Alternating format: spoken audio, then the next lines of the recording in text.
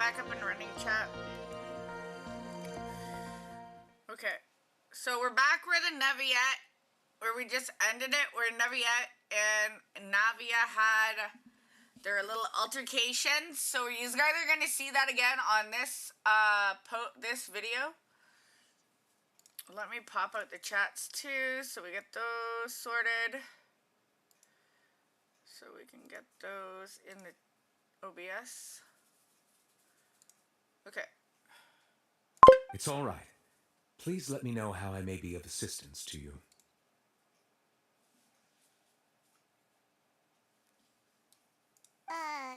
So you're not mad at us? We are looking for a man called Vache. He may have been an eyewitness in the serial disappearances case. If we can find him, we may be able to unearth some key information on the case. Ah, I see. In that case, please wait here a moment while I browse through the files.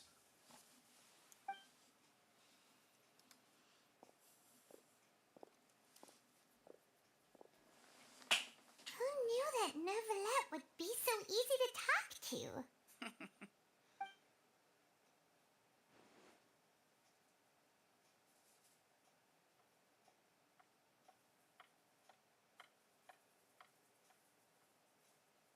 Unfortunately, I'm quite certain that no one by the name of Vache has been involved in any case, criminal or civil, in the past several years.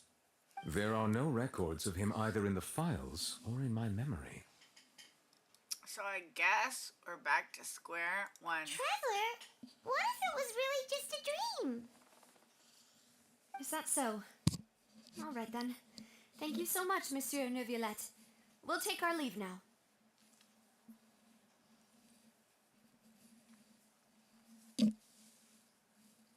Ahem. I feel like that was like a code. Miss Navia, I can understand how you feel. Your father, Callus, was a truly exceptional man. We deeply regret his passing. This is so sad, chat. And what are you trying to say, Monsieur Neuvillette? Are you trying to console me? Extend your sympathy? Or just express some tendril of regret? No. You are not trying to do any of that. I can hear it in your voice. There's no emotion behind your words. You only said those things because you felt like you should.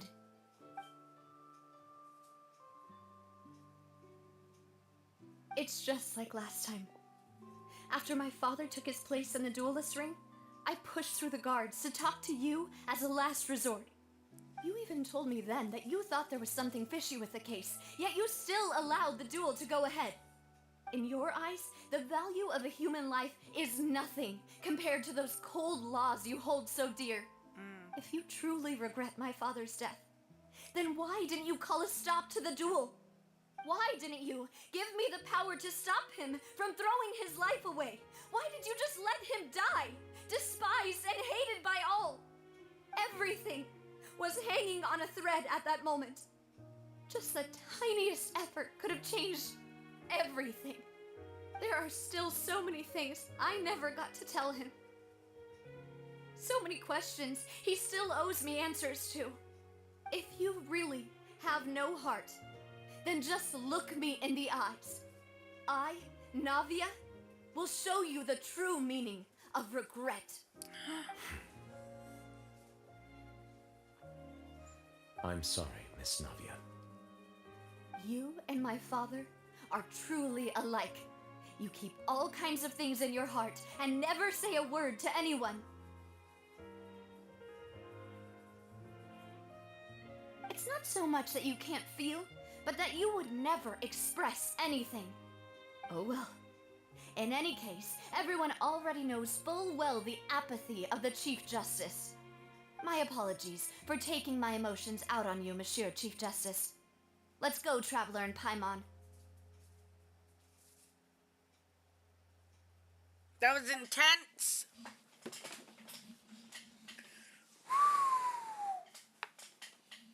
But I get it. She just wants, you know.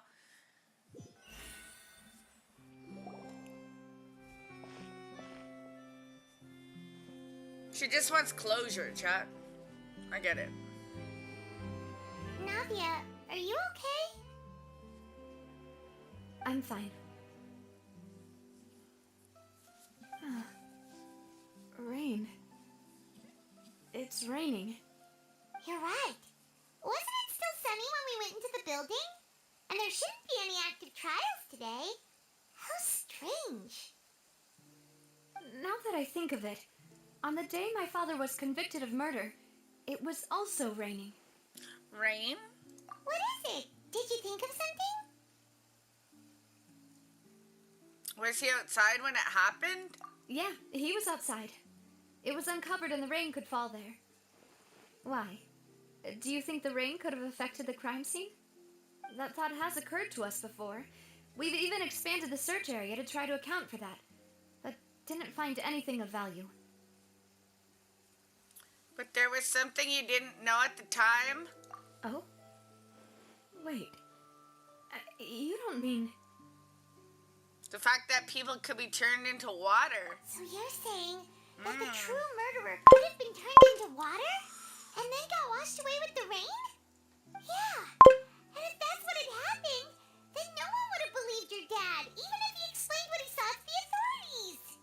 I really think I found a true genius for a partner. You're completely right. How did I not connect the dots earlier? All right, let's go to Poisson.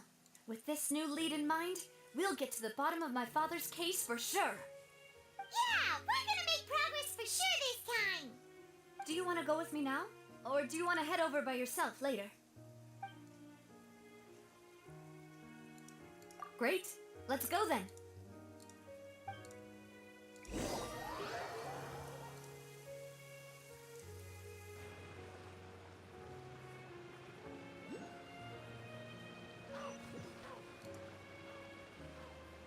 Sun's out, guns out. Just sucks that I got so much work to do. Chat, did she just say that? Sun's out, guns out? I like it. That is epic. Okay, so where is the Oculus? It should be, it's probably down below. Oh, it's right there, never mind. Okay, so how am I supposed to get up there? Let's go see. I'm gonna grab this Oculus first. Sun's out, guns out. I like that.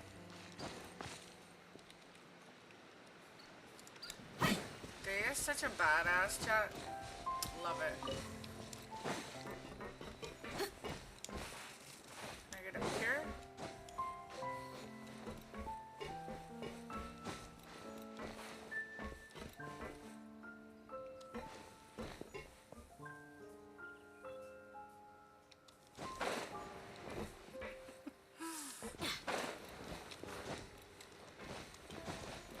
No, I don't want to fall off the boat. We're like not even where I want to be. Oh, here we go. Okay. Let's see if we can do this.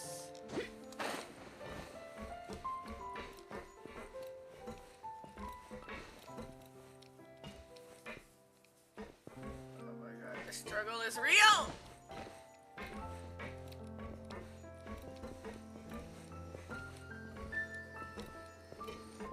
Got it. Okay. Woo! Let's go down.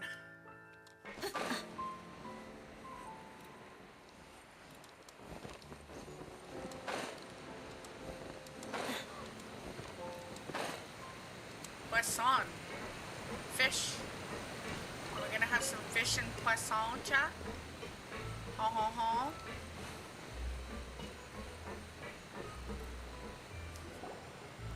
Whoa, what a huge ship! Yeah. Why would a ship be anchored at a place like this? Is that why they call it poisson? There's no need to be so surprised. While it may look like a ship, it's actually Spina di Rosula's headquarters. My father was the one who asked for it to be built like this. Perhaps our taste in exterior design is the only thing we occasionally had in common. A gigantic and glamorous ship embodies discovery, opportunity, ambition, and conquest. It symbolizes Spina di Rosula's bright and limitless future.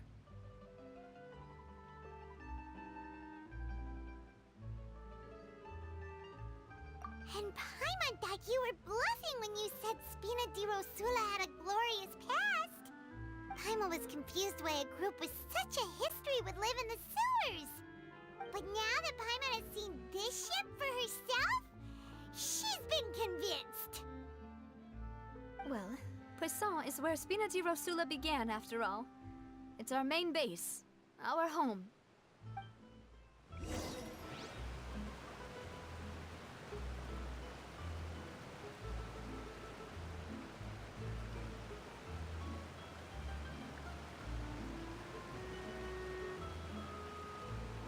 Talk to Malus on the ship. Okay.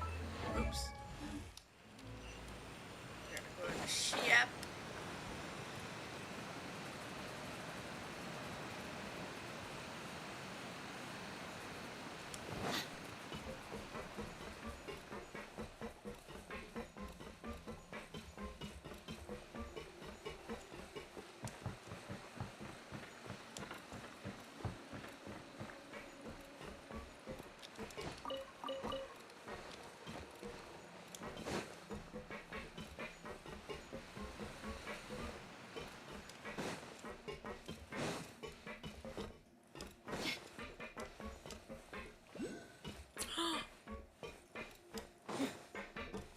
Another one up top somewhere?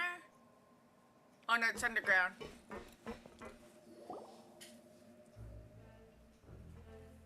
Malus, we're back! Apologies for the wait, demoiselle, and our most important partners. Aw. You said before that you still had some business at the court. What brings you back to Poisson so quickly? About that. It's because my partner here reminded me of something really important. You see, what if my father's case had something to do with water from the primordial sea? You still remember, right, Malus? On that night, it was raining? Yes, the case was quite similar to that of Mr. Linney's. Both were what you'd call impossible murders.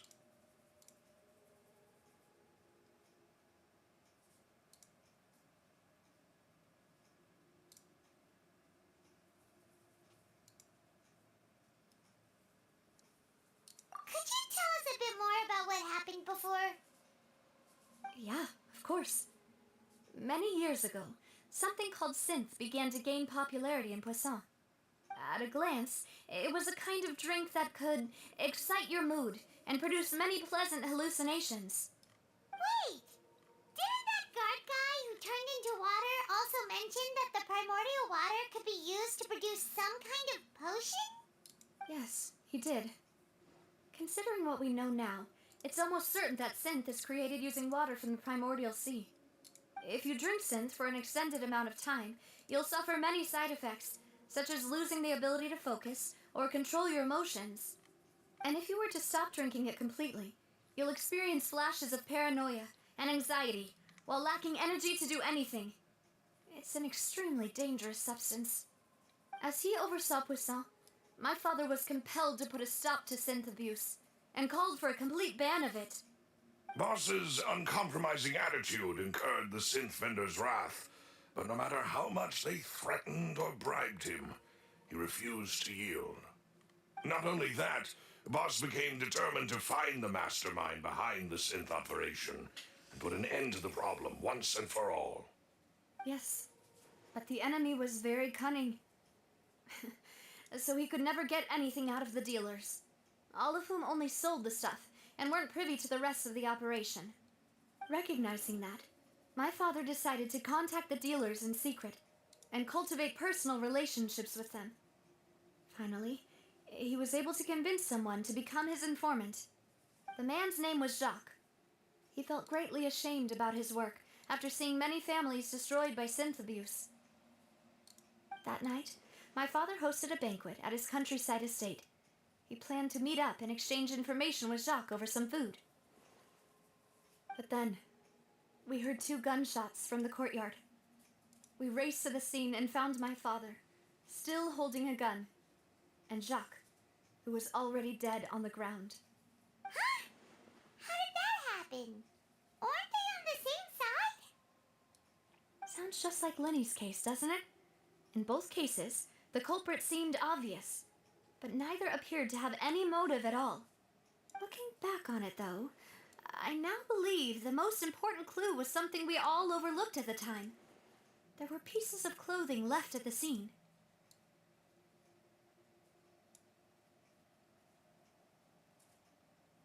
So they could have belonged to someone who got dissolved? Precisely. It's all thanks to you that I made the connection now. Back then, we all just thought they were some costumes that Jacques used to disguise himself at the banquet. But, considering it now, it's almost certain that they belong to a third person at the scene. With one extra person, we'll also need to reconsider why the 2 shots were fired. Maybe your father got into an argument with Jacques. You're right. We still don't know what happened. But my intuition tells me that we're on the right track to figuring it all out. I'm finally headed towards the truth. Jacques was an empathetic man who was infinitely remorseful for his past actions. It's unlikely that he turned on Boss with 0 warning. I think this third person is probably the key to the full truth. On that note, however, even though this will not please you, demoiselle, as your and your father's butler, I must still offer a word of warning. Our opponent is insidious and cruel. They are extremely difficult to deal with, and Boss has already lost his life trying to bring them to justice. Even though Spina de Rosula has lost most of its former glory, Poisson has welcomed a new time of peace, and we have been allowed to live out our lives. There is no need to follow your father's path. It would be both wise and in line with Boss's wishes to step back and give up on the case. If that's indeed what he wished for, then he should have told me that himself. Was I not the closest person to him? And yet, I was the one most kept in the dark. What was the point of him dying without sharing any of the secrets he knew? Did he manage to protect anything in the end? Synth is still here. Callus the Unfaithful is still his epithet. And Spina di Rosula is barely getting by. Nothing has changed. Did he think I'd just accept his meaningless death and live out my life just as meaninglessly? I've never accepted that. Ever. Not since that day, and certainly not now.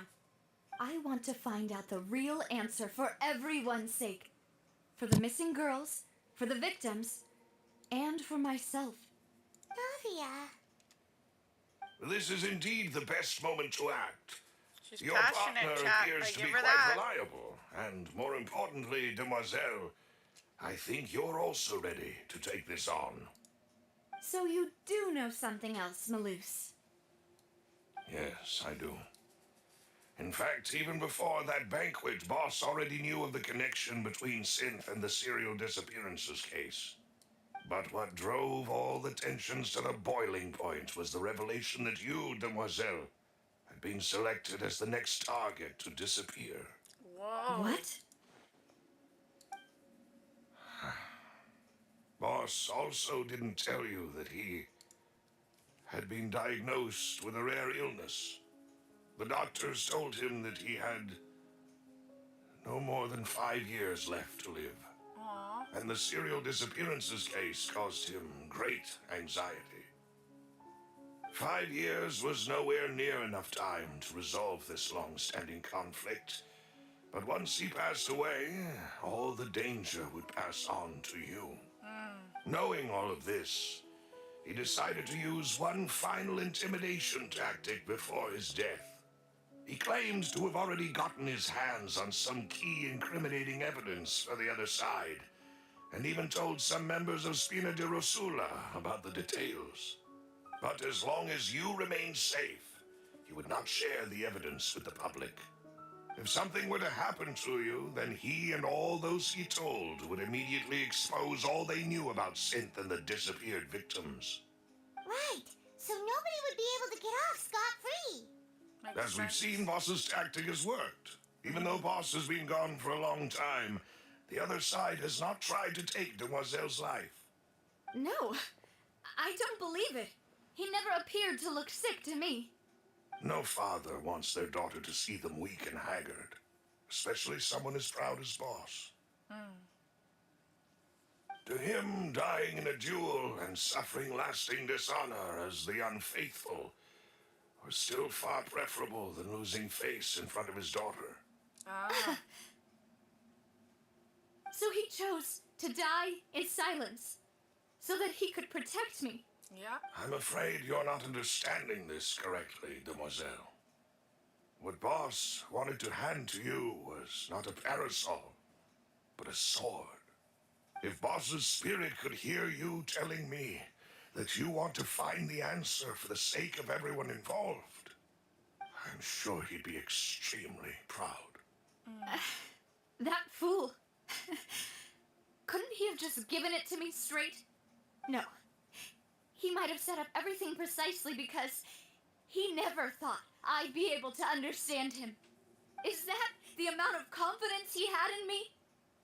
And what if I was never able to make it to where I am now? He gave you the choice to live how you want. Yeah. I suppose that's true. With the way he'd set things up, if I had wanted, I could have just lived out my life without a care in the world. But thankfully, he rarely talked to me about complex matters, and thus understood little of me as a person. In this case, he really didn't need to give me an easy way out. Malus, what was the key evidence that he shared with you? It's the location where synth is produced. Essentially, it's the enemy's headquarters. When he was threatening the enemy, Boss didn't share the specifics of the incriminating evidence he found. But if you want to use it against the enemy, you'll still have to take several things into consideration. Why? If we know where the place is, can't we just go storming in? No. You mustn't forget that we're fighting against a mysterious and dangerous organization that's been in operation for decades. There's no telling what might be lying in wait at their headquarters. We also have no idea what kind of evidence we may be able to find inside, nor what people we may be able to capture. But a single visit to their headquarters would be tantamount to a formal declaration of war. The worst case would be that we leave empty-handed, but also open ourselves up to full retaliation. Then, in that case, why not work with the Fontaine authorities? Well, you saw one of them dissolve during Mr. Linney's case. We have no idea just how thoroughly they may have been infiltrated. That's true. Seems my father really had no choice. But things are different now. It should be a lot easier to prove the other side's guilt, now that we've connected Synth with the disappearances case. You sound like you've put a lot of thought into this, Malus. I am the butler, after all.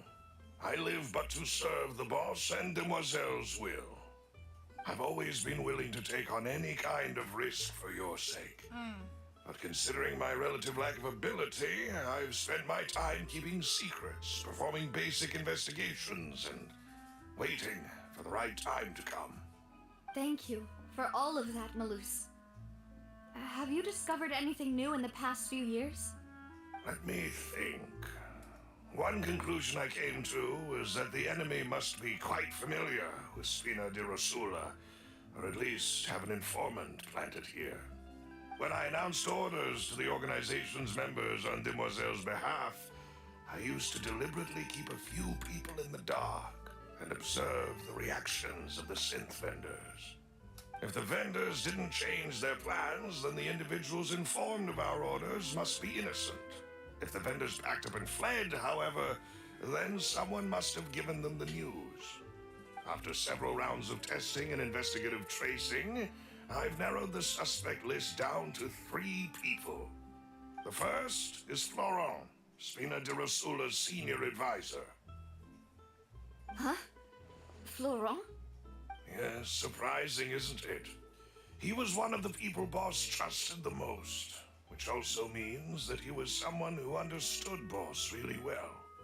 Thanks to his position within Boss's innermost circle, he always knew our upcoming plans and could thus avoid capture this whole time. There's someone else like him too.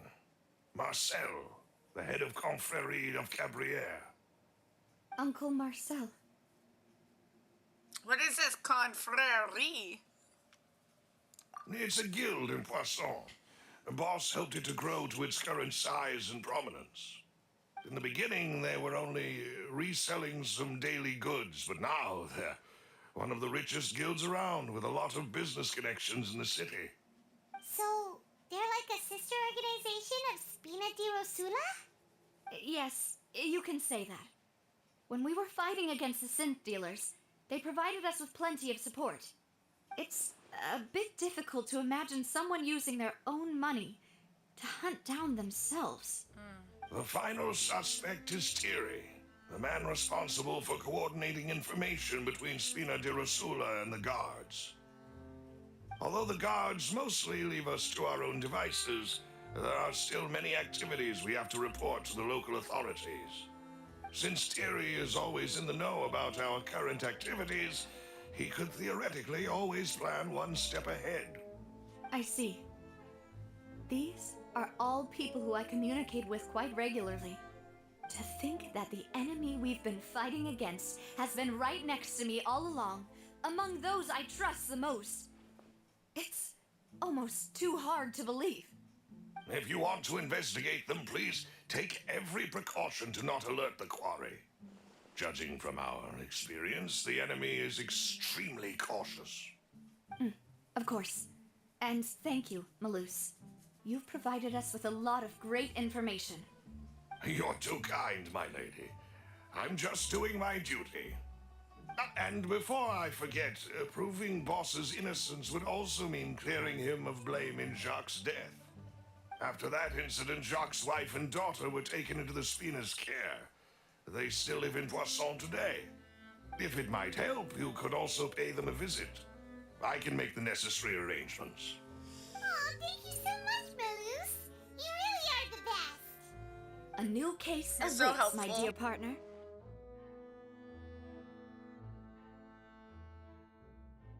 Leave it to me. I hope we can work together to uncover the truth and end this case once and for all.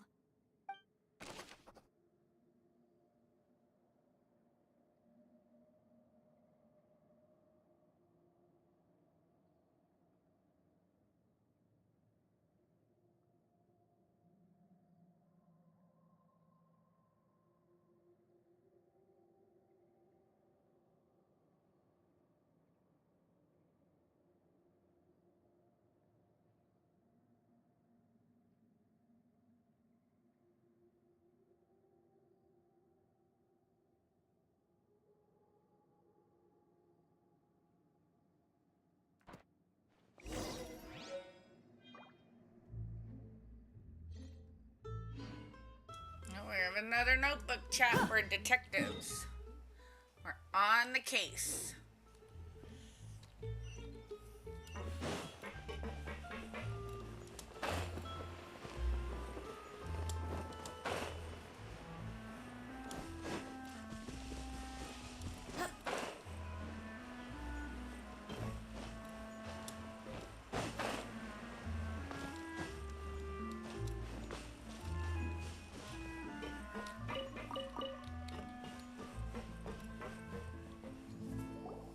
It is settled, then. Please excuse me, and enjoy your conversation at your leisure.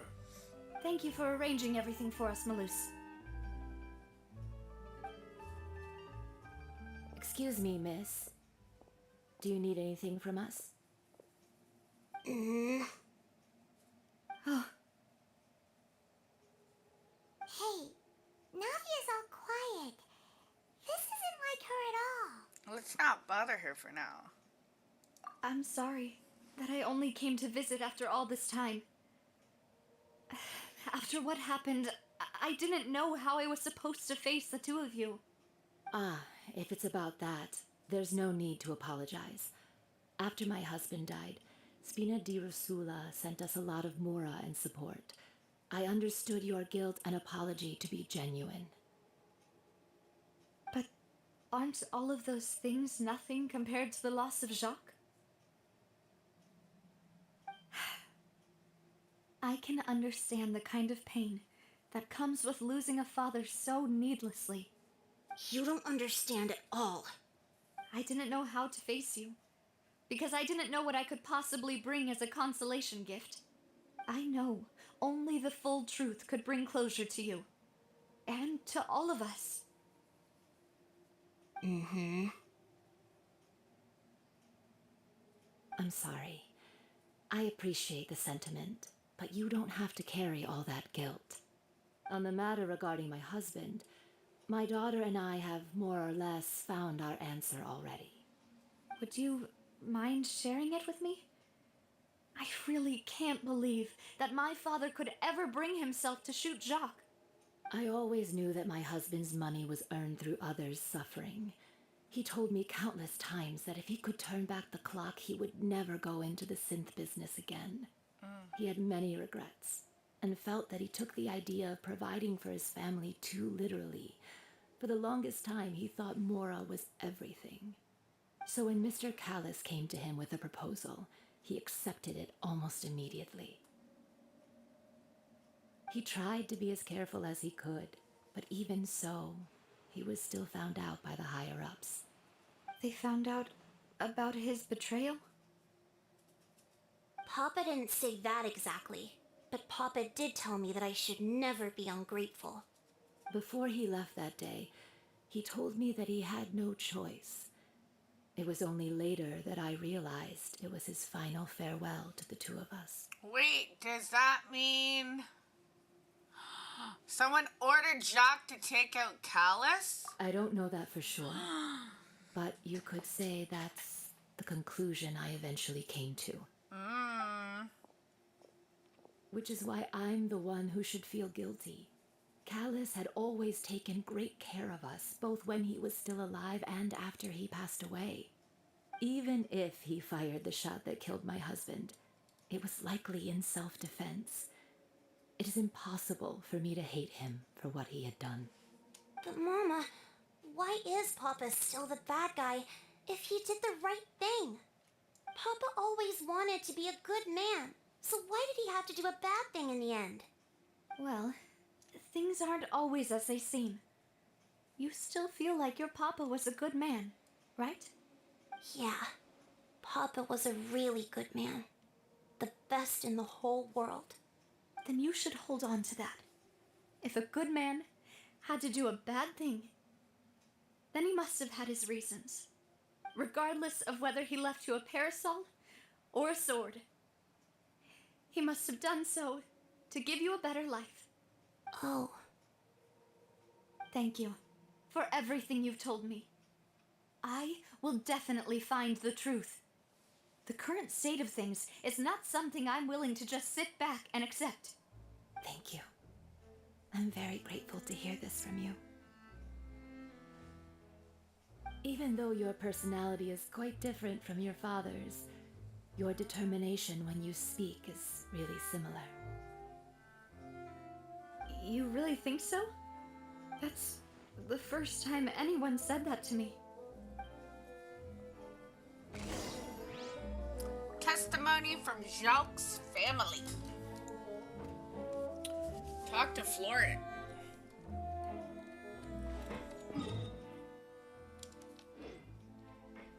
are you okay, Navia? I'm fine. Don't worry. Let's investigate the 3 suspects next. Laurent should be nearby, and we should be able to find Thierry and Uncle Marcel in the city. I'll get myself together on the way, so please don't worry.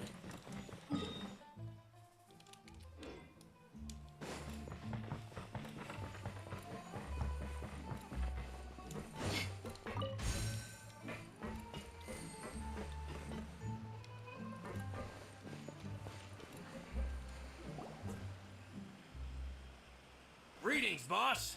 How may I be of assistance today? I'm sure you've heard about what happened at the Opera House. Someone got turned into water right in front of us. Yeah, I've heard. With something that dramatic, I'm sure journalists will milk it for all it's worth.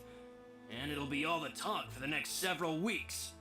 It also reminded me, on the day that the incident happened with my father, it was raining outside, and we found some clothes left at the scene. After my partner here put the dots together for me, I feel like we should try to reopen his case. Can you do me a favor and try to recall what happened that night? Let me think. Mr. Callus was feeling pretty upbeat that day. So he was drinking and bantering away with us at the table. After that, he told us that he wanted to go get some fresh air. So we let him go without thinking much of it. Who knew that we would hear 2 gunshots ring out right after? My first reaction was that Mr. Callus's life was in danger. So I grabbed my holster and made a mad dash toward the scene. But when I got there, it was already too late. Mr. Callus was standing over a dead body with a gun in his hands. All we could do was look back and forth at each other, not knowing what to say. So you also remember 2 gunshots then? Indeed. The guard said that the first shot didn't hit anyone, while the second killed Jacques. But I've never really bought that explanation. Reason being, Mr. Callus had left his gun on the table. I even made sure to confirm that before running to the scene. But according to the guards, that doesn't mean he couldn't have had other guns on his person. About the clothes left at the scene that you mentioned, do you think there was a third person there who was turned into water? At least from our perspective, my father had no reason to kill, so he would also have no reason to bring an extra gun with him. The gun he was holding probably belonged to Jacques, or a third person on the scene. Yeah, that makes a lot of sense. So you're saying Mr. Callus ended up with the gun because he seized it from one of the other guys? But hold on. If that's what had happened, then why didn't he share the truth with any of us? He didn't even want to face the Oratrice machine, and chose instead to prove his honor in a duel. Did he lose all faith in the courts after seeing someone dissolve right in front of his eyes? About that, Malouse told me a thing or two. So, I think I can understand why he committed to the duel. I'll tell you everything once the whole truth has been revealed. I understand. Then I'll leave Mr. Callus's honor in your hands, boss. And if I may just say one more thing. The whole Callus the Unfaithful epithet has been a thorn in my side since the day it was invented.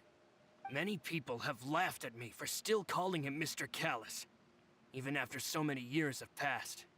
But it was Mr. Callus's trust that allowed me to rise through the ranks of Spina di Rosula and live the life I lead today. No matter what others might say, he'll always be the man I respect the most. And he'll always be my boss. Don't worry. I will definitely find the truth. You and all our other comrades at the Spina deserve to know the truth as well.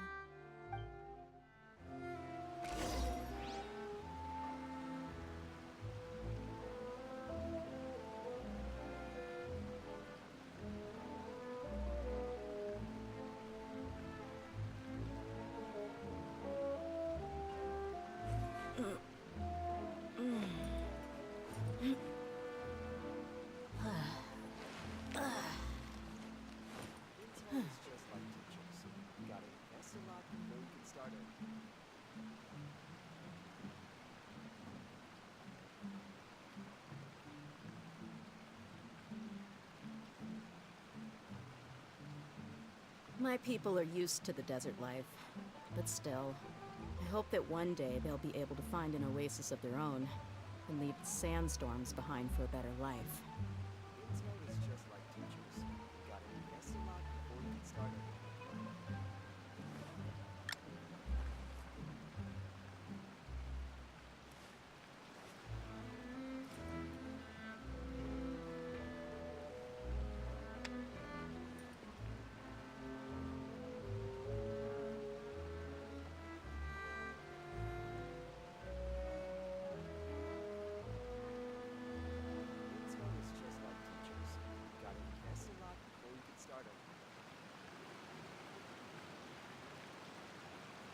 mercs have one simple rule.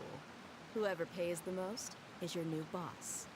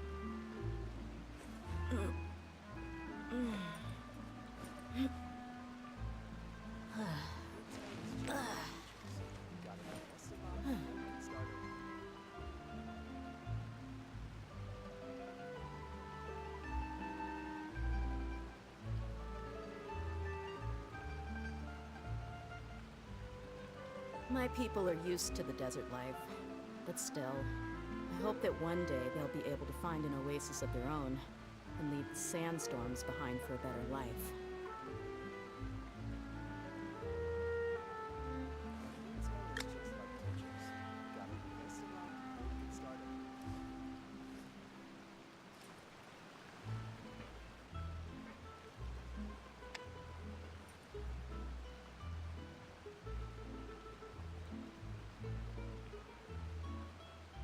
Information regarding Florent.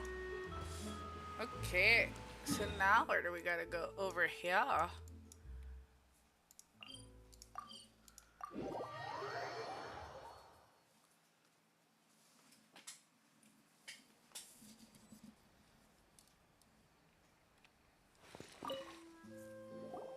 Hey, Thierry, it's me.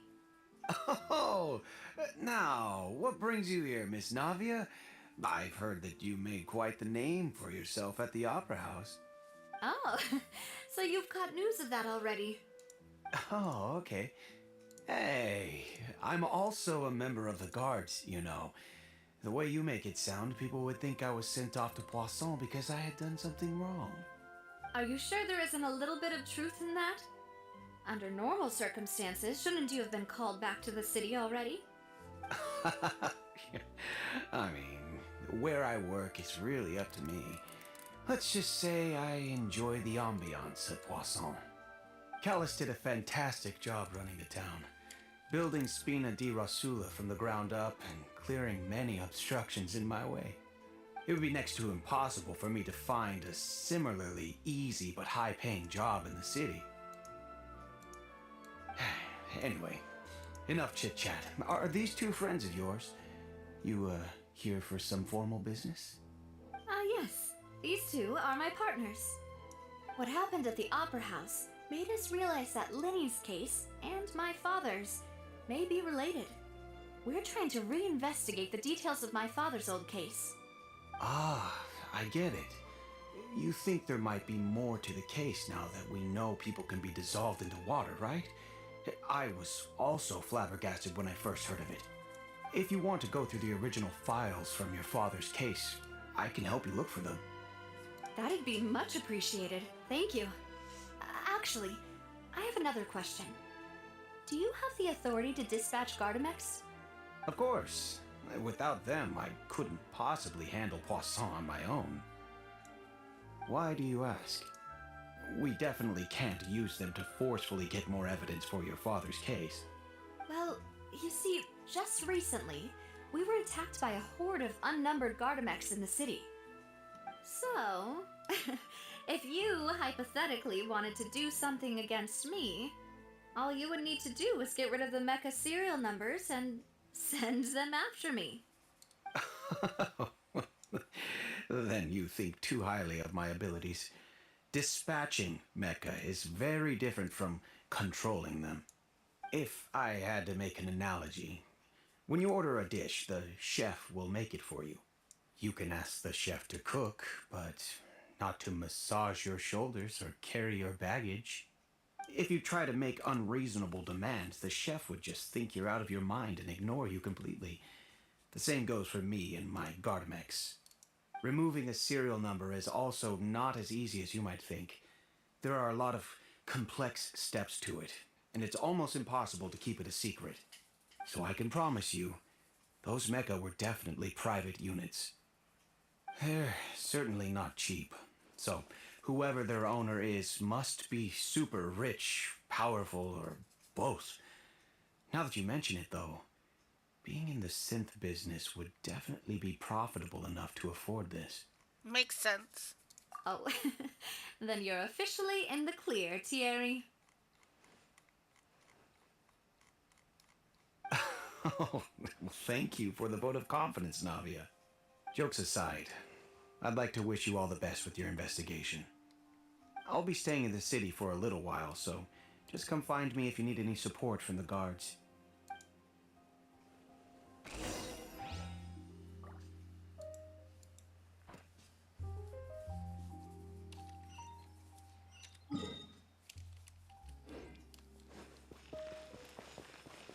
Aw, the dogs, though, the poodles.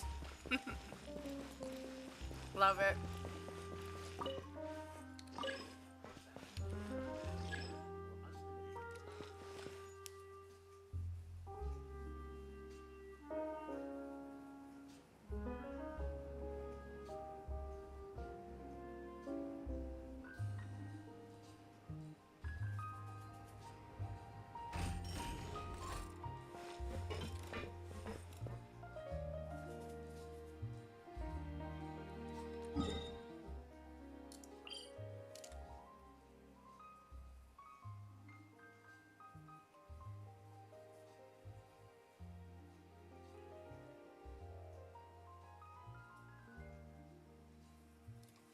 Where are we even going? I don't even know which floor it's on. Is this like the top? The desert's a tough adversary, but at least it doesn't hide anything. What you see is what you get, and whether you take on the challenge is entirely up to you.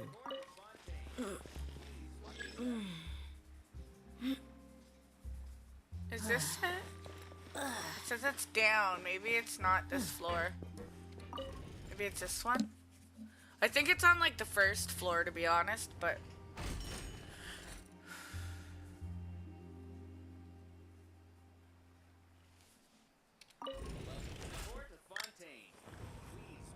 Yeah, it is. It's on the first floor.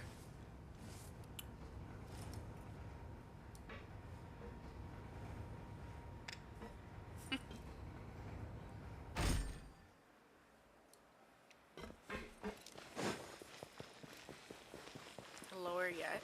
Okay.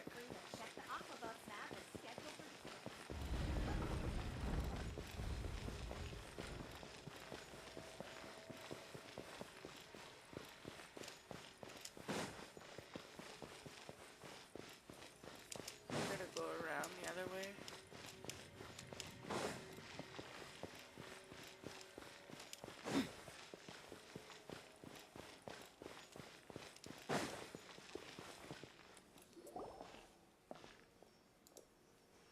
Hello.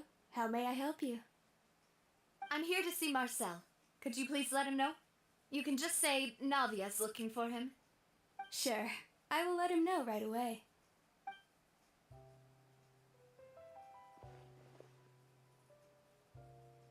Ah, Navia, hello. Sorry to keep you waiting.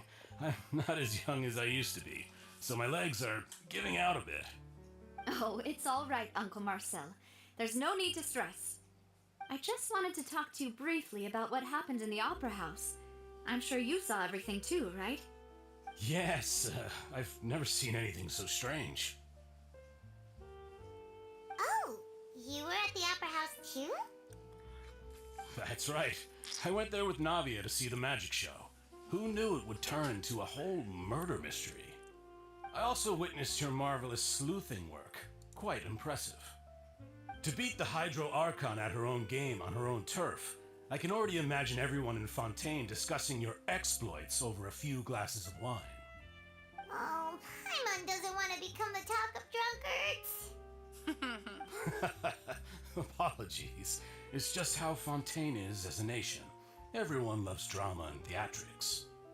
Uncle Marcel, you've also noticed that other thing, right? The fact that humans can dissolve in water? Yes, I was reminded of your father's case right away. Is that what you're investigating now? Exactly.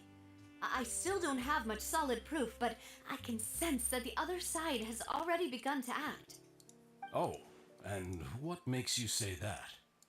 We were attacked on Araneus by some unnumbered Gardamex. And there was also an attempt to get me to drink water from the primordial sea. If not for the vigilance of my partner, I probably wouldn't even be here talking to you right now. Oh, you're giving us too much credit. Wasn't it you who protected us? Alas, it seems things are heating up again. The peace that Callus sought so dearly will soon become a thing of the past. But rest assured, Navia, Poisson will always remain a safe haven for you. If you're scared, you can always return there. If anyone dares to lay their hands on you there, the Confrérie of Cabrières will use its funds to the last Mora to bring them to justice. Thank you, Uncle Marcel. But I don't intend to go into hiding. I'm going to strike while the iron's hot. Do you have any new thoughts on my father's case? About that. Sorry, my age is catching up with me, so it'll take me a while to recall my memory. Excuses, The chat. Confrérie was responsible He's for gonna that be a banquet, sussy so I was baka. out and about the whole time, making sure things were running smoothly. I didn't even have the time to drink with the guests. Then I heard the sound of a gunshot, and the rest was history. Oh, it's okay. No need to push yourself. We'll ask around some more. See if there are any valuable clues elsewhere. Sounds good. Just let me know if you ever need Mora. All my wealth comes from Callus's patronage and support. I'll spend however much it takes to clear his name.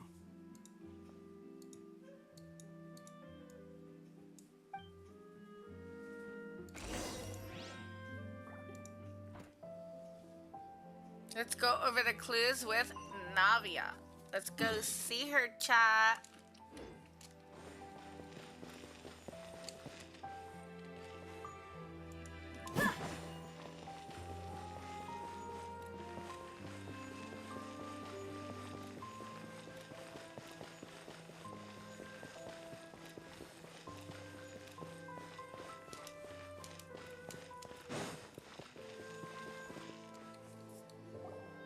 We've talked to all three suspects, purely based on their conversations with me.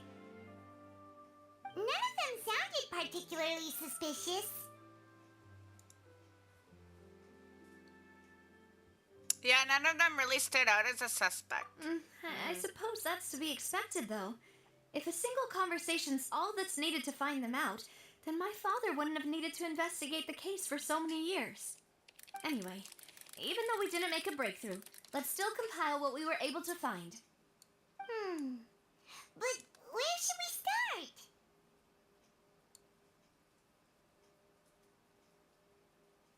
Jacques' motive. Ah, you're right. Flora mentioned that Callus probably only ended up with the gun because of circumstance. That makes sense. According to Jacques' family members, he already told them that he had been discovered and that he had no choice before he left home that day. If I had to guess, he probably received an order from the synth boss to kill my father. Had he refused, he and his family's lives would have been forfeit. So, Jacques fired the first shot?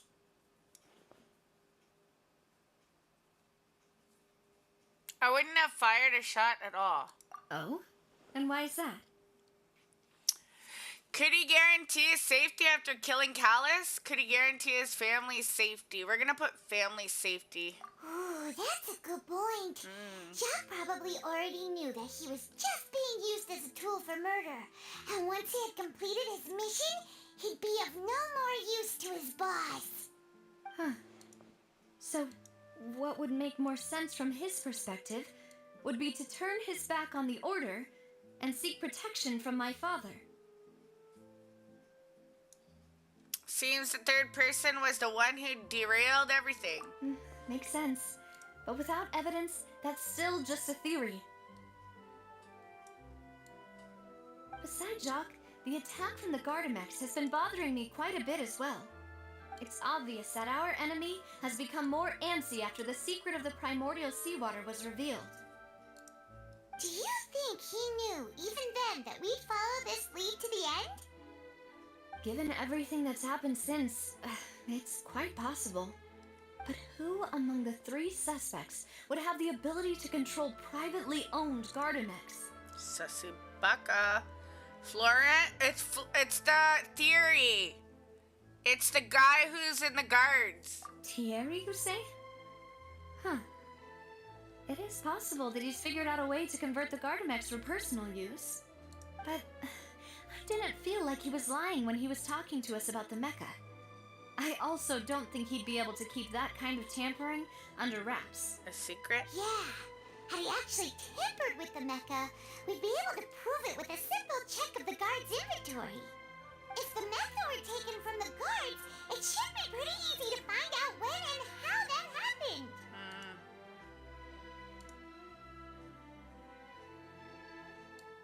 Maybe it was somebody else.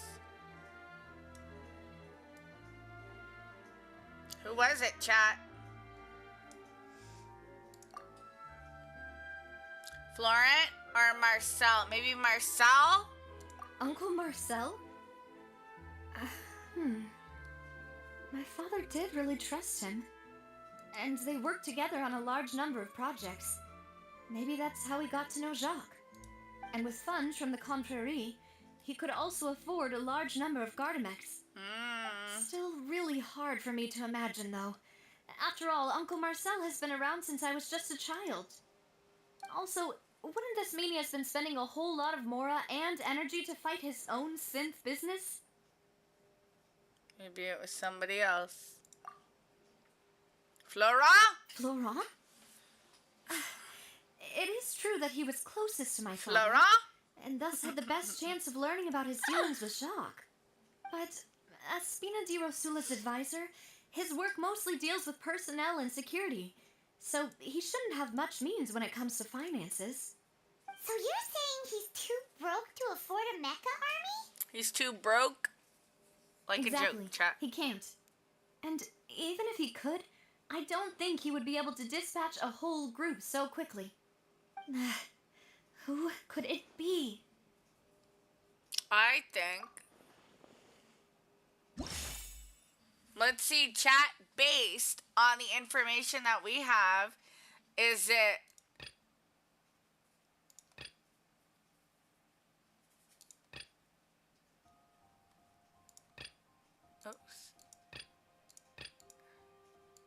so these are all irrelevant. I think it's him. I think it's Marcel. I mean, sorry. The other guy, chat. This guy.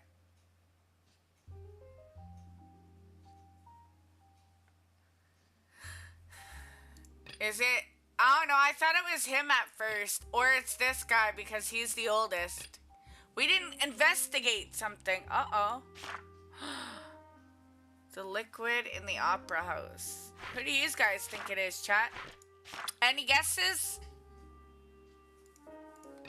Do we want to do Theory, Marcel? Or we didn't get the other one. He's the guards, though. I think it's him, maybe. I'm gonna go with my gut. It's not him. It's the old guy. If you think everything through, Uncle Marcel. Uncle Marcel is indeed the most suspicious of them all. Uncle Could we Marcel. other suspects? The Malus fuck? didn't know about the people turning into water thing when he narrowed it down to these three, did he? Malus has always been very reliable, and his judgment of others' trustworthiness has been fair and well considered. When he laid out his case for the three, the rationale he gave me made a lot of sense as well. The suspect is knowledgeable about the Spina's internal affairs, has the means to dispatch Mecha to assassinate us, and possesses significant intellect and foresight. Even if I don't want to believe it, I'm starting to see how things could all tie back to Uncle Marcel. He is someone who's very close to you after all. We still have another trump card on top of all the theorizing and speculating.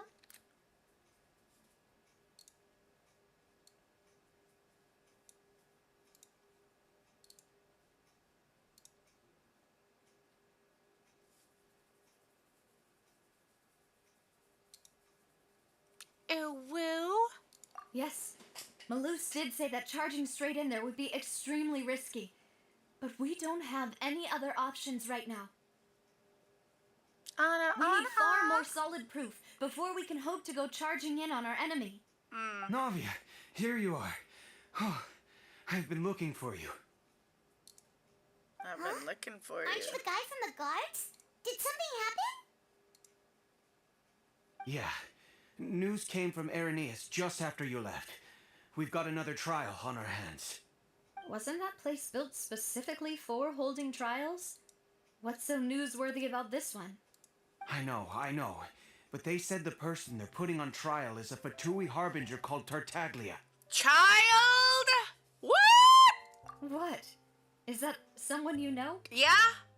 Yeah, we know him. Maybe even a little too well. Well, he's been accused of being the true culprit behind the serial disappearances case. It's absurd, don't you think? Wait, how? None of our investigations have had anything to do with him. That's what I thought was strange about it, so I came to tell you the news right away. If the charge against him stands, then it'll be next to impossible to get the guards to support any of our planned investigations. Right, because they'll think they've already found the culprit. Yeah, and it'll be a lot harder then to clear Mr. Callus's name. I understand. Well, partner, what do you think we should do? We still haven't found any conclusive evidence.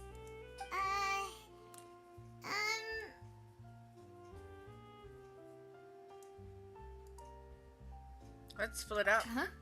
Split up? What do you mean? You can go I'll go investigate that place. Just as expected of my partner. Since this is a trial about the serial disappearances case, the culprit's attention will be focused on Irenaeus, leaving his home base wide open. You're right. Right then, let's do this. I'll stall them at the Opera House and charge Marcel as the true culprit.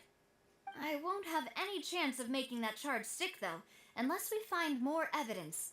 It'll be up to you to make it back in time and hand the decisive evidence to me. Leave it to me. We're on the case. We'll help you, just like you helped us in Lenny's trial. Demoiselle, please allow us to accompany you. I'm ready. Ah, Malou, Silver, when did you two get here? We heard that you'll be leaving Poisson and figured that you might require our assistance. It's our hope that your confidence will be bolstered with the two of us by your side. Thank you so much. Then, let's make haste for Irenaeus. Paimon, Traveler, I'll see you at the Opera House. See you then.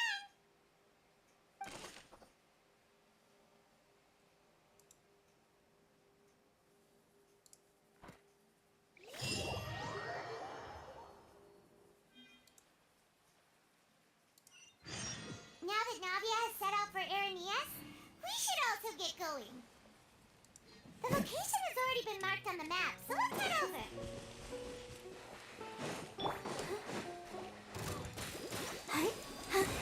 Huh. I want this flower. There we go. And I want this. Where'd the Sealy go? Oh my god.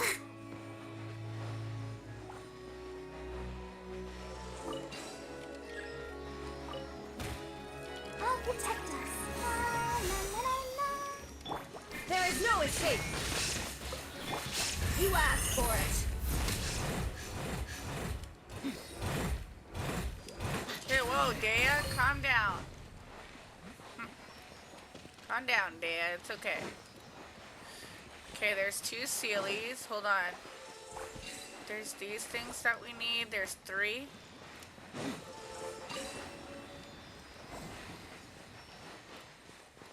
So where's the 3rd one?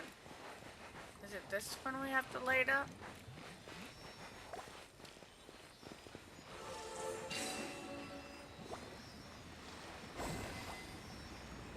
It's locked though.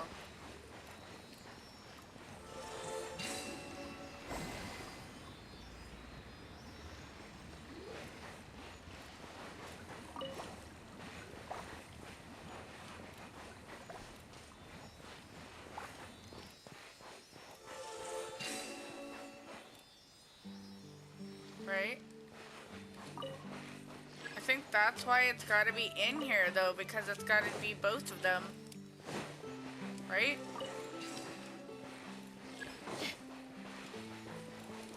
Look alive. Let's dance. See, there's like 2 of them here. 1, 2, or 3.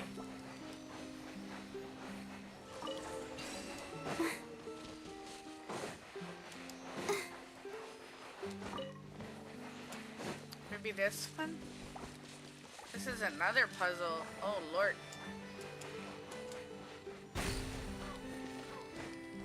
Oh, Lord, chat. What is this? It showed me to look over there on the ship. Do we have to go on the ship, maybe?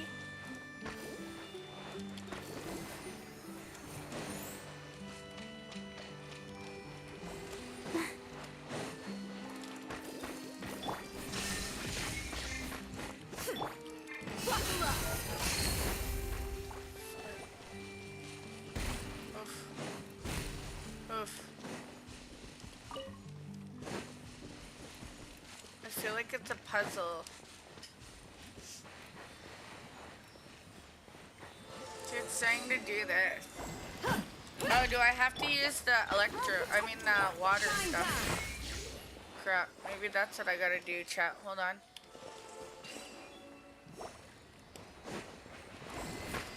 Oh my god.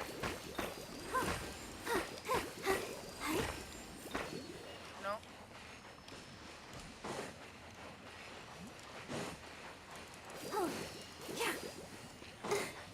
Like, they're trying to show me which ones I gotta do. I get it. Oh, chat. Maybe I gotta do the Sealies together. Hold on.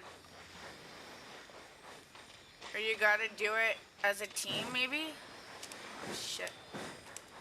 Hold on.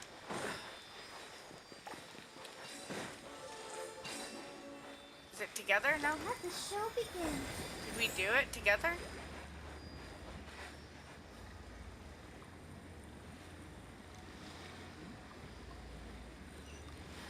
We got it. Okay. Go, Barbie, Good. go. Look at it sparkle. Nice. Okay, so now we gotta get this one, chat. So this one is like the same thing.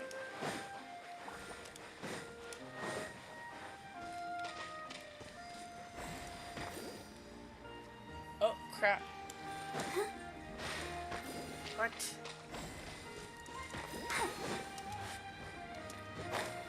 I don't get why we're going on here. And we might need Fiorina to walk on water. Oh my god. Okay. Let me try this again.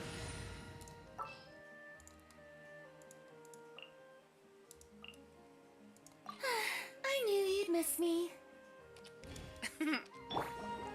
She's so funny. Come on, go. Do your thing. Why is it like not?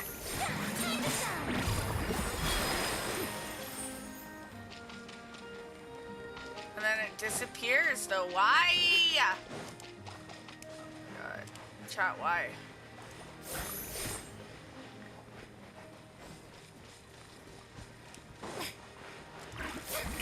Where does this gotta go?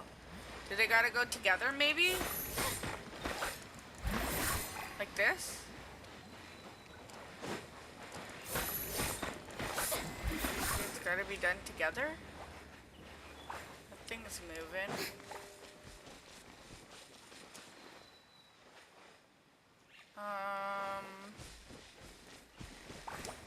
It said something about like the boat over there. Maybe I gotta go on the boat?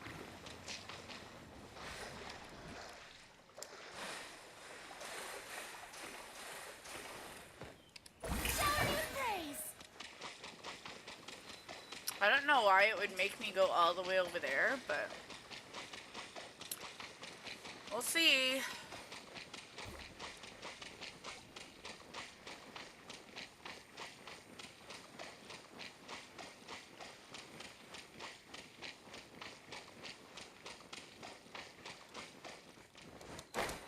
Shoot, shoot. Maybe we gotta like steamboat over the other way? Why was it pointing here? There ain't nothing here.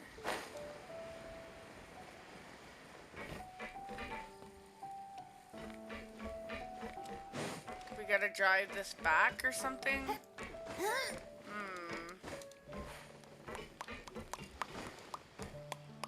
Was it a waste of time? Probably. Okay, let's go back.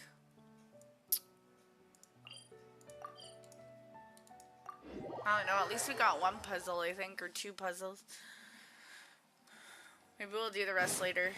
Add Astra. Add Astra Abyssosque. Add Astra.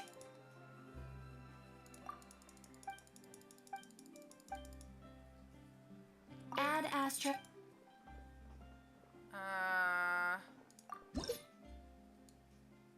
Yeah, so we got 57 and 58 before we get to like the last two. It's so close, chat. Ooh, I don't want to be done this. Can we go in here and buy stuff now? Oh no, we can't do it yet. Damn it. They're not gonna let us, chat. That's not nice. That's not nice. We gotta get our reputation up here.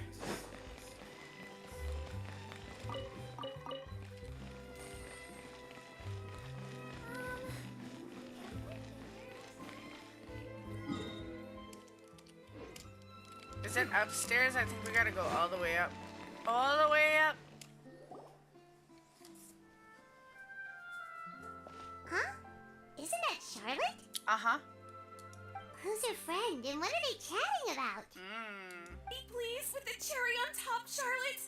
Journalist extraordinaire. Paimon's Please tell me nosy. you're joking. I read that a gang of criminals tricked the Gardamex by disguising themselves as blubber beasts. It's true, isn't it? It has to be. I've invested all my savings into graph adversarial technology and even taken out a sizable bank loan. I'm begging you like the beggiest beggar in all of begdom. I need you to calm down a little, Miss Lapine, Pauline. I admire your passion for your research, and I don't mean to dash your hopes for those, big ticket orders. But I'm afraid I'm not joking. The Blubber Beast incident was a short story mailed to us by an anonymous amateur author, written in the style of a true story. Amateur author, short story. It sounds like they're just discussing a story, but why does this Miss Lapine Pauline seem so distressed? Funnily enough, I actually remember being in a meeting where the editing team was debating the potential risk of misleading the public with this story. They even went to Maison Gardiennage for advice. So it was a But to our fake. surprise, It was They fake fully news, supported us chat. printing Fake it. news. They figured that the false intel would be a great way to dupe potential criminals into wearing ridiculous costumes when breaking the law. In truth, Gardamex are extremely sophisticated in their capabilities. They can identify criminals just as reliably as the best human guards, so a crude disguise isn't gonna get you far. If anything, it'll just make you stand out all the more. Since we ran that story, the Maison Gardiennage has made a slew of arrests, including, one phantom blubber beast, a titanic red-crowned finch, and a specter man. So I knew this story had helped out law enforcement, but this is the first time I'm learning of an innocent citizen being deceived by it. Investing so much Mora for nothing.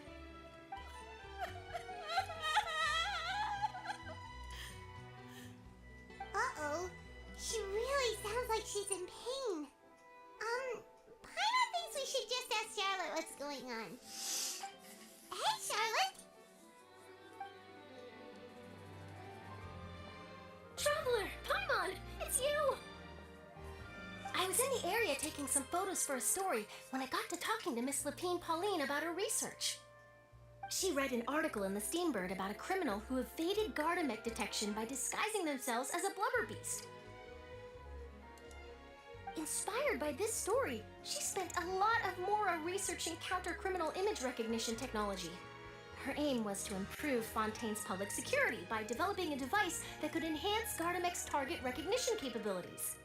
She was hoping I could write an article to spread awareness about image recognition technology. She even paid me for the article and gave me one of her prototype devices before I could get a word in. But unfortunately, it was just a fictional story, and her efforts and aspirations were all in vain. I tried to let her down gently, but she's finding it all very hard to accept. This is a new situation for us, Excuse too. me.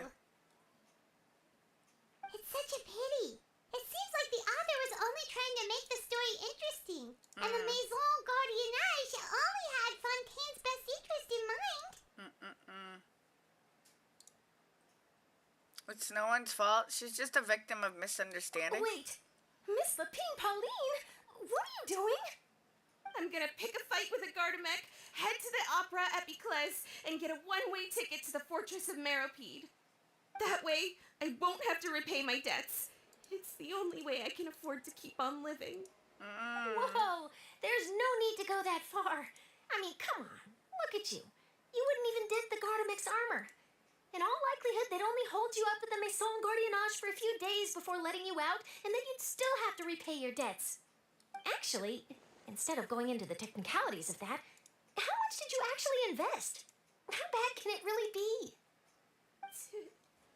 270,000 Mora. Damn, girl! Well, escaping to the Fortress of Meropide over a sum like that seems like a last resort.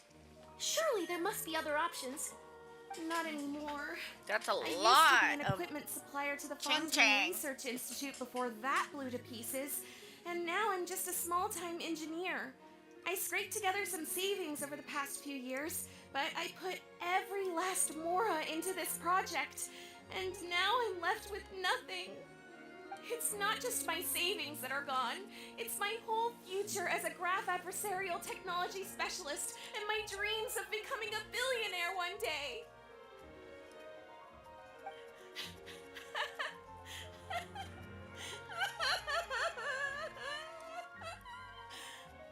My life is over. Don't despair, Miss Lapine Pauline. I think I know a way for you to turn this around. This prototype you've given me, the camera lens for image recognition sample collection. It's really quite something. You said you designed it specifically for high-fidelity image capture and analysis, yes? The rapid focal length adjustment is a very useful function in its own right. It's sure to make many journalists' jobs much easier. In fact, I'd say it has the potential to revolutionize Fontaine's news media. So your research efforts thus far are by no means in vain. The technology you've developed may have many applications that you've never even considered. Really? Absolutely. I've been working as a journalist for the Steambird for a long time now. No one understands the issues we journalists face on a day-to-day basis better than me. So keep calm, take heart, and start thinking about mass production. time, I'll show your invention to all my colleagues to drum up interest in your product. I can't believe it! If this is true, then I can look into setting up a whole camera lens development pipeline. My big ticket orders and billionaire aspirations are still in the cards. Oh, maybe I should consider taking out another loan. That way, I can rapidly improve the lens production process, be the first to market, and prepare to battle for dominance in the camera industry. Come on, stop daydreaming about your pipelines for a minute. Just take it one step at a time and see how it goes. There's no sense in putting all your eggs in one basket before things are even off the ground.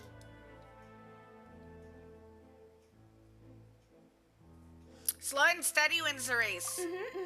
And I can probably speak to some people I know and license my image recognition device to a workshop to raise some funds. I can't believe I didn't think of this sooner. There's no time to lose. I need to get to work. Early bird gets the worm. Can you believe her? She just ran off.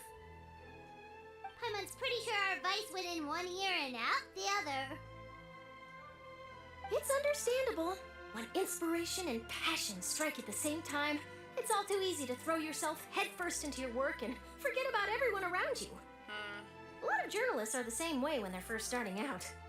But don't you worry. I'm gonna write an article on all this, and I'll be checking in on her regularly.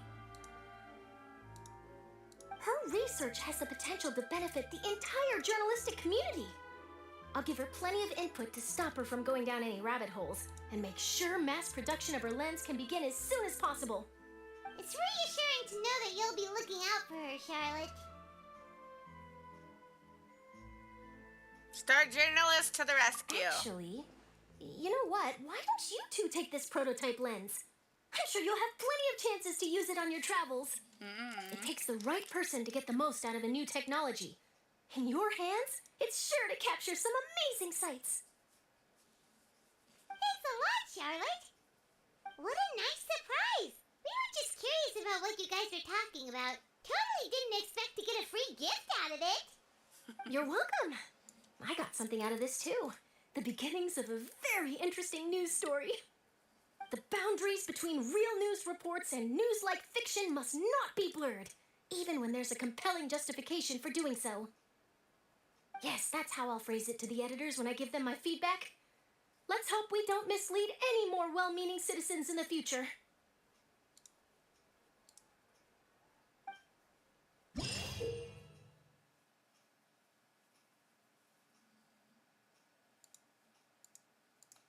Ooh. It's a gadget. Okay. Well, we got this special lens. Okay, let's go where Melanus. It's over here somewhere.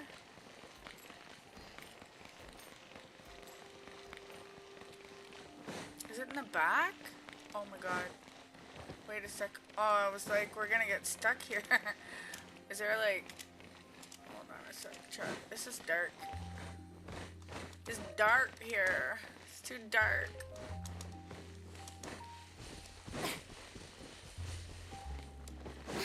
Okay. Let's go back again. Where do I gotta go? Down here? Is there like a closer waypoint? Not really. I guess this one.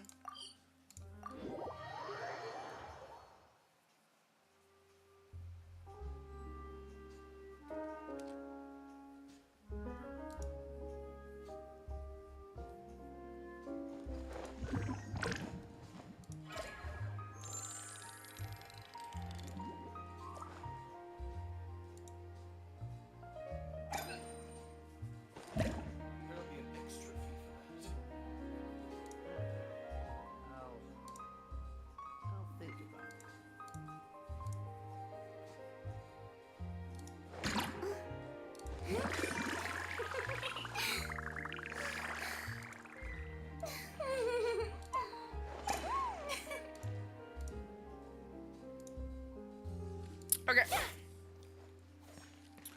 So, are we up top here? Cause I think I could just glide down somewhere, right? Oh, there's a thing over here. Hold on.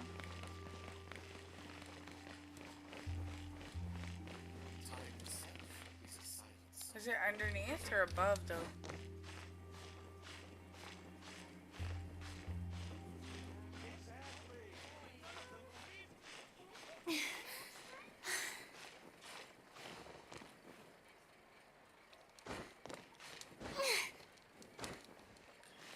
Climb up here. See? Where is it? Over this way?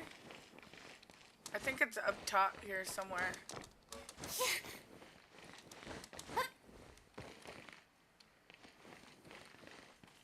Where is that chat? I heard it like when I went over here. Is it over there on that one? Or is it on this wall?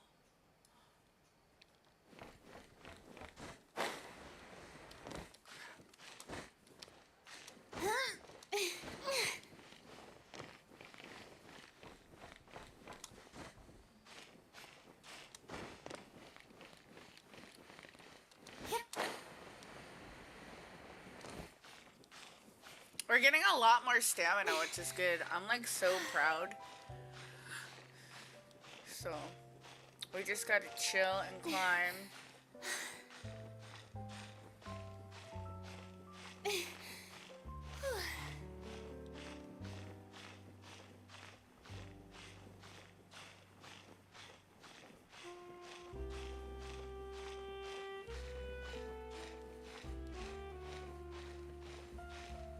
This is a high climb.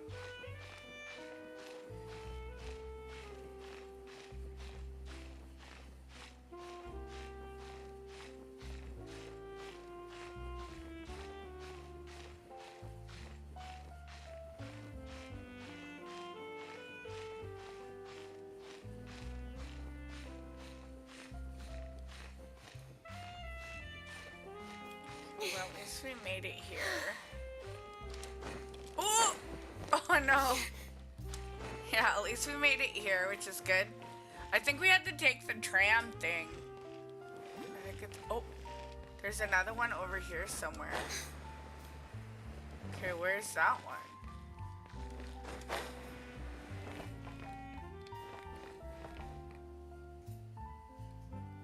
Is it above? Maybe it's up top here? I'll check first. I don't think it is. I think it's like in that ocean thing more. Oh, can't even do that, chat. I'm gonna get stuck under it. Damn it.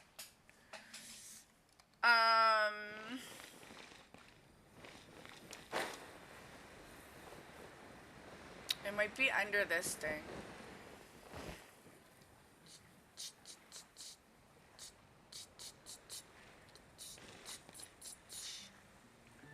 Either above or below. Okay, below. I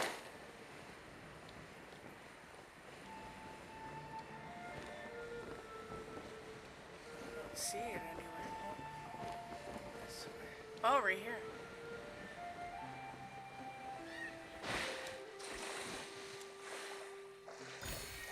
Okay, got that. I want to do this time trial first, too.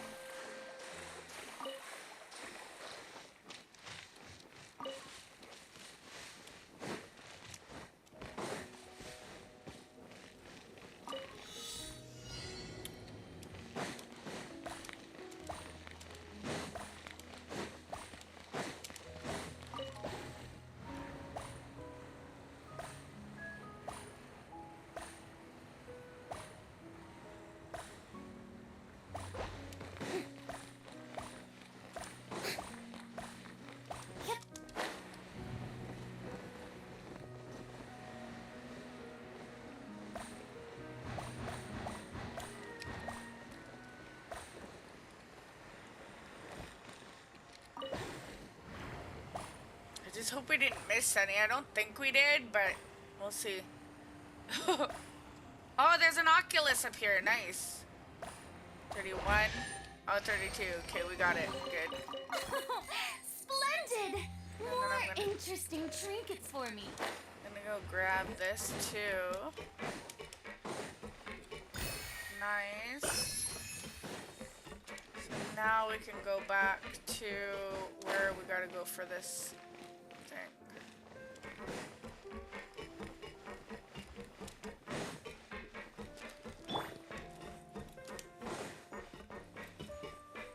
Oh, let me wait and get my stamina. Staminas, bananas.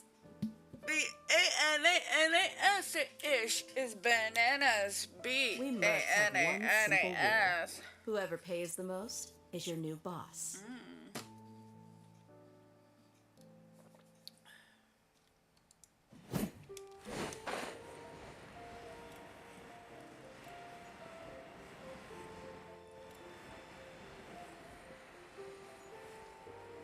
Oh, that's a shrine over there. Okay, okay.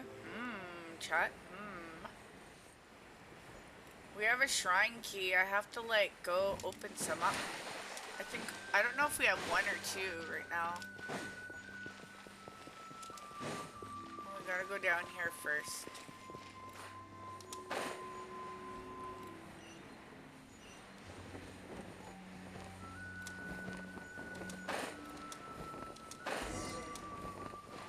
Huh. According to Malusa's info, the synth production base is underwater. Oh, we gotta go down. Let's go and try to find the entrance. Okay. Oh my god. What are we doing? Finding the Sith's headquarters? Oh no, I don't even know if I want to do this, chat. I'm kind of nervous.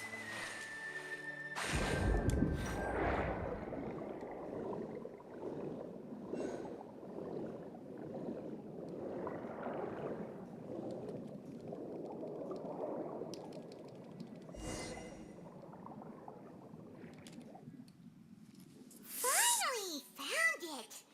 Huh. So this is the entrance that leads to the synth production base. It sure doesn't seem out of the ordinary at all.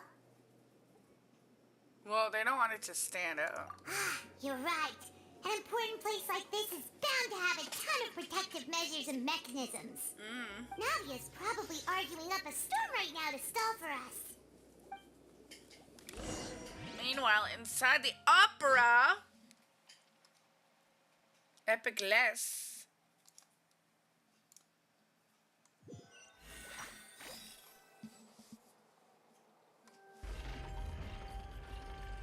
It would appear that I must repeat my question again, Mr. Tartaglia. Do you accept the charge that you are the true culprit behind the serial disappearances case? To be perfectly honest, I don't understand your country's complicated court system or the reason why I'm being charged with something I've never even heard of. However, I did hear that people who have been charged can choose to participate in a duel to clear their name. Is that right? In which case, as long as I accept the charge, I can have an all-out fight with that champion duelist Clorend, right? I've got to admit, that's one of the most enticing offers I've ever received. When I privately sparred with her last time, she was obviously holding back. Real disappointing. Hey! Don't you understand? You're currently the prime suspect for a major case. This isn't the place for you to be looking for fights. Oh? Sounds like the Hydro Archon wants to lecture me on the ways of the Opera House. Then why don't you duel me too? I'm the kind of student that learns best in the heat of battle. No. That's not what I meant. Alas, it would appear that communication with the defendant is going poorly, and we have made very little progress. In that case, let me explain everything from the very beginning again. The goal of this trial is to determine the culprit behind the serial disappearances case. That case had nothing to do with him. You've got the wrong man. Huh? What's going on? Why is she interjecting again? I told you it couldn't be one of the Fatui Harbingers. Miss Navia, this is the second time you've interrupted the court proceedings. I only tolerated your behavior last time because you were able to provide the court with a key eyewitness. But that was an exception rather than standard court protocol. I can very well charge you with contempt of court for your interjections. Oh, please. Did you ever think I had any respect for this place's pointless theatrics? We can put that discussion aside for now. I'm not here to argue with you. I'm here to charge the true culprit behind the serial disappearances case. And if my charges prove true, then Tartaglia here will be proven innocent by default, correct? Oh, a young lady has charged in and offered to clear my name. How fascinating. Well, I'd gotten half bored to death by all these rules and procedures anyway, so I'll take you up on that offer. So, Your Honor, is there nothing else for me to do now? You may take a seat for now in the audience, but that doesn't mean the suspicions against you have been lifted. Now then, Miss Navia, who is the person you would like to charge instead? That person is...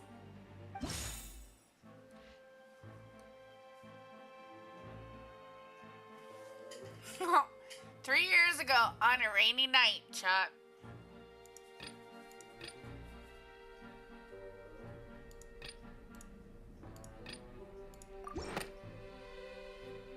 Marcel, the head of Confrérie of Cabrières.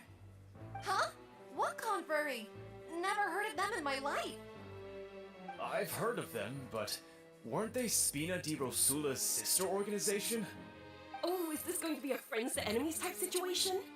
Please let me remind you, Miss Navia, that charging someone is an incredibly serious matter.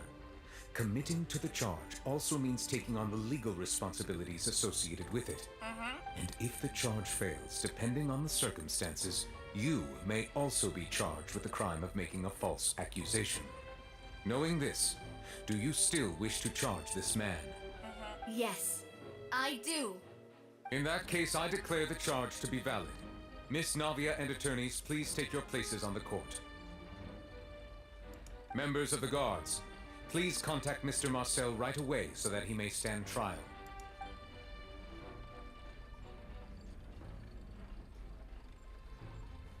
Mr. Marcel, you will not require an attorney. Is that correct? Apologies, sir. It all just happened so quickly. I still haven't figured out what's going on.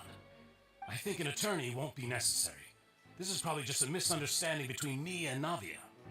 Very well. In that case, since both sides have now arrived, Miss Navia, please present your charges. I would like to take everyone back to 3 years ago, to the case of Callus the Unfaithful. Only through elucidating what really happened in that case can we connect all the dots for the serial disappearances case. Navia, do you really think that I was the one who killed your father? Come on, why would I do that? Callus was my benefactor, and remember both you and I only ran to the scene when we heard the sound of a gun. If that's enough to make me a suspect, wouldn't that make everyone at that banquet a suspect as well? I think there's no point in getting into the specifics right now. The audience doesn't even have the big picture yet. Even I'm struggling to remember some details of that case. Exactly correct, Your Honor. I must refresh everyone's memory about that case before I can explain my charge and reasoning. I see. In which case, I will recount the findings about that case as originally recorded by Maison Gardiennage.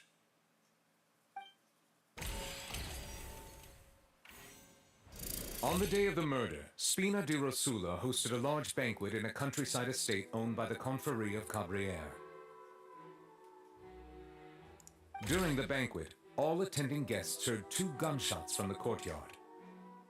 When the guests arrived at the scene, they found the primary suspect, Callus, holding a gun, while his acquaintance, Jacques, lay dead from a gunshot wound. The guards' investigation did not recover any other firearms from the scene. As a result, they concluded that the suspect's first shot must have missed, while the second must have taken Jacques' life. The suspect did not dispute this conclusion, and also declined to defend himself in court. Instead, he chose to prove his innocence through a duel. Callus was defeated by champion duelist Clarand in the ensuing duel, and soon succumbed to the injuries. These are the known facts about the case. The one with the motive to kill was Jacques, not my father. And even so, Jacques still had no reason to pull the trigger. In truth, the third person shot Jacques first, and was shot in turn by my father when my father seized the gun from him. After that, the true culprit turned the third person into water, erasing all traces of him from the scene. Thank you for the summary, Your Honor. Of course, the guard's conclusion appeared quite sensible to us at the time. However, we should revisit the case now that we've gained new information about the abilities of water from the primordial sea.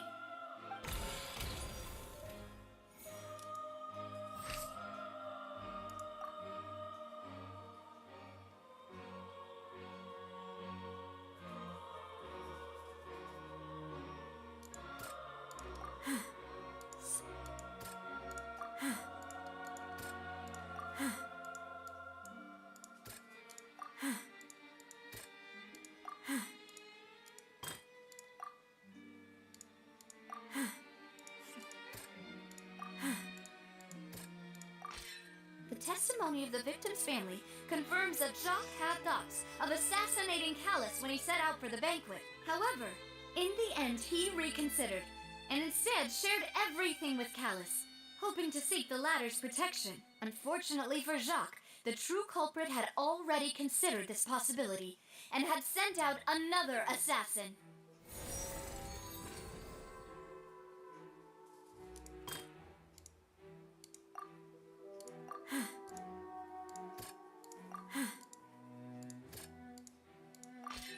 This assassin first shot Jacques, then...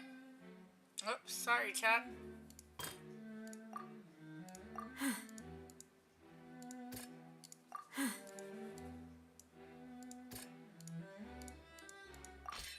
A pile of clothing was found at the scene. The guards once believed they were used by Jacques as a costume to disguise himself. But now, it is clear that the clothes were proof that there was a third person at the scene, and that they were turned into water after committing the murder. Since it was raining that day, the culprit was confident that they could use the rain to wash away all traces of their dissolved accomplice. Realizing this, the true culprit caused the hired assassin to dissolve into water, leading everyone to believe Callus was responsible for Jacques' murder. This is the true version of events.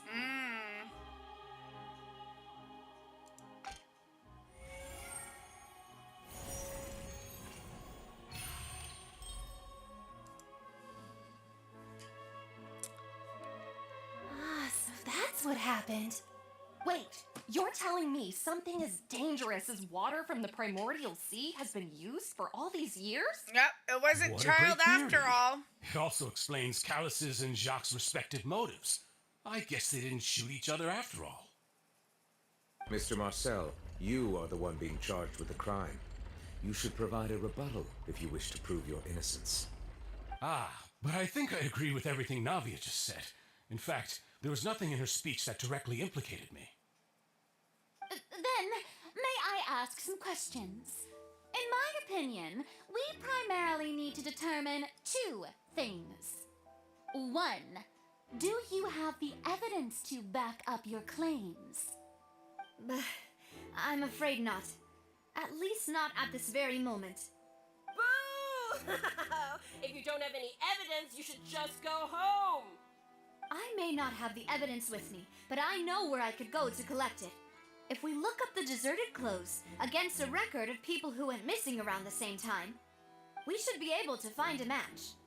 Considering the serial disappearances case, the guards probably kept careful records of all missing persons from around that time, regardless of age or gender.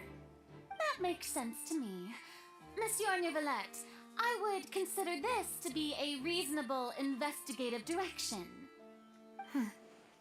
Why do I feel like Farina's acting a little differently today? Maybe she's scared of embarrassing herself again? Alternatively, she's become more diligent after charging an innocent citizen in the last trial. My second question has to do with the ensuing duel. If the truth is indeed as you described, then why didn't Mr. Callus explain himself in court? If he had testified that a person had been dissolved, he could have at least mounted a defense. I thought about this too, and the answer is actually pretty simple. He felt there were things that were more important to him. The dissolving power of water from the primordial sea is an important secret for the true culprit of the serial disappearances case. My father could have exposed it for all to see, but he chose to take it to the grave.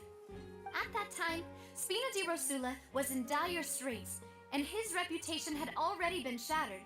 He had no guarantee that going forward with the truth would allow the culprit to be brought to justice. What was certain, however, was that it would paint a gigantic target on my back. Boss once told me that Demoiselle had already been selected as the next target of the serial disappearances case. What? If the secret had gotten out, the culprit would have fought an all-out war with Espina right there and then. I wouldn't have been the only one in danger. All of us would have stood to lose our lives.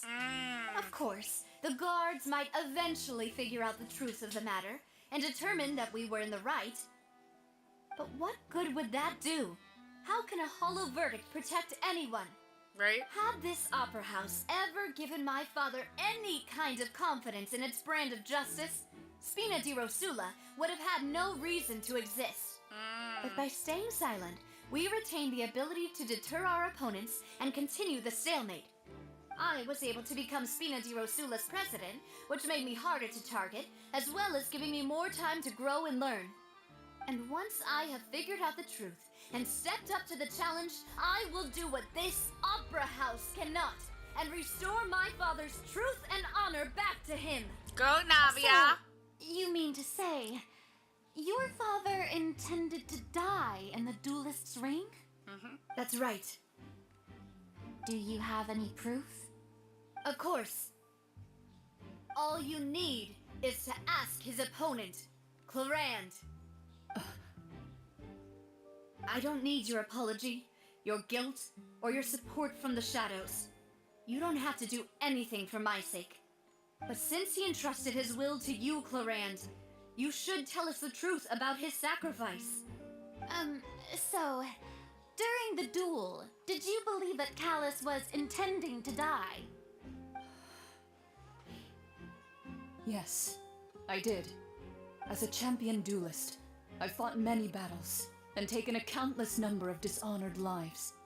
In my line of work, I've seen all kinds of people give their all for the faintest hope to continue living.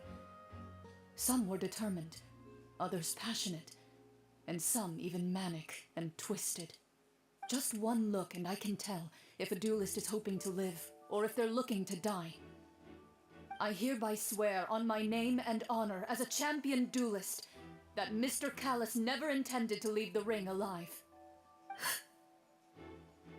Since that's your testimony, I have no more questions. It appears there really are good grounds to reopen this case. I concur. However, Miss Navia, you still have not explained the link between your father's case and the serial disappearances case. Right? What she said was fascinating, but kind of beside the point. Wait, weren't they just talking about the serial disappearances case? Of course, Your Honor. The two cases are connected via a matter of timing. In my father's case, the culprit intended to kill both Jacques and Callus. As a result, they planned to act after hearing 2 gunshots. And at the end of Linny's trial, the culprit also only dissolved the victim in front of everyone because they realized they were at risk of being identified. The culprit could only time their actions so precisely if they were already at the scene. Coincidentally, Marcel attended both the banquet and the trial. So that's why you suspected me. Even after hearing your reasoning, I still can't help but find it a little preposterous. I'm used to it, though.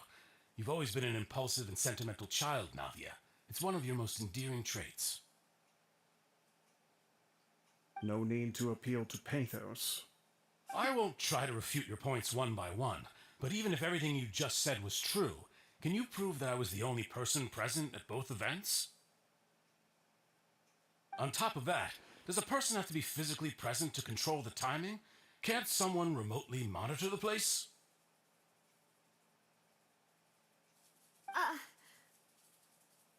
Know what you can say to that? I know that even with that, you might still think you can reduce the list of suspects with some further investigations until I'm the only one left on the list. Alas, who won't feel at least a little hurt by an accusation of murder from a girl you see as your own daughter? But if I were to dismiss this completely, you'd also think I'm not being considerate of your feelings. Ah well, let Uncle Marcel teach you another lesson. Do you know what the biggest flaw in your reasoning is? I suppose you're gonna tell me anyways. It's timing again. I'm a businessman by trade. From that standpoint, there's no reason for me to kidnap young women. It's a high-risk action with nothing to gain. In addition, I left my home in Snezhnaya when I was young to come to Poisson and work in some trade. My business only thrived when I received Callus's patronage. But the disappearances began before I ever stepped foot in Fontaine. I do apologize, Demoiselle. This was my mistake. No, it's not your fault. I'm sure he had come prepared. Is there anything else you'd like to say? Would you like to check the date of my first business license against the first known case of the serial disappearances? You can also take a look at my border entry records, or ask my friends and family when I left Snezhnaya for the first time. Could those records and testimonies do something to appease the unspeakable anguish in your heart? Seems like she got the wrong guy. At this rate, Nagi will be convicted for falsely accusing him. I think you've done a superb job of dissecting your father's feelings as he neared the end of his life. But aren't you going against all of his wishes and expectations right now? He wished for you to become more rational, collected, and conscientious, instead of dwelling only on your own feelings. Once you've learned to be more considerate of others' feelings, and to stop rushing headlong into things, you'd have met most of his expectations. This isn't just about me, and it never has been. The biggest difference between me and the rest of the victims is that I still have the ability to search for the truth, while that same agency has long been taken from them. The people whose families were destroyed by synth abuse, the people who lost their loved ones to the serial disappearances, and the people who suffered tragic ends due to their sense of justice. Many people's images are flashing before my eyes. I'm sure some are coming to those of you in the audience as well. And whose image do you see, Marcel? Is it a man named Vacher? What? Oh, so you do know that name. I'm merely surprised you'd suddenly say the name of someone I've never even heard of. I was waiting for you to say that.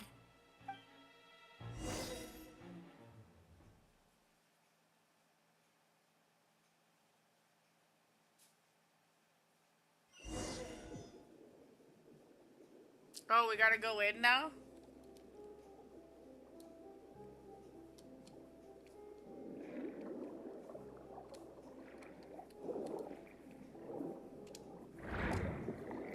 I wanted to grab the Oculus. Did I grab it?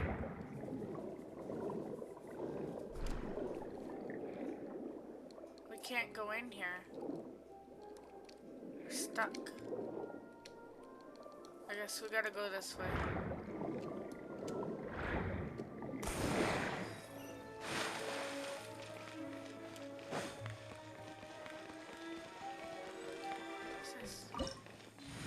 Resurrection. Why? Who do we gotta fight? Maybe I'll try and keep her on. Oh snap. This makes me share my knowledge. Illusion shattered. Let's get it on. Hi. Now you shall perish. Yoo-hoo! Yeah, commit it to memory. There is no escape. Whoa!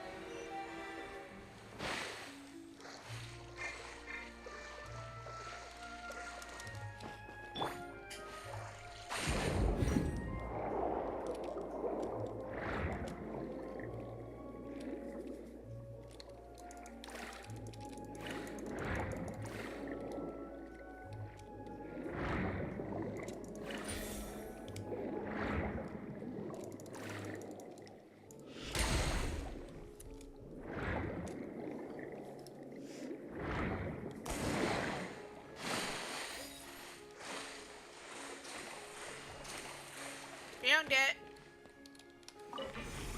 Let's go.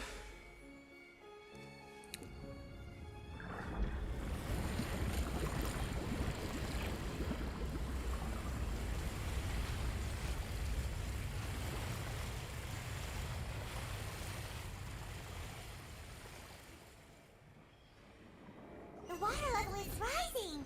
Now we can swim to the top. But this is still a ways away from where we need to go.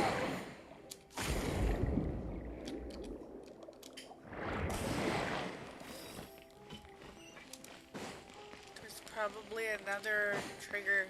Oh. Strike close. This may fail. Illusion shattered.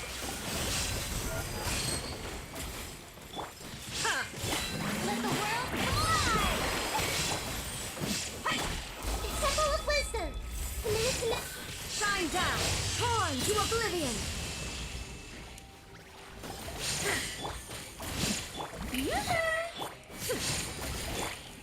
Book alive! Bucks off! Oh, more enemies. Hello. There's no escape! Time to shine!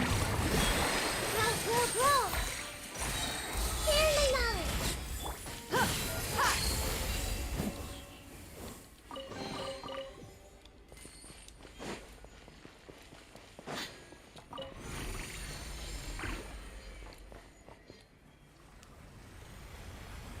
Moving on up, Chop. We're moving on up.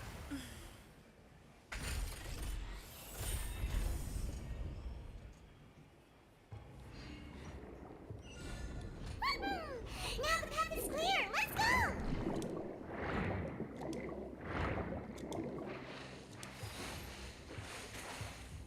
I feel like something bad's gonna happen though. I have a bad feeling.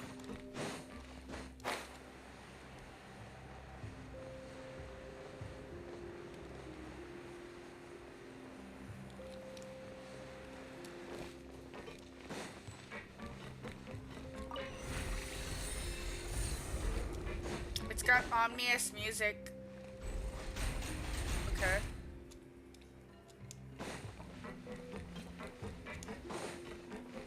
Is it like the Abyss Mages? Are they gonna be here?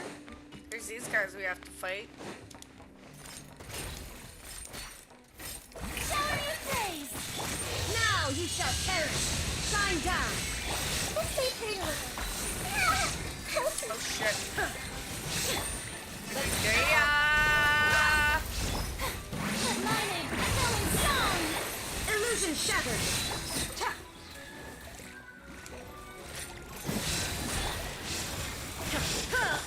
It gets out the room! You asked for it!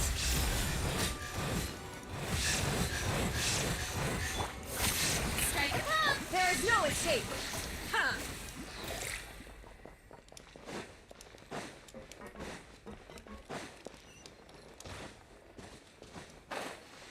I didn't even check if there was a chest there. I think there was. Fucking treasure. I'm leaving all the treasures behind. Oh my god. I'm just like, fuck the domain. I don't even know if I can get back up there now. Probably not. Come on, Dea. I don't think I can, chat. Oh,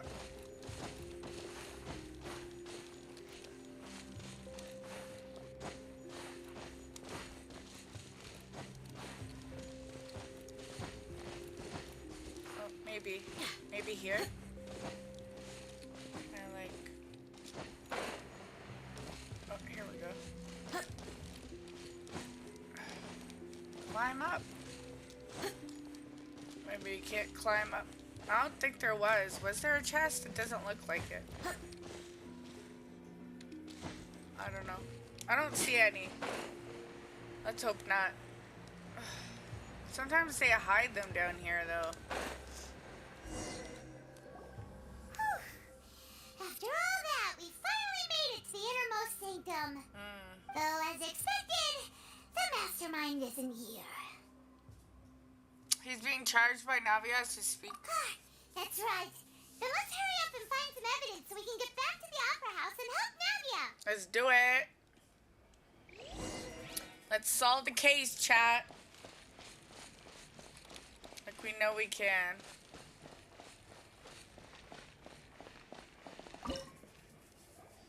Whoa. There's so much synth here. And so many bottles of ingredients that probably just contain the waters of the primordial sea. So many. Mixing in progress. Ready to drink. Stock sample? Huh. They've also got all the synth pretty clearly labeled. Whoa, there's even fruit-flavored synth? Well, that definitely proves that this is where they produce the synth. Yep, it's super obvious. Clue 1. Check.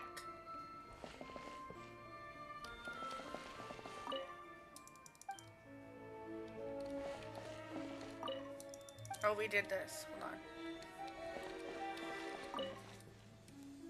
What's this over here? Looks like some kind of place for research.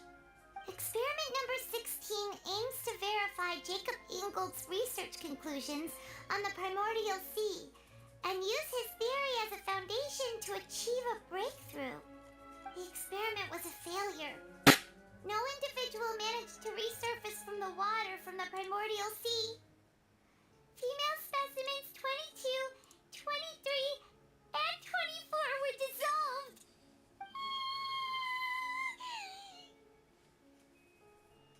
Calm down, Paimon. It's okay. Sorry, Traveler. Paimon will try her best. It's just that Paimon's never read something so scary before. Yeah. How can someone write something that terrible in such a matter-of-fact tone? I get it. You read the rest. Paimon's too scared to keep going. The goal of the researcher is to save his lover, a woman called Vineri, who was dissolved. So that's why he did all of these experiments. Wait, did he really think he'd be able to find a way just by dissolving people over and over? That's just insane! Vache, yes! Chat. Huh? Connect. Isn't that the name you heard by the fountain? Yep. Paimon thought he was an eyewitness in the serial disappearances case. He's the researcher.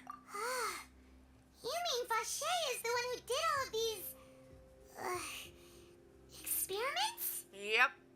The voice I heard from the fountain was probably Vinegree's. So that's it. Vache was no victim, but personally took his lover and... No, that's not it either. If that's the case, why would he want people to resurface from the water? There must be more to this than meets the eye. In any case, Paimon will write it all down.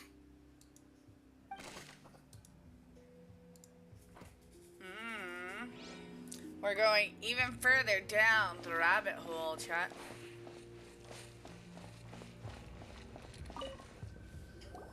Oh, look! There's an important looking basin over here, and it's full of water. That must be the water from the primordial sea. That means this is where they make all the synth, and that special water is the main ingredient. If you dilute it with normal water, you'll get synth, but the pure stuff can dissolve a human. Paimon will take notes on this incriminating evidence.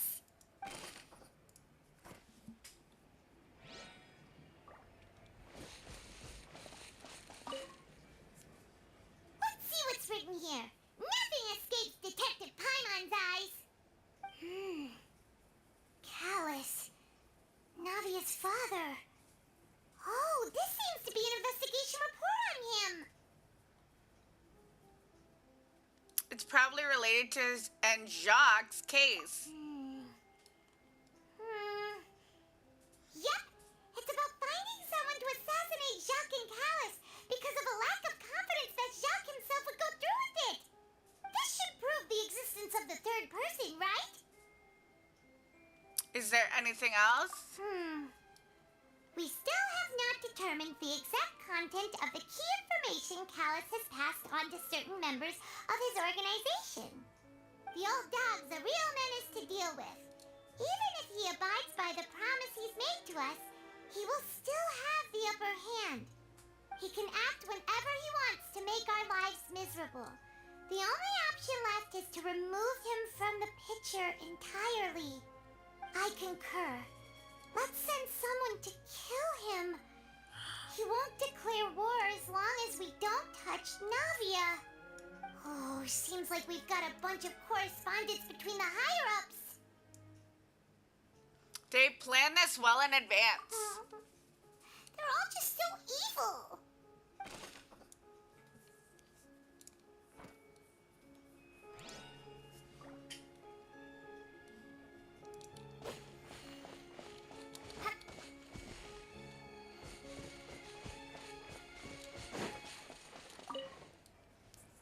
What's all this? Aw, it's a bunch of really cute things. Pink accessories, a hair tie, a necklace, even a makeup box. There's a name, too. Oh, Paimon sees it too, but why are all these cute things labeled with different girls' names? They probably belong to all of the victims. Huh? You mean the girls from the serial disappearances? They were brought here? Yep. And then they were turned into water. And all the boxes of things. These names. That means... Oh, this is terrible.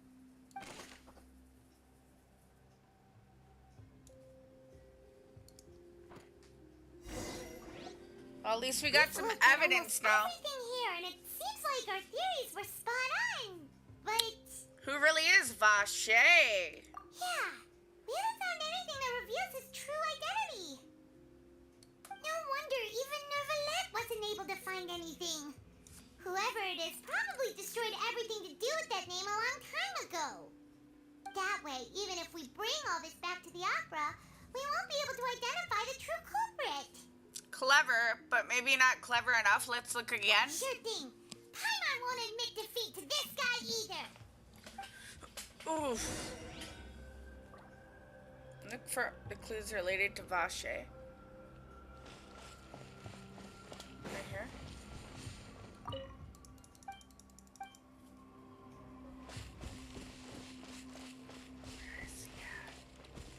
Oh, Vache, where are you?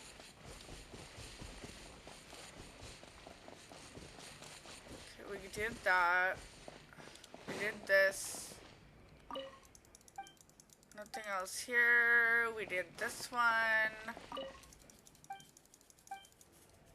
Okay, what else are we missing, chat? What else? We did the pool.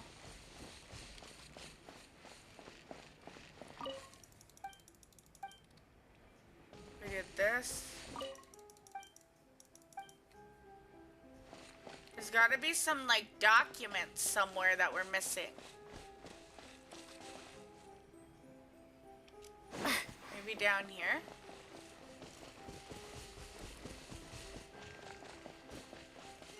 Oh, no. Maybe it's, like, behind somewhere. It's, like, hiding. In a hidey hole. There's gotta be something.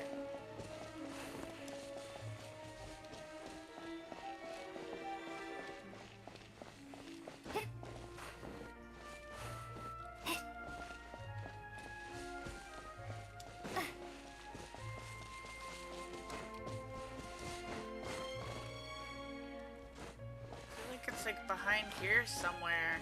I can't get behind there though. Maybe not.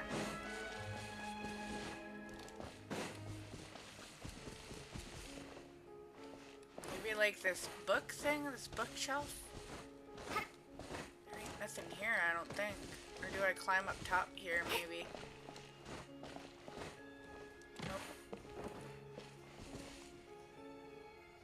Gotta be another sparkly thing that I missed. Up here?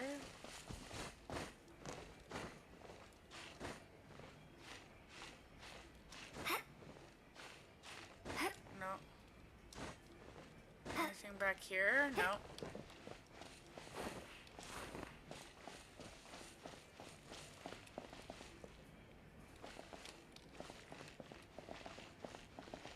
Bottles. Table. Did I miss anything else, chat? Table.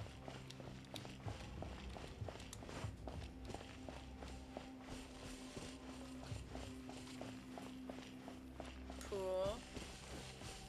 Bookshelf. That's it. There's gotta be like something here that I missed.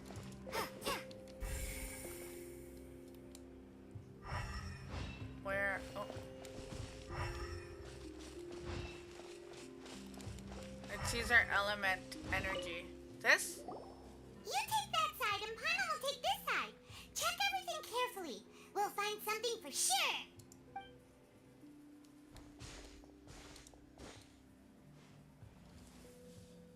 Ugh. Nothing at all. And Paimon can't even find snacks either. Paimon's hangry. I found it! Whoa, really? Let Paimon see. Vinier. Isn't that Vache's lover's name? Mm-hmm. Then you found her diary. Let's see. Aw. It's just a normal diary chronicling their love story. She was so sweet, too. Oh, Paimon feels even worse for her now. Take a look at this page. She made a list of baby names. Oh. So many. A whole page's worth. But they're all crossed out. Was she unhappy with all of them? The final name she decided on was Marcel. Wait, but Marcel's pretty old. Has this case been going on for so long that he's Vache and Vinier's grown son? Yep, let's go, Paimon. We figured it out. Hey! Paimon still hasn't figured it out yet. That's what it is.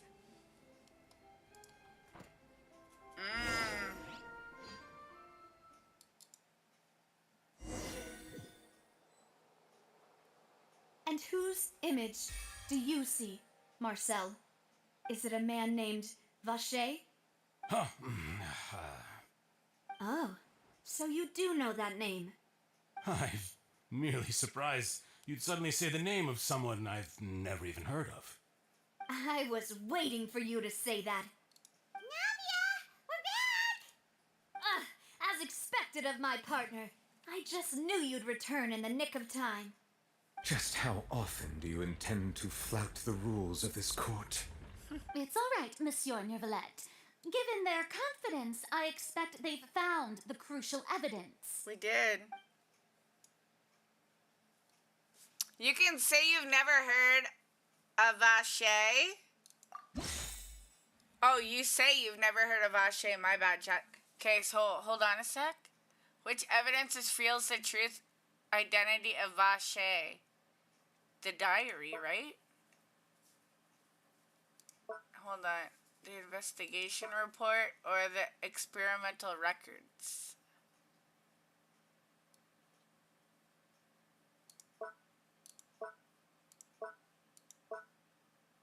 I think this. Well, this one reveals the identity of the son's name, so maybe it's not. Maybe this? Let's try this. This isn't it. Better keep looking. Oh, sorry, chat.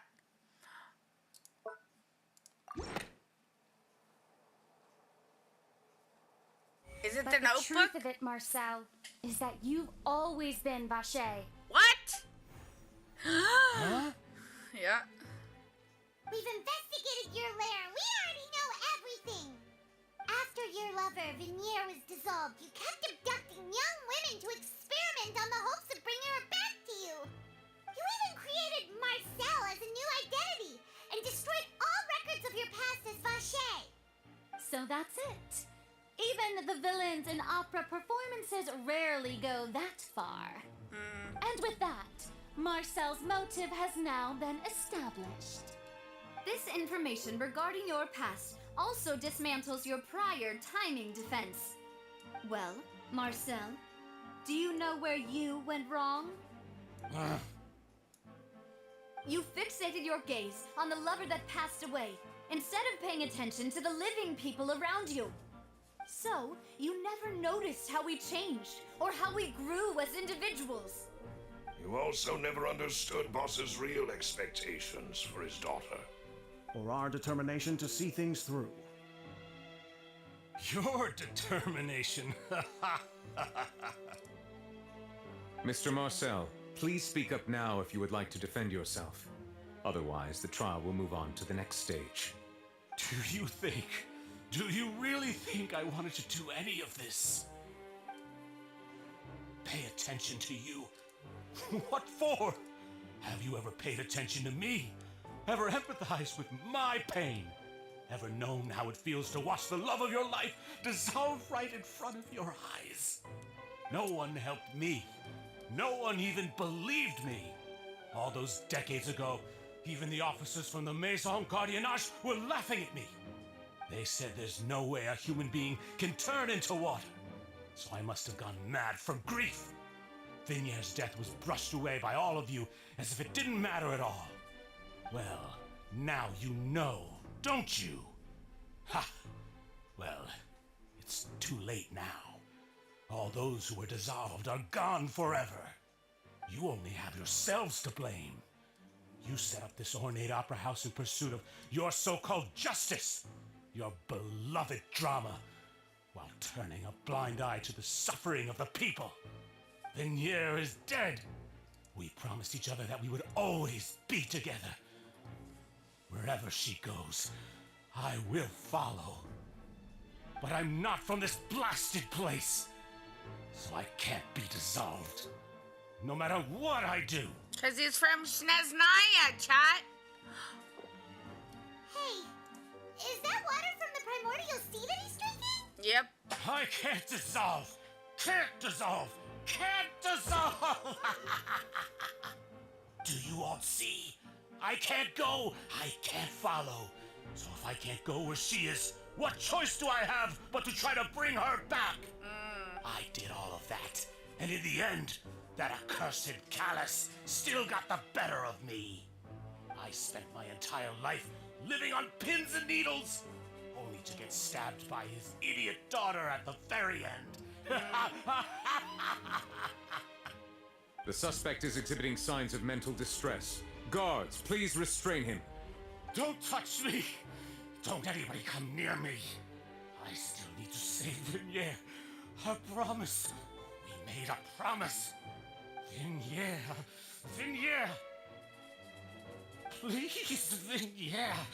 Don't think badly of me. All I want to do is fulfill our promise. At this point, the verdict of this trial is clear. With Mr. Marcel's conviction, the charges against Mr. Tartaglia no longer have any basis. Right. Fine by me. I was in a bad mood, but after a show like that, I'm actually feeling pretty good. Traveler, please submit all the evidence you have collected to the guards, so that I might review and summarize the truth behind the serial disappearances case. The man now known as Marcel was originally named Vacher and worked as an adventurer with his partner and lover Vigniere. During an underwater expedition, Vigniere accidentally came into contact with water from the primordial sea and was dissolved in front of Vacher as a result. Vacher learned of the primordial water's existence through the work of others and began to kidnap young women for research, with the goal of discovering a method to restore Vigniere back to life. To cover his tracks, he invented the new alias of Marcel and began to operate a business in Poisson. During the course of his research, Vacher discovered that a diluted concoction of water from the primordial sea can induce feelings of euphoria and began to manufacture and market synth. However, as he accumulated wealth to fund his continued research and expanded the scope, he came into conflict with Spina di Rosula. After exchanging blows with Spina di Rosula for many years, Vacher decided to assassinate their president Callus at a banquet. Although the assassination did not go as Vacher expected, he was able to turn Callus into the murder suspect by dissolving the assassin he sent to the scene. And just recently, Vacher attempted to frame Linny as the culprit of the serial disappearances case, using a similar method. However, his attempt to frame Linny failed, and the power of water from the primordial sea became public knowledge. This case also exposed enough of Vacher's machinations that he was eventually successfully charged in court. Thus concludes the enigmatic history of the serial disappearances case, with the truth revealed to all.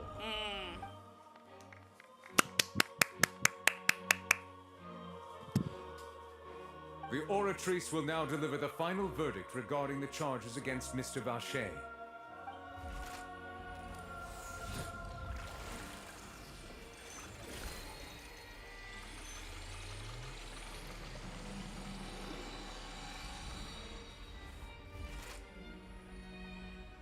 According to the judgment of the Oratrice Mécanique d'Analyse Cardinale, Mr. Vacher is guilty.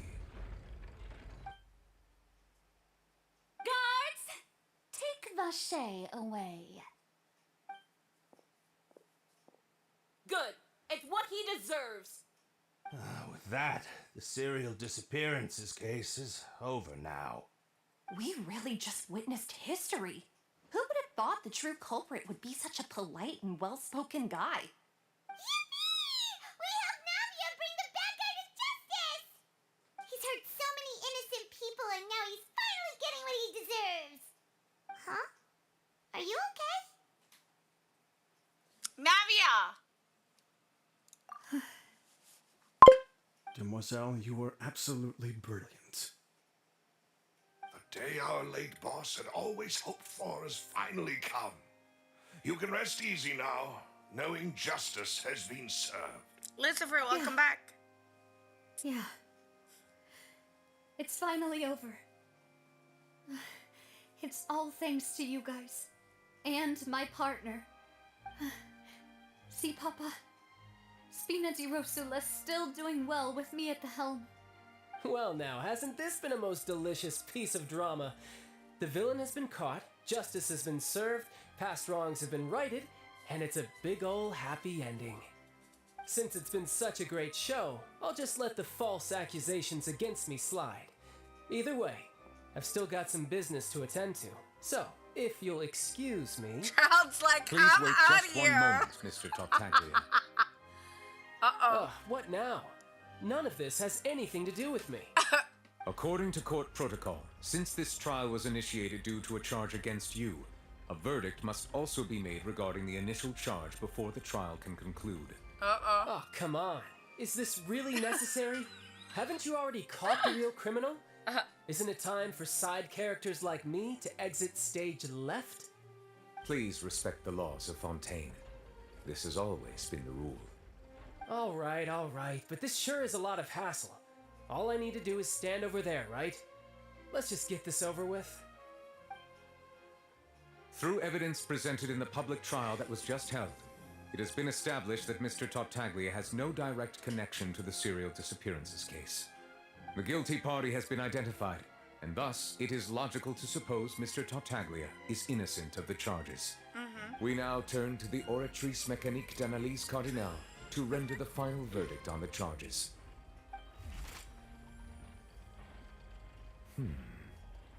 According to the judgment of the Oratrice Mécanique d'Analyse Cardinale, Mr. Tartaglia is guilty. What?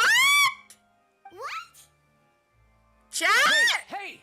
That's not funny! Didn't you just say I'm supposed to be innocent? What's with this verdict? Is your justice machine malfunctioning? Huh?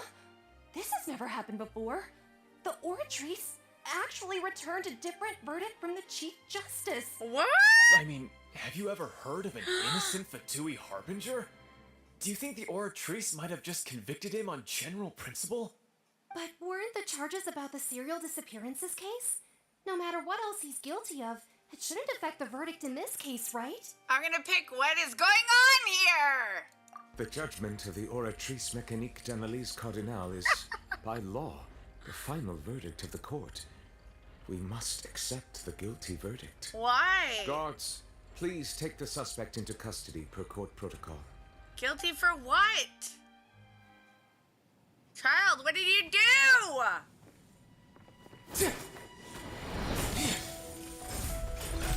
So this is how justice is done in Fontaine. Oh, he's what gonna a joke. He's gonna fight Clorind, right? You've got your rules. Well, I've got mine too!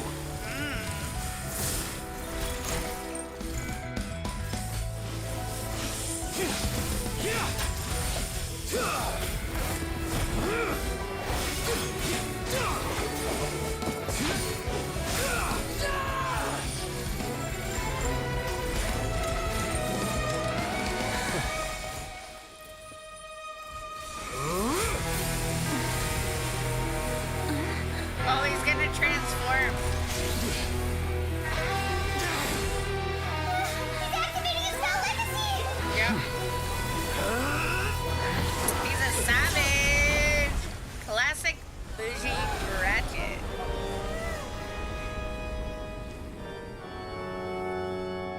I am sorry.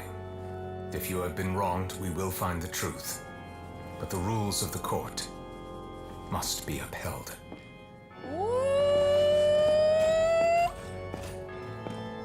Never yet ain't playing today, chat.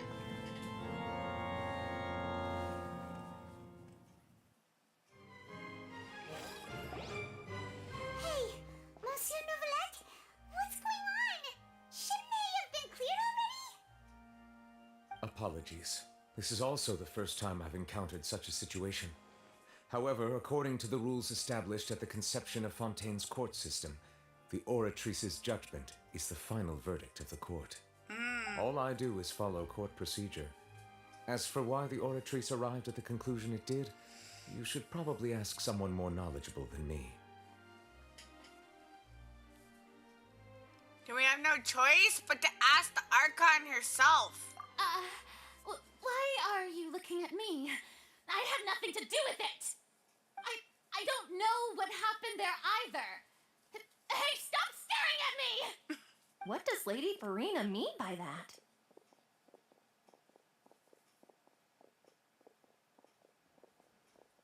She says she has no idea either, but that's impossible.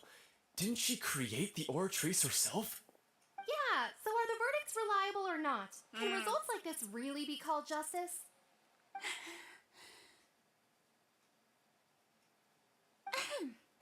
My dearest citizens, did you really think we'd allow an incorrect verdict to be handed out in this court? Did you really believe that the judgment could be mistaken or be the result of some sort of random mishap?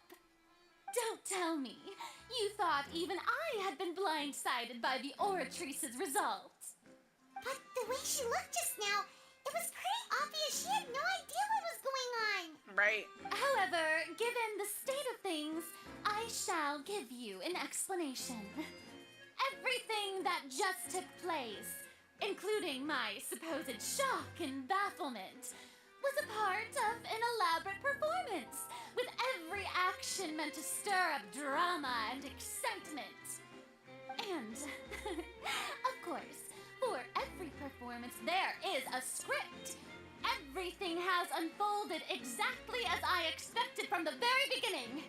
As the embodiment of the very concept of justice, the Oratrice shall never render an arbitrary judgment! If you thought Child had nothing to do with the serial disappearances case, it is only because you've been blinded by the superficial appearance of innocence. Everything he's done, not to mention the danger he poses, are beyond ordinary comprehension and completely unforgivable! All shall be revealed in time. You will come to understand my noble intentions, as well as the absolute correctness of the Oratrice's verdict.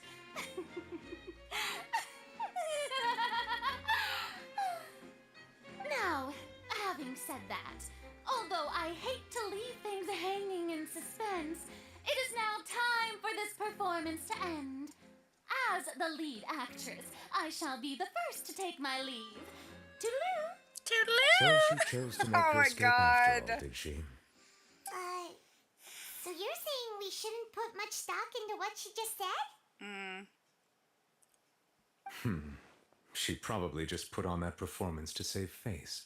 Right. As for the truth, it's unlikely that she actually has any idea. Way to pull the rug out from under her. However, please be assured that I will continue to investigate this case in a personal capacity. Just as I promised, if the judgment has been incorrect, we will do our utmost to clear his name. All right. Even though we feel pretty badly for him, we'll take your word for it for now. After all, he's done plenty of bad stuff, so he should have known he'd go to prison someday, right?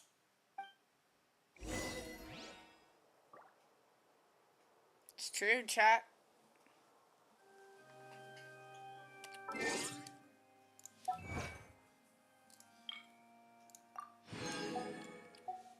Okay, we're gonna take a break, chat, as well.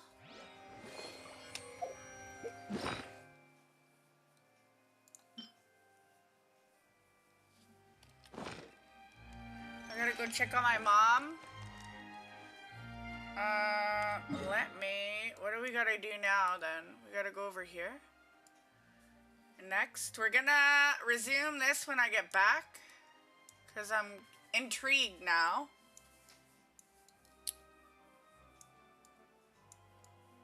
And then we gotta fight that other boss again. Maybe I'll fight the boss now, actually. So that the resin can fill up again.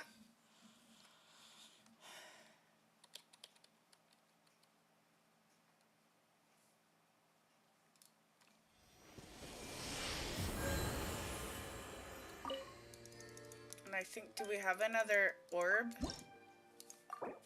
Oh, we got 5 orbs, nice. So we're almost at 10, okay.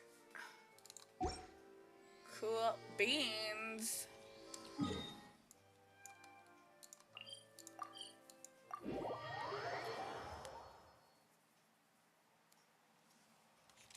So I don't think he's found guilty. Like, I'm not sure why, but we'll see what happens.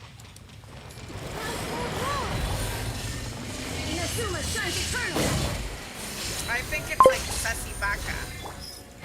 Your Wi-Fi is dead?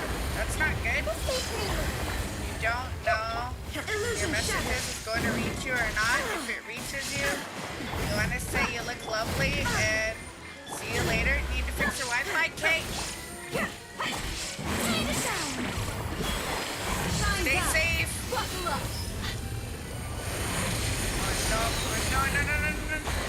No. I see everything. Share my knowledge. Heal us, Irina.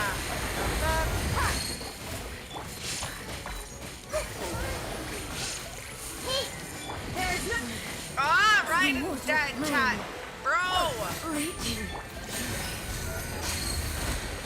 We'll have no more Shogun.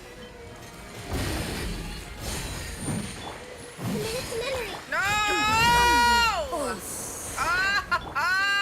Bro.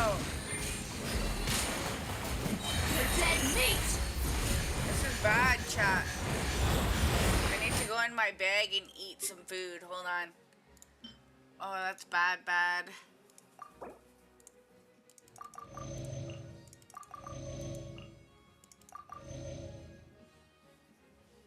And poor Raiden. Okay, let's see. Can I? Oh, I can't even use it anymore. I'm just gonna have to Deya and Nihida it. Temple of Wisdom. We're more than halfway, so it should work, I think.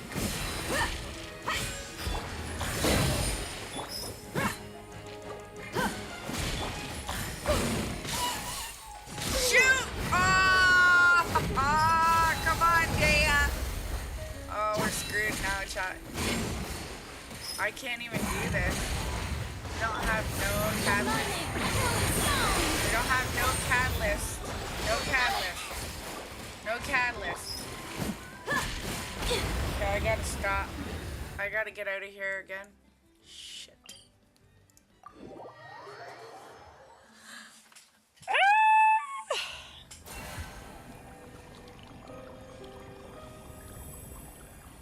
What are the bubbles doing on the page? Is it like Is that like heals?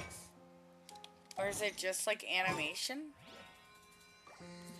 I'm gonna have to do this again. I'm gonna put Barbara on because she heals us though better. I'll take care of it. Okay. Let's go back and do this again. Round 2. Hydro Tulipa. Round 2.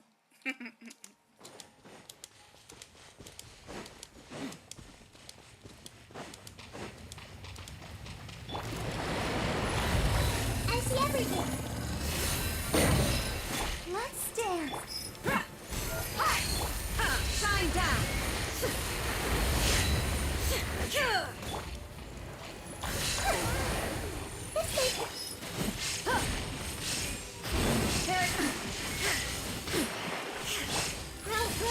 I'm trying to think of what other enemies got this mechanism too. There's like another one. I know there is. It's got like little things and we gotta wreck the little things in order to proceed with the boss. But I forget which enemy it is. Now you shall perish! It's out the room. Commit to memory. What? You asked for it!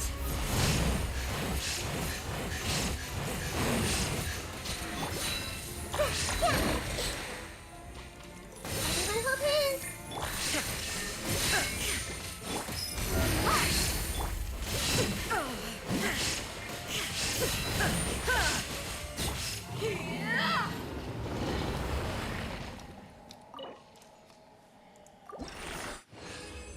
We're gonna have way too many of these.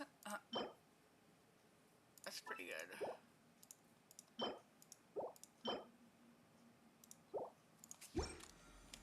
Okay.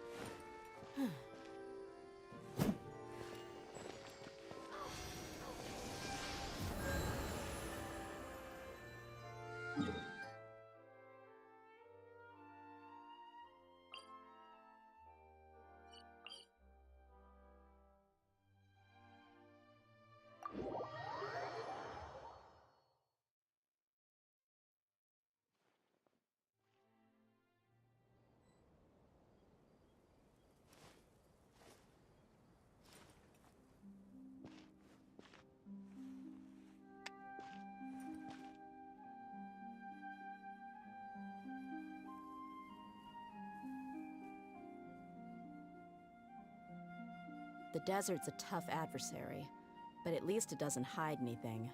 What you see is what you get, and whether you take on the challenge is entirely up to you.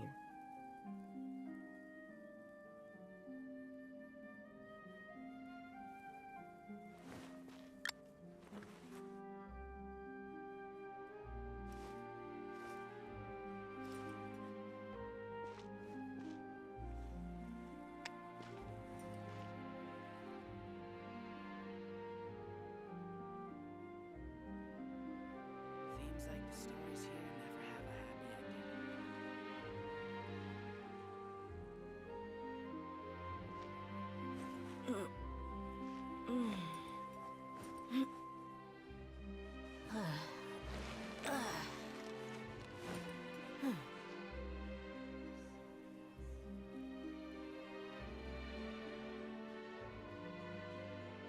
Seems like the stories here never have a happy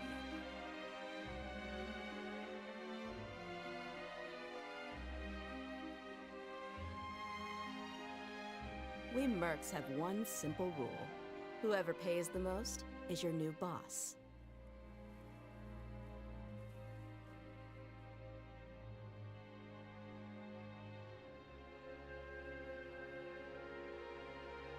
Seems like the stories here never have a happy ending. Seems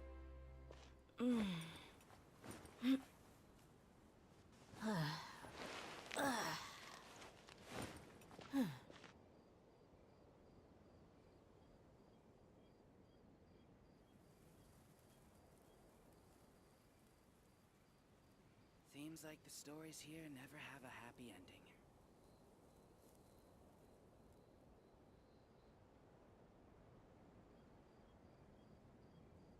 The desert's a tough adversary, but at least it doesn't hide anything. What you see is what you get, and whether you take on the challenge is entirely up to you.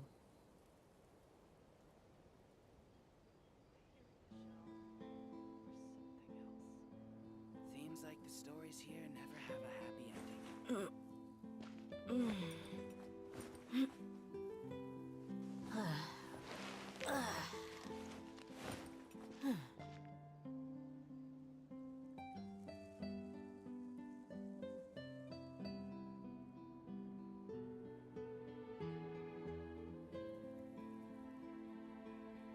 We mercs have one simple rule.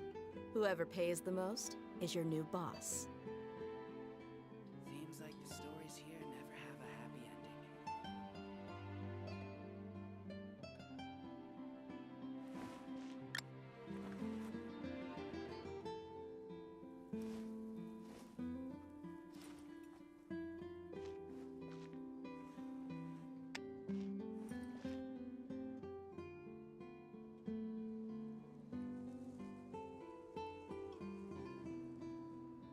Seems like the stories here never have a happy ending.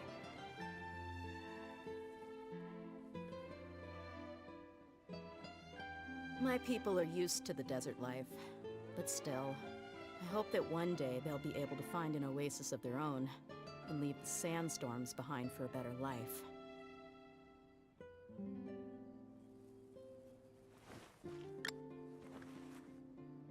Seems like the stories here never have a happy ending.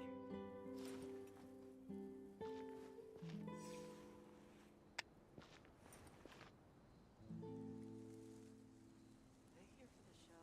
something else? The desert's a tough adversary, but at least it doesn't hide anything. What you see is what you get, and whether you take on the challenge is entirely up to you.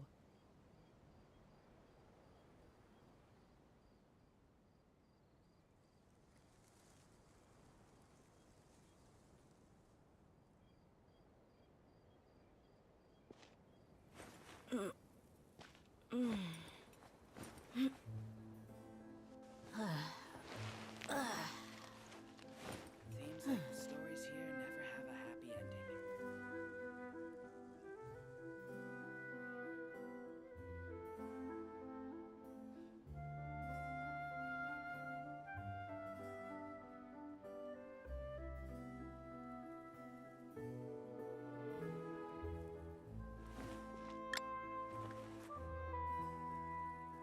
Seems like the stories here never have a happy ending.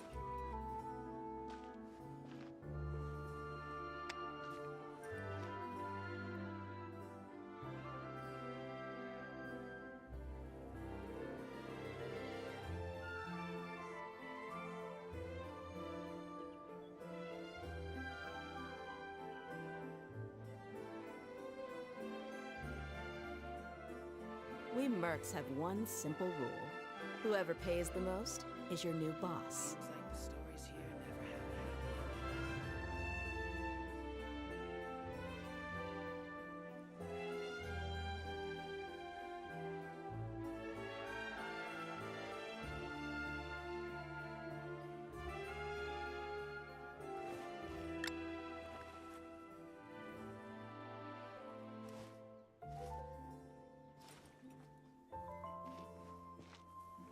Seems like the stories here never have a happy ending.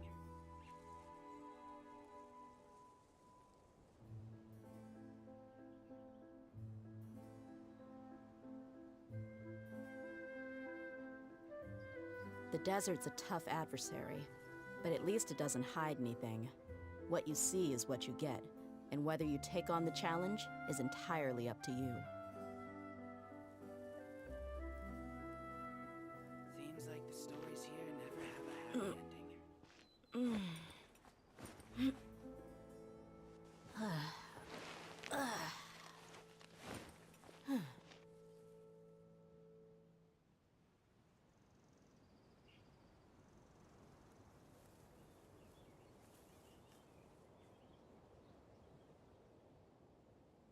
We mercs have one simple rule. Whoever pays the most is your new boss. Seems like the stories here never have a happy ending.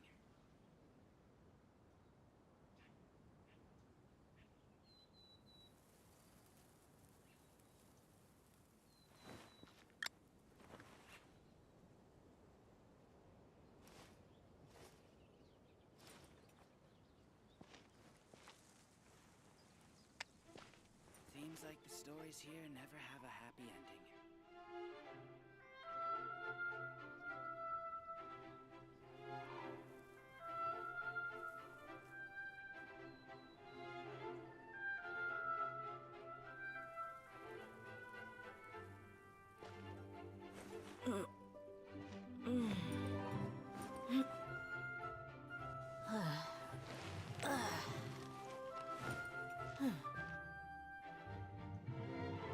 Seems like the stories here never have a happy ending.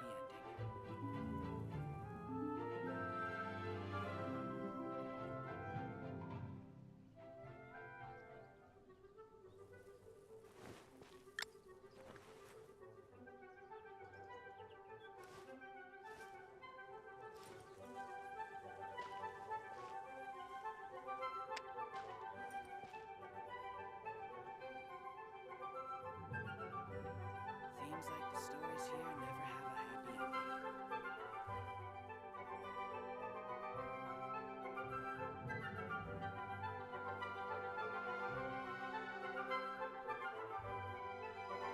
The desert's a tough adversary, but at least it doesn't hide anything. What you see is what you get, and whether you take on the challenge is entirely up to you.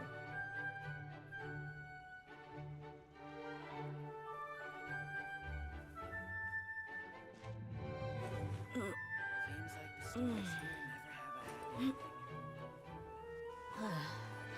a happy ending.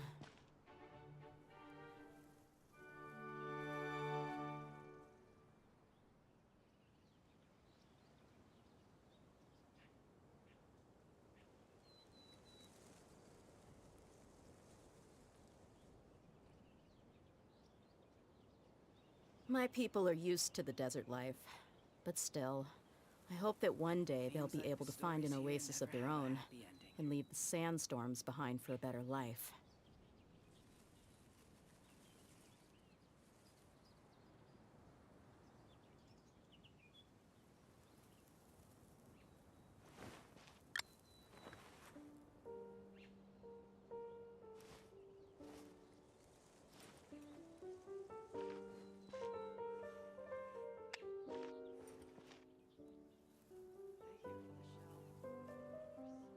Seems like the stories here never have a happy ending.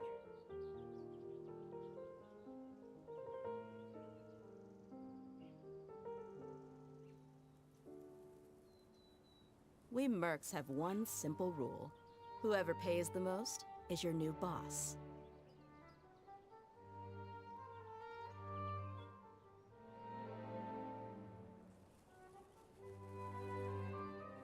Seems like the stories here never have a happy ending.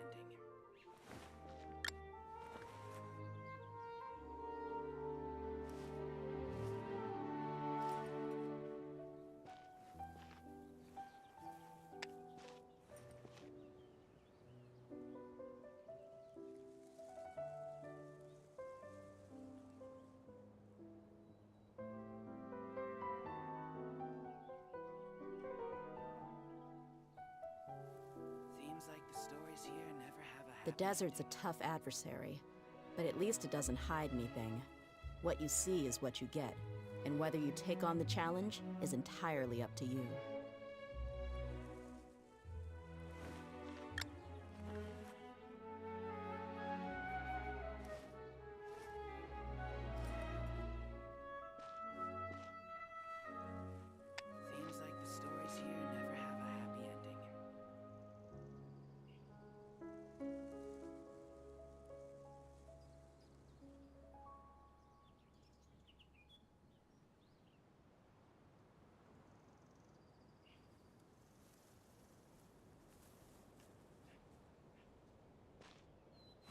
Seems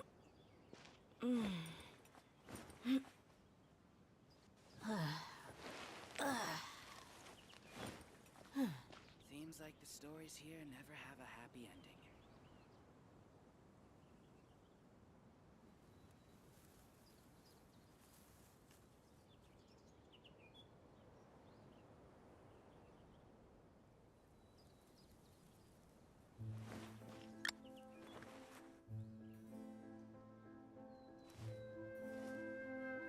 Seems like the stories here never have a happy ending.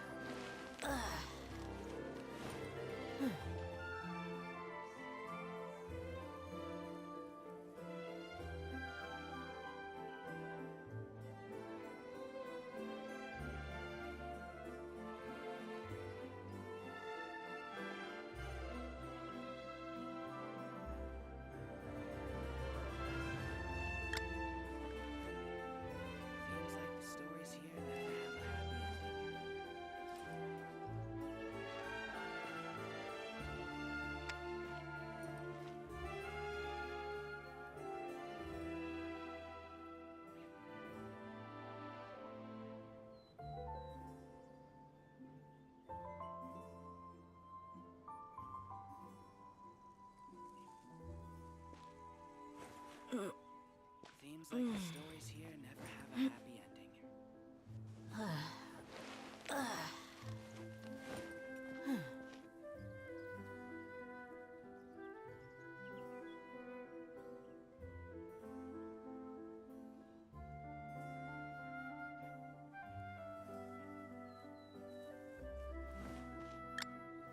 Seems like the stories here never have a happy ending.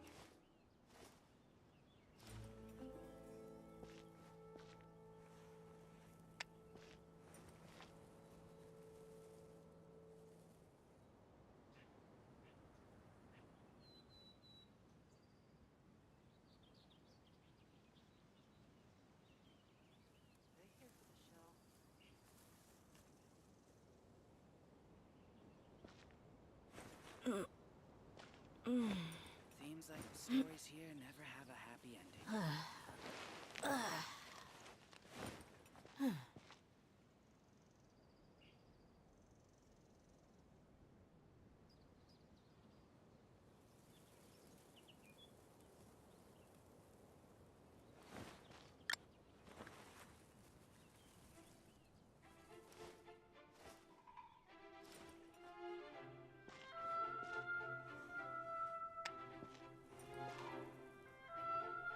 Seems like the stories here never have a happy ending.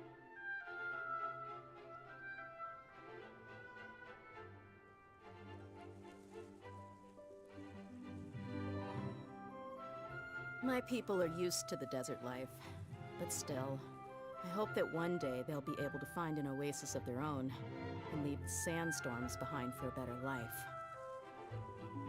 Seems like the stories here never have a happy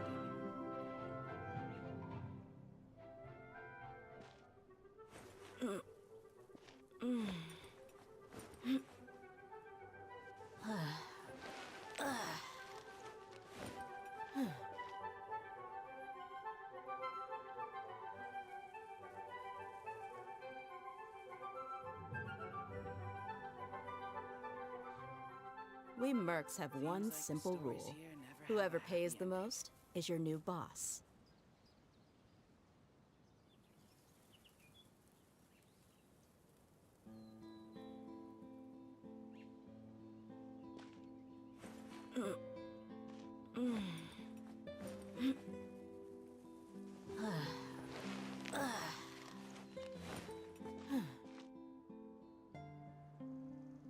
Seems like the stories here never have a happy ending.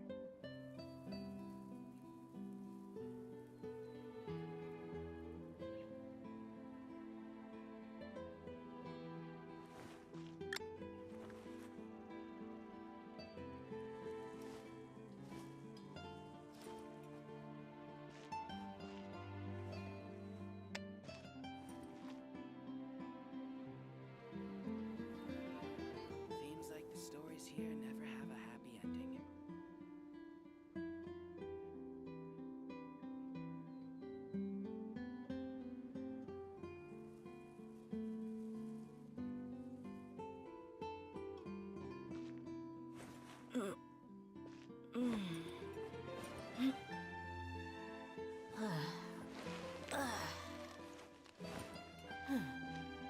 like the stories here never have a happy ending.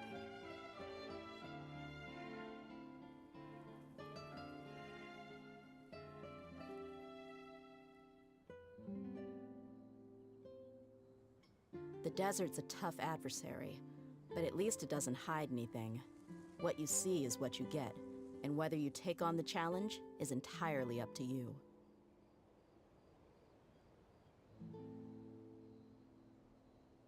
Seems like the stories here never have a happy ending.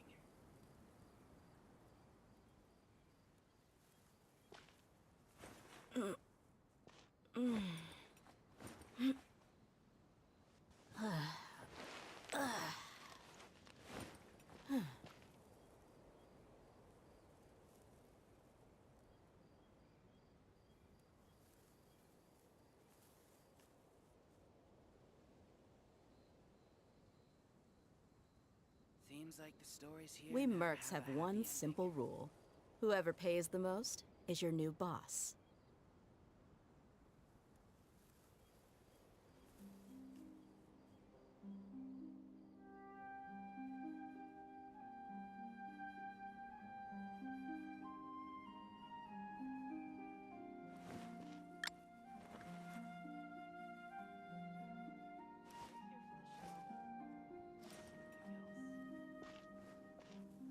Seems like the stories here never have a happy ending. Seems like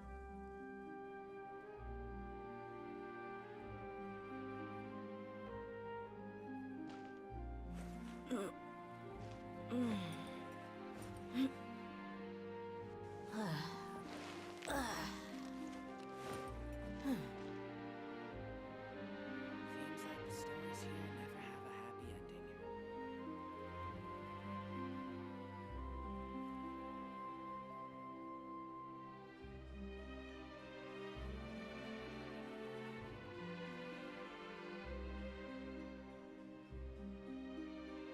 My people are used to the desert life, but still, I hope that one day they'll be able to find an oasis of their own and leave the sandstorms behind for a better life. Seems like the stories here never have a happy ending.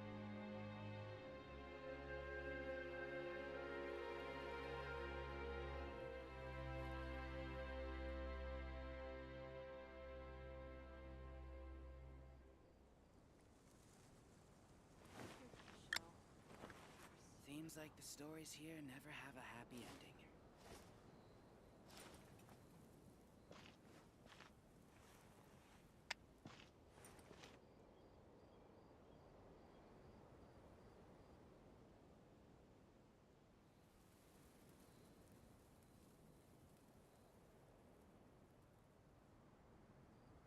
Seems like the stories here never have a happy ending.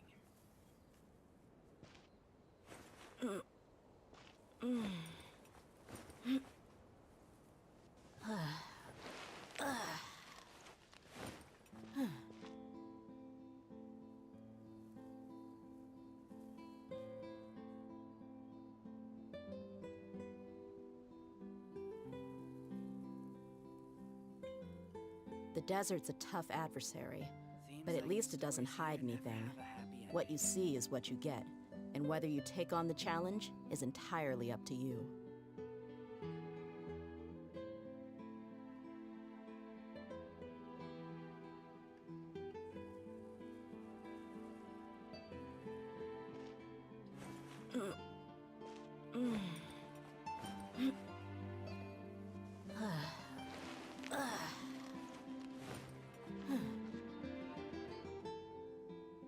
Seems like the stories here never have a happy ending.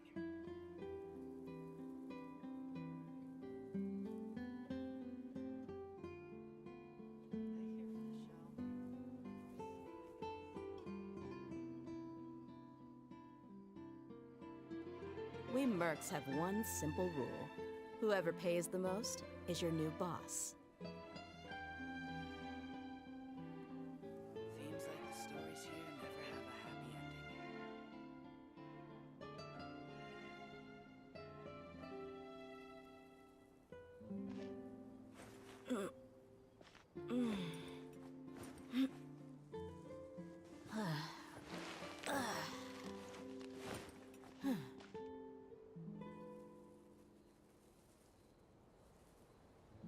Seems like the stories here never have a happy ending.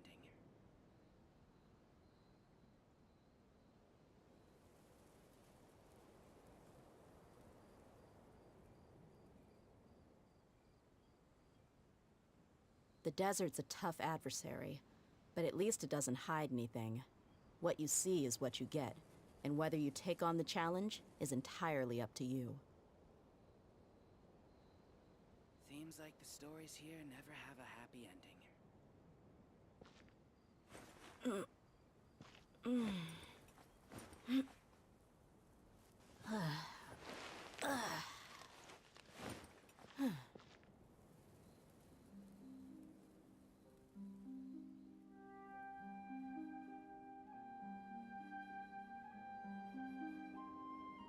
Seems like the stories here never have a happy ending.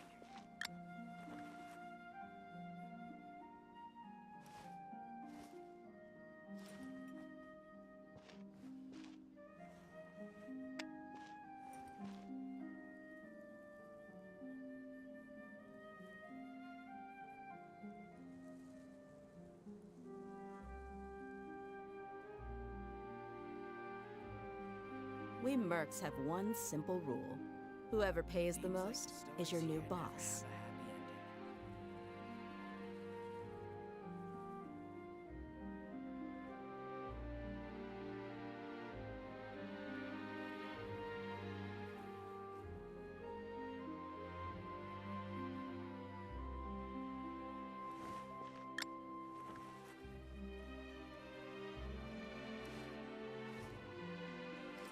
Seems like the stories here never have a happy ending.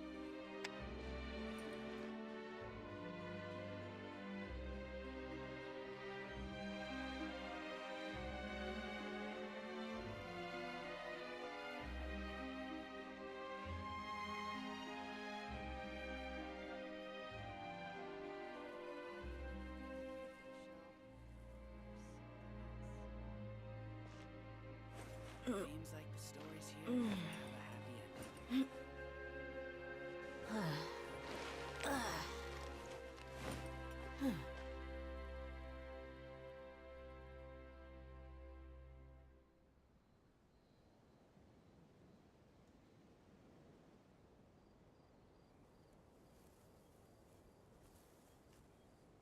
Seems like the stories here never have a happy ending.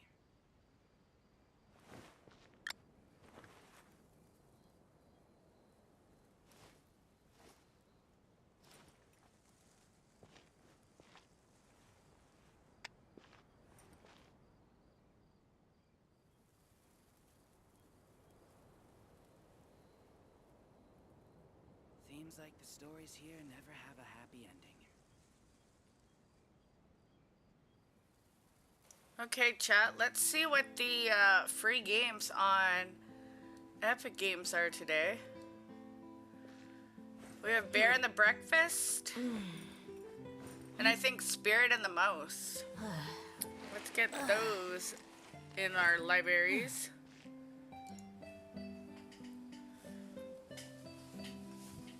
Seems like the stories here never have a happy ending.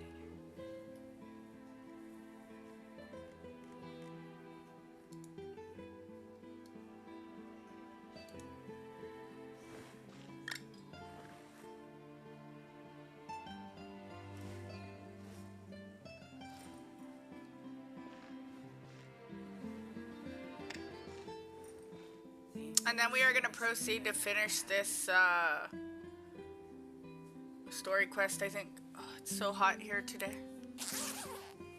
What? My people are used to the desert life, but still, I I hope that one day they'll be able to find an oasis of their own and leave the sandstorms behind for a better life. Well, ain't that nice, chat? It is. Hells yeah.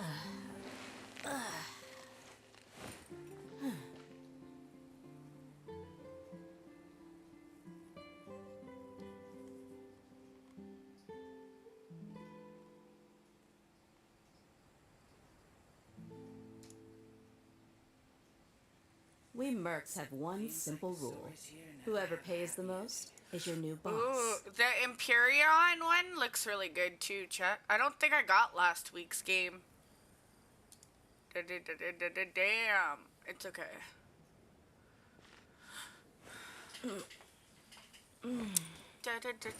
Damn, bro.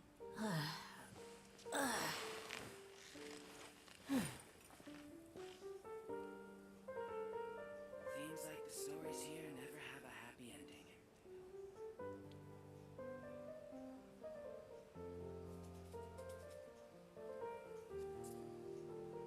The desert's a tough adversary, but at least it doesn't hide anything.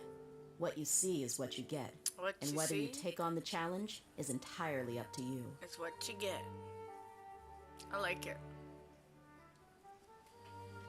Seems like the stories here never have a happy ending. Seems like the stories here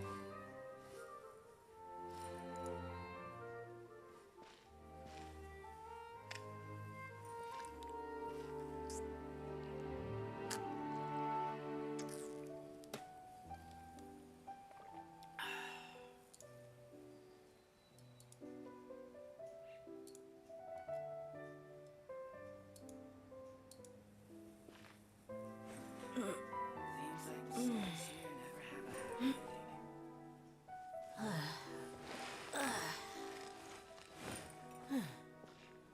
ending.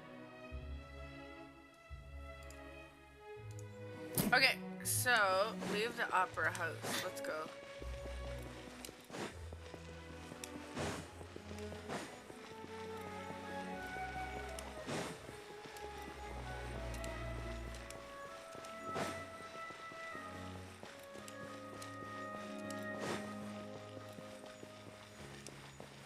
Bye.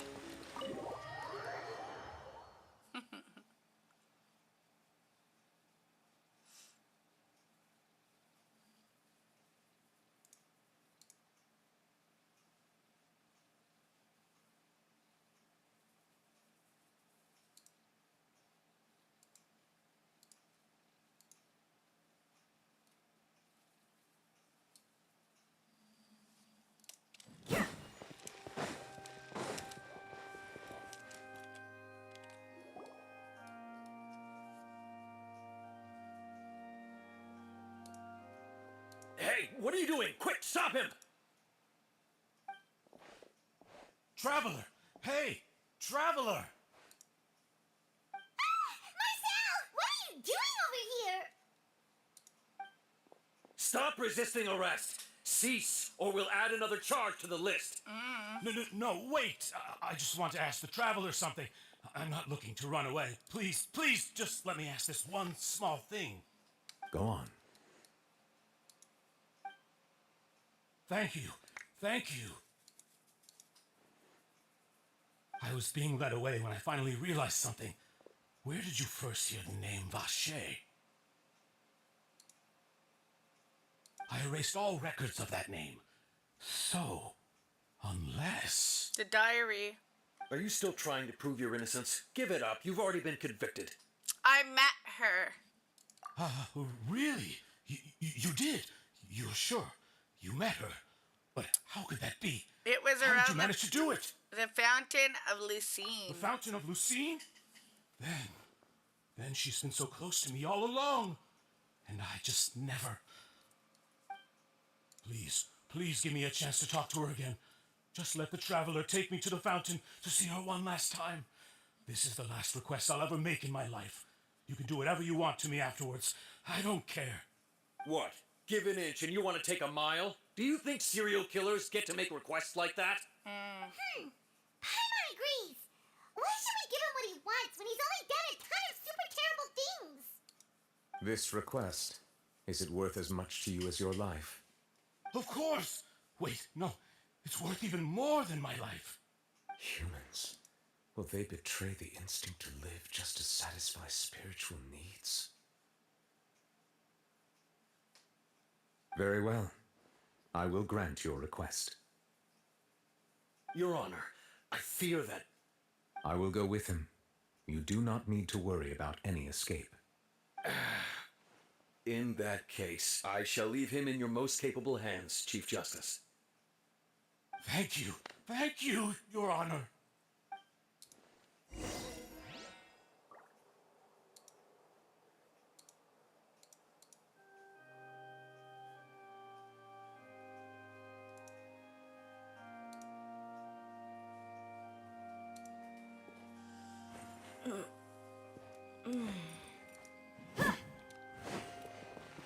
Bring Marcel to the Fountain Plaza. Oh, isn't it out here? Why do they want us to go? Wait a minute. Why do they want us to go up, though?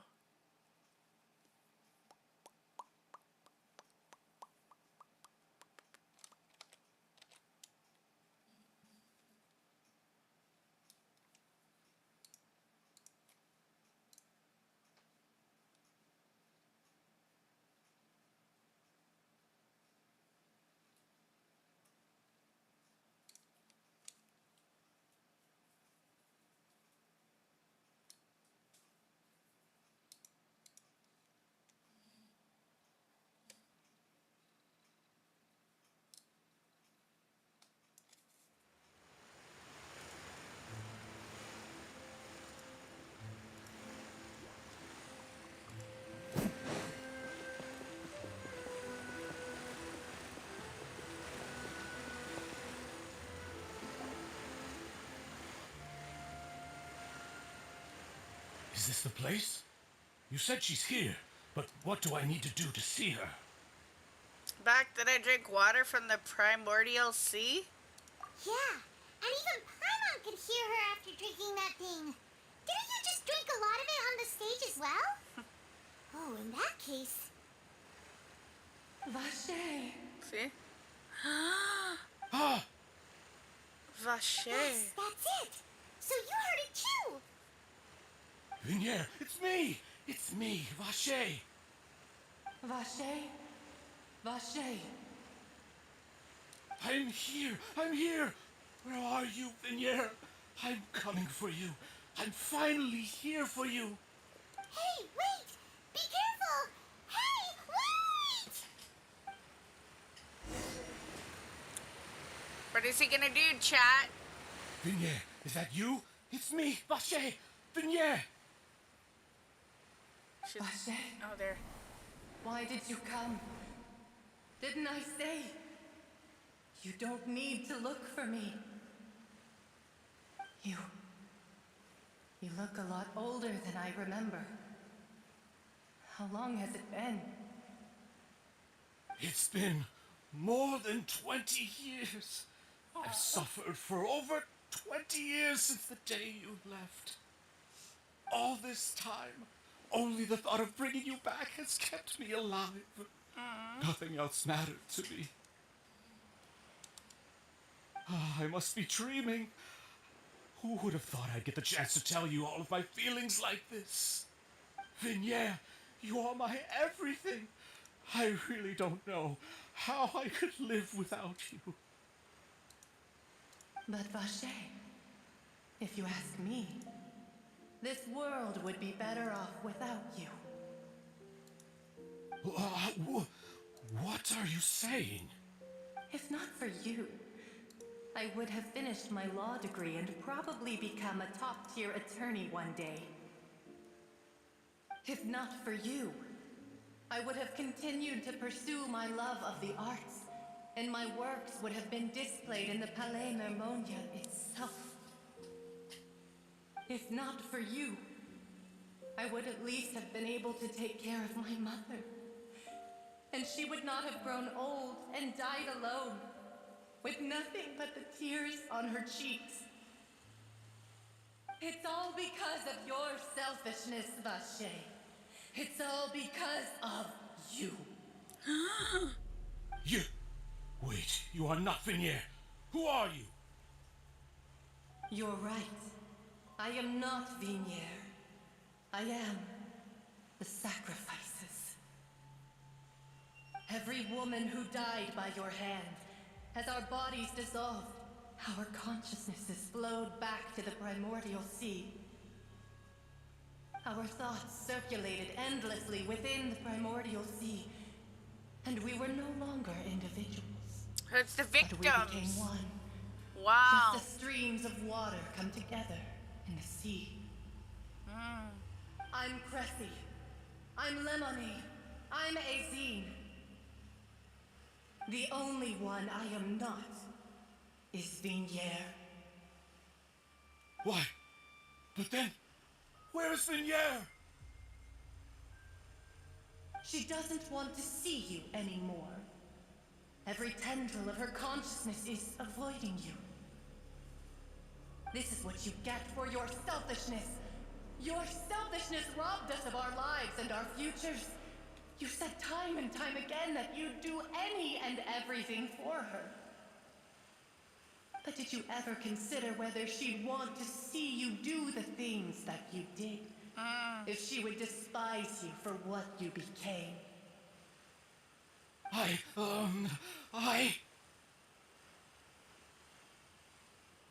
You are a liar, a heartless murderer, and a cowardly narcissist.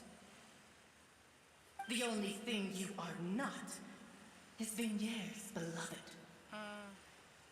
From the moment your first victim died and her consciousness merged with Vignier's, she has had nothing but pure hatred for you.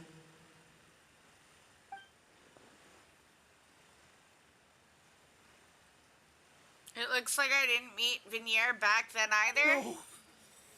Yeah. She can't hate me. Let me see her. Please. Have mercy. You still don't understand. When I said don't look for me, that came from the real Vignier. She really doesn't want to see you anymore. But on top of that, she also said that because it's her final drop of pity for you.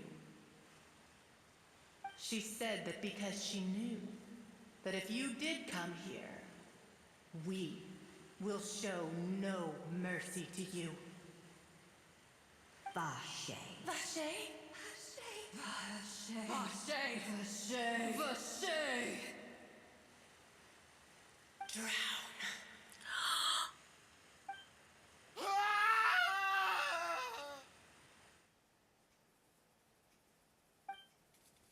Later, the guards find that the culprit of this serial several days later. Is he dead? Chat, is he dead? I think he's dead.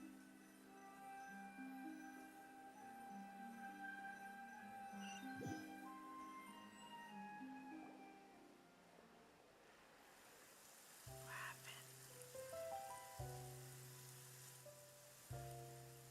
It's raining again. Finally, we have some time to do shopping. Gosh, it's really been a long time since we've been able to relax. Yeah, my legs are killing me. Well met, partner. I knew something great was going to happen when I woke up in such a good mood today. Even this weather can't put a damper on the demoiselle's mood. It's a pleasure to see you both again. Oh, hey, Navia! It's been a few days. Paimon's already started to miss you. Oh, now that I believe. I'm easy to work with and always bring home the bacon. Who wouldn't treasure having a partner like me? Sounds like you're really enjoying life these days, Navia. What have you been busy with since the trial? It's just been one thing after the other. I've been making non-stop trips between Poisson and the courts in Sen. Everyone from Spina di Rosula organized a memorial for my father. We never held a memorial when he first died, since everyone knew that even if we held one back then, no one was going to come. This time, though, everyone in Poisson, and even many people from the court, all attended. So his name's definitely been cleared now. That's what we like to hear. It's been the dearest wish of Demoiselle all along. That blasted stubborn fool. I was right to put my faith in him. I'm so glad I didn't give up on the case all those years ago. Things turned out as well as they could have. Oh, by the way, I ran into Charlotte just after I left the memorial service. Well, maybe it'd be more accurate to say I knew she would be there, and there was no way she'd just let me go. Huh? So you know Charlotte too? The Charlotte? Journalist from the steamer? Yeah, way back when I first became the president of the Spina di Rosula, she was all over me. Wouldn't take no for an answer. I believe the story was called The True Heart of Darkness, Secret Tales of the Yellow Rose. To be fair, though, it was a really flattering feature. So, we've been on pretty good terms ever since.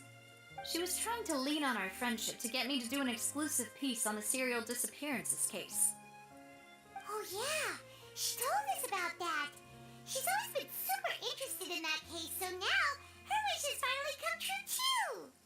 Anyway, I told her to make sure that when she writes about you guys entering the opera house with the critical evidence, that you both sound really cool. Now that's another thing to look forward to. We trust Charlotte's skills with a pen for sure. Oh, and in other news, I also took Clarande out for a meal. Oh, are you two on better terms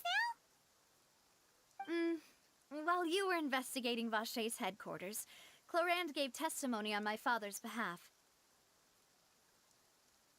It was thanks to her that we were able to turn the tide.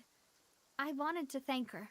I mean, there's also no point in being awkward all the time, so we took the chance to reconcile with each other. Oh, that's great. Paimon also thought Clarande wasn't actually a bad person. It's always good to have more friends. Anyway, now that the case has finally been solved, perhaps it will slowly begin to fade from the public consciousness. Oh, actually, there's still one last thing I need to do. What is it? I should pay a visit to my father's grave and tell him the truth of what happened, as well as how it all ended.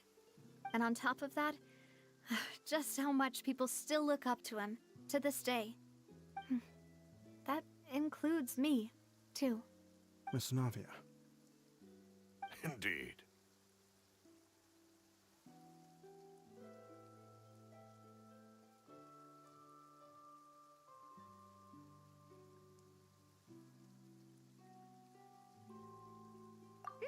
We want to go too. We also think Callus is a really admirable person.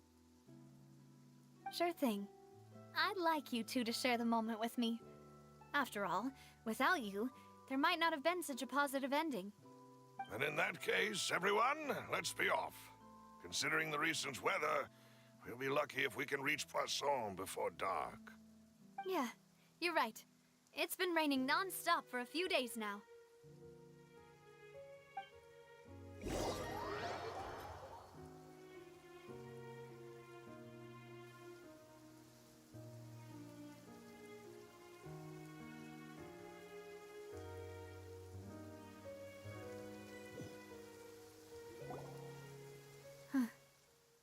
This is where my father's grave is. To be perfectly honest, even I haven't been back here for a long time. Huh? There's someone there already. Wait. That figure. It can't be... Isn't that Nervalette? Why would the Chief Justice be here? Huh? Navia?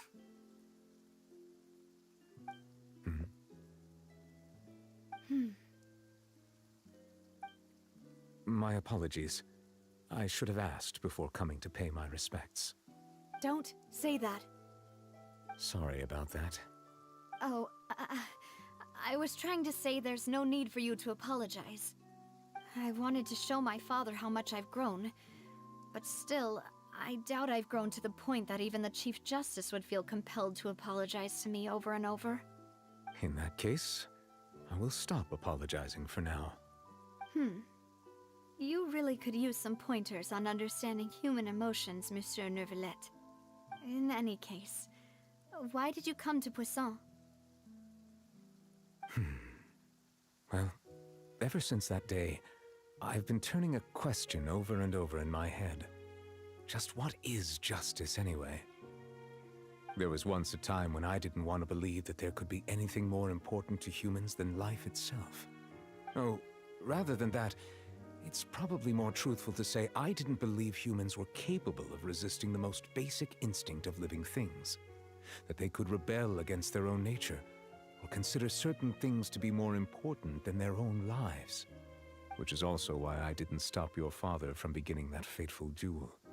I believed that a truly innocent man would never throw away his life like that. That there was nothing, should have been nothing more important than one's own continued survival.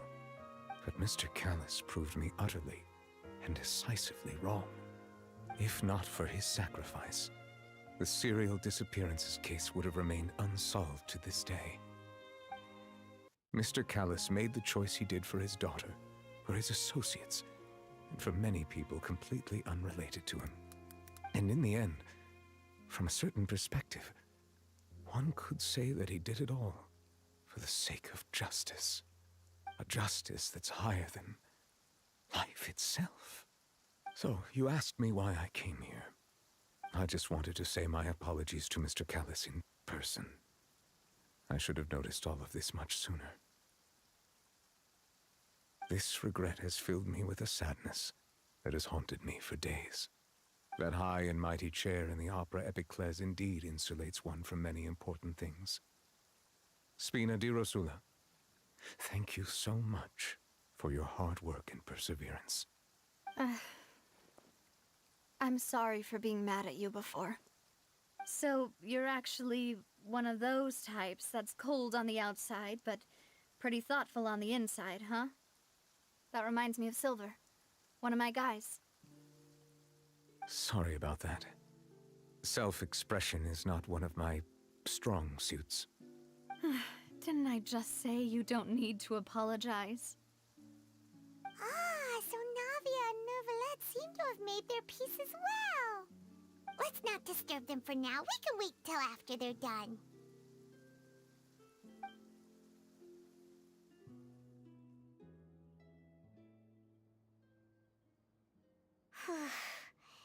Paimon's never paid respects at someone's grave before.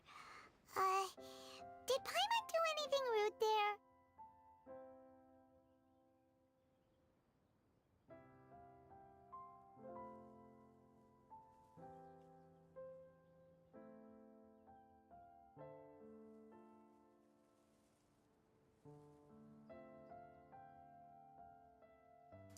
Well, you're not supposed to fly around someone's grave. Paimon didn't know that was a thing. Paimon doesn't know what she would do if she can't fly. Oh no. Paimon hopes Miss Navia won't be too mad. Wow, she took it seriously. Anyway, Neuvillette is still standing around there. It's not often that we can catch him alone like this, so why don't we go talk to him for a bit? Sure. If we can't talk to Lady Farina, we can at least talk to him, right? Mm-hmm.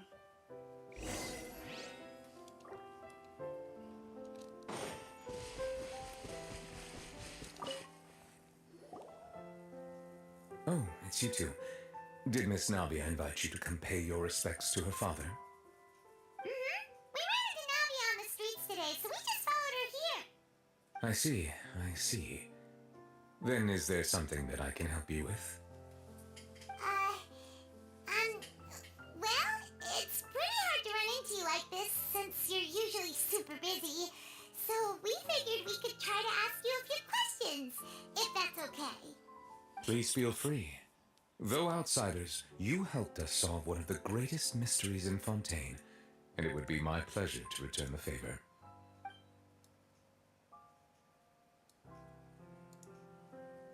But the waters from the primordial sea So, at court, the bad guys referred to that special water as water from the primordial sea.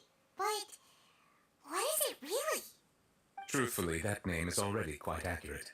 I can only surmise that Vache and his ilk only learned of its nature and existence after extensive research. There used to be a special sea on the surface of this planet. The nature of its seawater was rather different from that of the sea we know today. Most of Tevat's life forms were first born in that special sea. You could say it nurtured much of the life on this planet.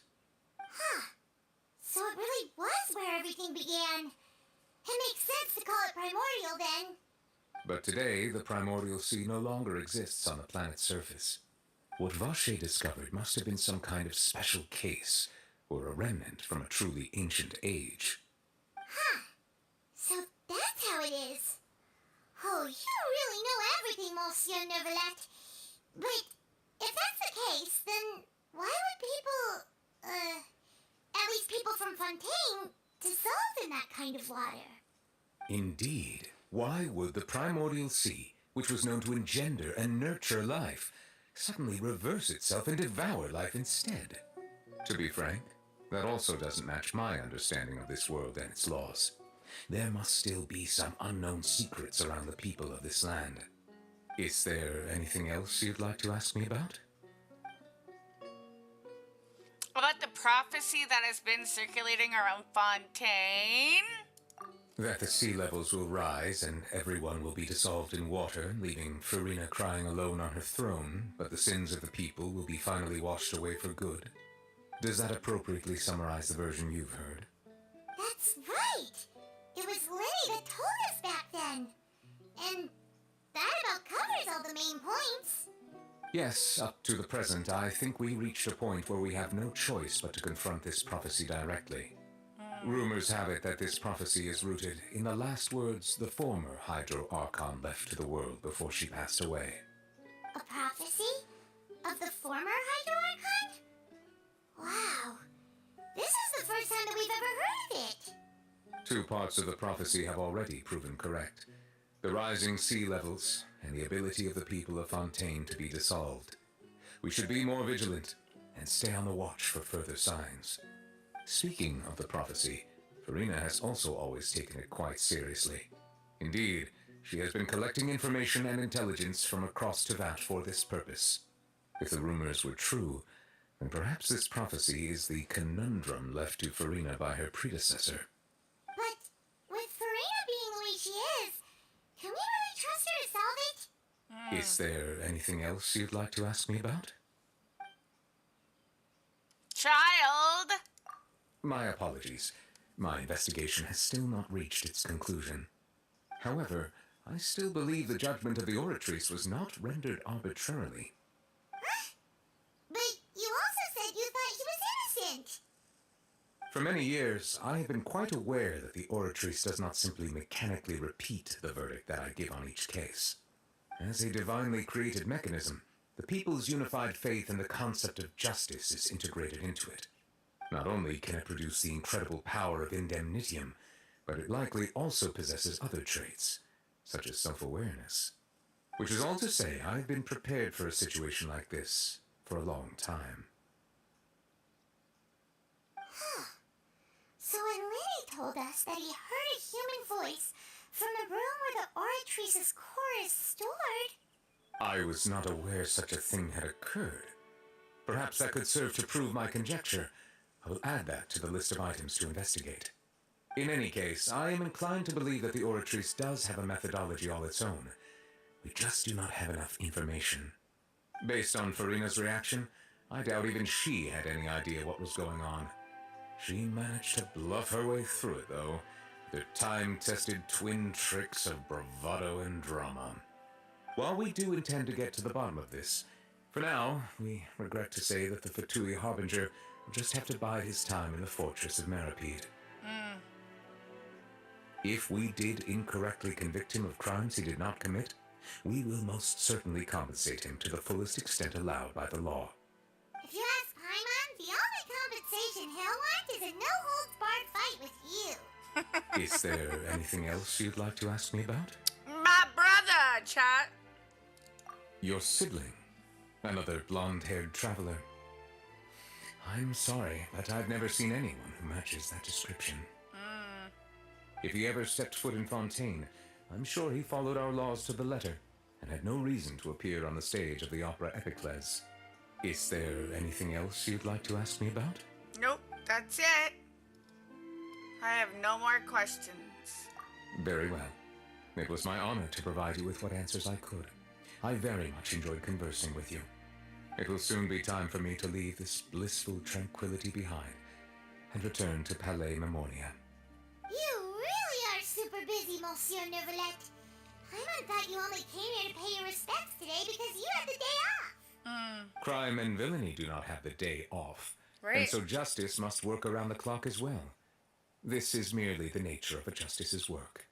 All right. You've got a point. Huh? Paimon just noticed that the rain has stopped.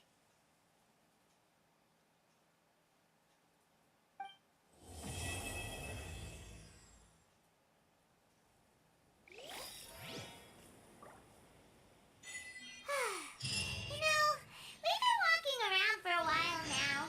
Why don't we go back to the Spina di Rosula base in the court of Fontaine and have a rest? Nadia said something about having a place ready for us there, didn't she? Come on, let's go!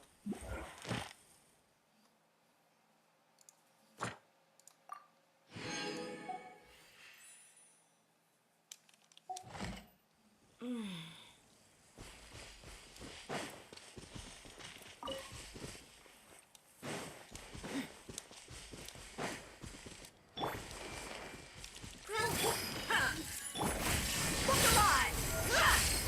Inazuma shines eternal!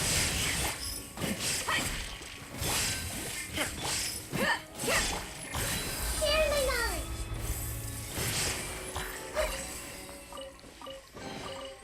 Find anything you like?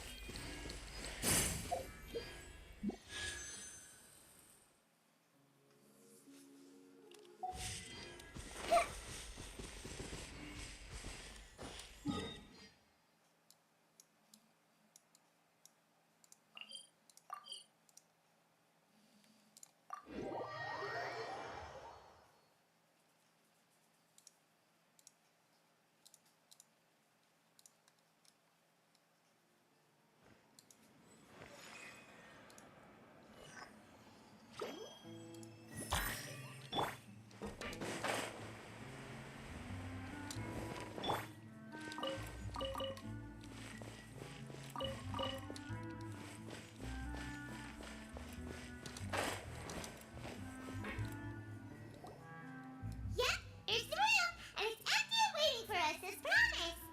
Navia is such a good person. Now that the serial disappearances case has been solved, no one's going to come after us for anything. Even without Silver standing guard, we can just completely relax. Why don't we stay and rest up here for a while? Even machines of Fontaine need to stop and recharge now and then.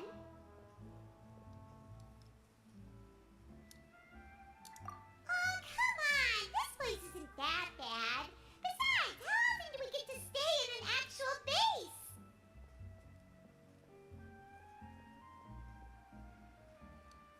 Oh, fine.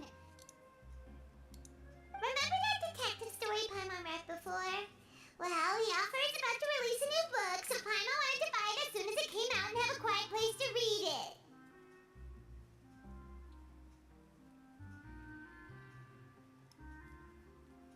Yippee! Then it's agreed. Come on, let's get some sleep. We'll need to be up first thing in the morning to get in line and buy a copy.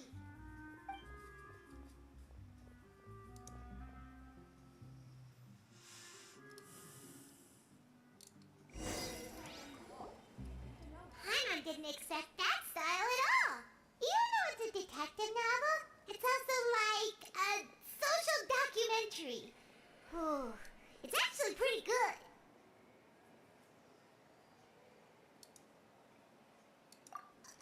No! Paimon just spends a bit more time sleeping than you, that's all. Excuse me, but do you know if the Traveler and Paimon are lodging here? Huh? Who are you? Paimon doesn't recall seeing you before. Wait, you're not here to give us trouble, are you? A blonde traveler and a chatty little fairy. Whew, looks like I found the place. Good thing I asked the Spina di Rosula. Seems they sent me the right way. Hey, what do you mean by chatty? Peer training. Always careful not to talk too much. Most of the time, anyway. It's an honor to meet you both. I was sent from the Palais Mermonia. Monsieur Norilette wishes to see you. It seems he has something important to discuss in person. Nicolette? He wants to see us again already? Huh. We talked so much the last time we met. Has something happened since then? I'm not privy to the details. It would be best if you came to the Palais Mermonia and asked Monsieur Norilette in person.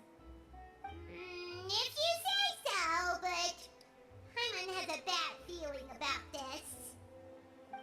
Now that I've delivered the message, I'll take my leave. Thanks! We haven't left the room for a few days, so we'll head over once we've freshened up a bit.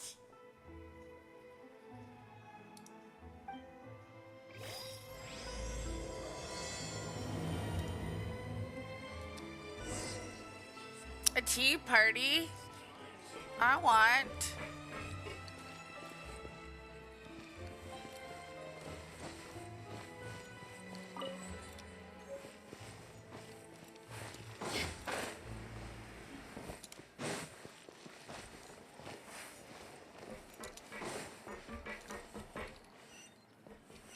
Oh, we gotta get out of here.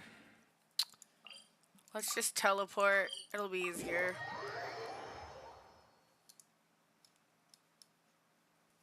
Stu-tastic! Thank you for liking the live! How are you doing today? What's up?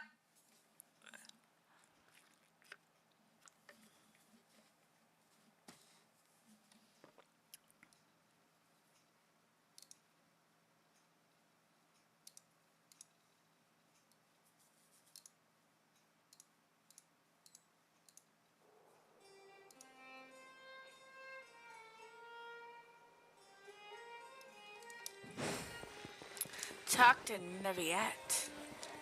Neviette, where are you, bro?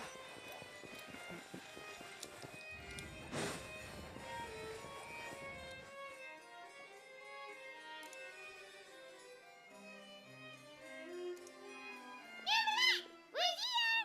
Did you want to see us about something? Huh? Why were you just standing there? You daydreaming or thinking something over? Yes, I did send someone to fetch you. But as for what I'd like to discuss next, well, I still have some reservations. Given that we've already made the trip here, you should just tell us. Bet you need us to help you with something, right? I do indeed have something I'd like to ask you to do. However, you should wait until after I tell you the details, then decide for yourselves whether you'd like to help or not. The situation is this.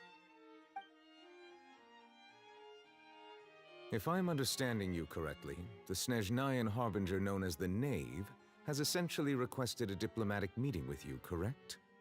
I heard that she was originally from Fontaine, but for her to suddenly arrive here and abruptly request such a meeting like this, I sincerely advise you to refuse her invitation outright.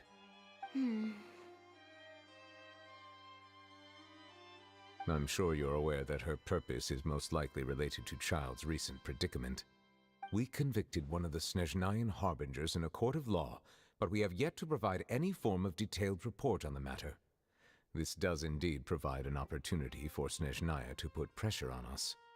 I believe we should adopt an evasive stance until we can provide a proper explanation and have a preliminary plan on how to deal with the matter. No, we shouldn't. I think we should agree to the meeting. Oh? Well, you see, we are the ones that owe an explanation. If we keep putting off the meeting, it could easily result in the problem escalating, right? It's like a fight between two friends. If they don't agree to see each other and talk in person, isn't it possible that the friendship could end entirely? Though diplomatic relations between Fontaine and Snezhnaya could be considered as friendly, it is only superficially so. You wouldn't go so far as to say that our nations are friends, as you did in your example. It was just an analogy. An analogy, okay? Moreover, even if we were to talk in person, if we don't have sufficient information prepared, it is quite possible the result wouldn't be restored relations, but a complete falling out.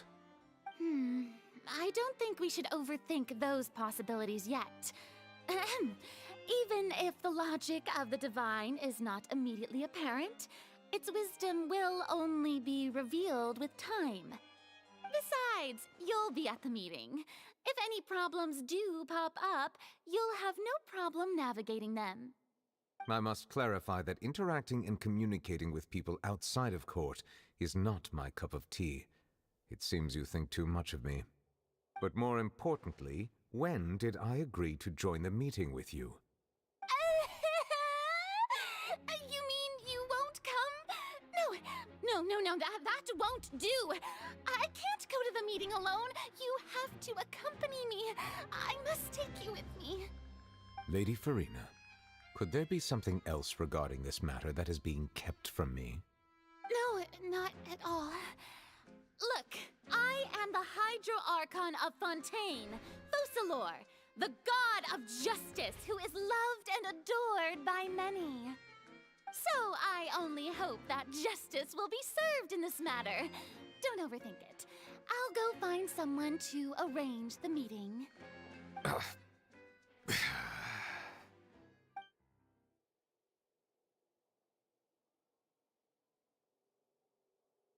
Though it could officially be considered a diplomatic conference, I prefer to see our meeting today as an ordinary tea party. Oh, chat. Arlecchino. I assume you see it the same way, Miss Farina? Oh, hello there. Lady Farina? Yes, that's right. Just like you said, a tea party. I should thank you for providing the pastries. They look delectable. To make this tea party even more lively, I've invited someone else to join us today. It's a pleasure to meet you, Monsieur Neuvillette. I was born in Fontaine, so naturally, there's no need to introduce the nation's revered Eudex to me. Hello. The pleasure is also mine. First, I would like to thank the two of you. I'm often away on business outside of Fontaine, and I'm told that the children of the House of the Hearth have been well taken care of by you. Oh, I'm not referring to when my children, Linny and Lynette, were falsely accused by you. Please don't misunderstand. The children of the House of the Hearth are often misunderstood, perhaps due to the reputation of the Fatui. There's no getting around that. All I meant to say is that Fontaine has been stable in recent years. The people are well off and the children lead happy, fulfilled lives. That is something truly worth cherishing, and no one wishes to disrupt such peace. Now then, you have come regarding the matter of child, correct? Well, yes. It appears the ever-busy Eudex Neuvillette doesn't wish to waste time with diplomatic pleasantries, and hopes that we can get straight to the point of our talk. Yes, as you surmised, understanding child's situation is indeed one of the goals of this trip. As we are both diplomats from Snezhnaya, as well as Fatui harbingers, Child and I have always been colleagues. Were anything to happen in Fontaine, each of us would serve as the other's attorney to resolve the issue. So now, in my capacity as his attorney, I request that Child be turned over to Snezhnaya. We have a responsibility to cooperate with Fontaine and resolve what has happened to him together. The rules governing attorneys only apply before a trial has concluded. Since a verdict has already been rendered, we see the case as settled. I apologize for being unable to grant your request. An outright refusal.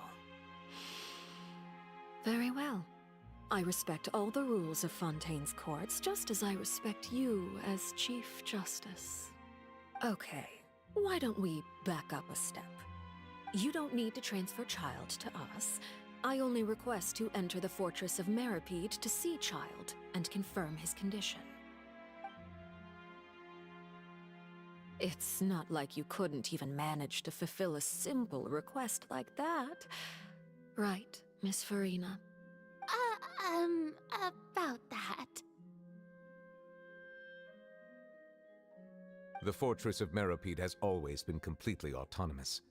Even we have no authority to interfere there, and diplomatic issues do not suffice as an excuse. However, if you absolutely must confirm the situation of the Harbinger, I have a proposal.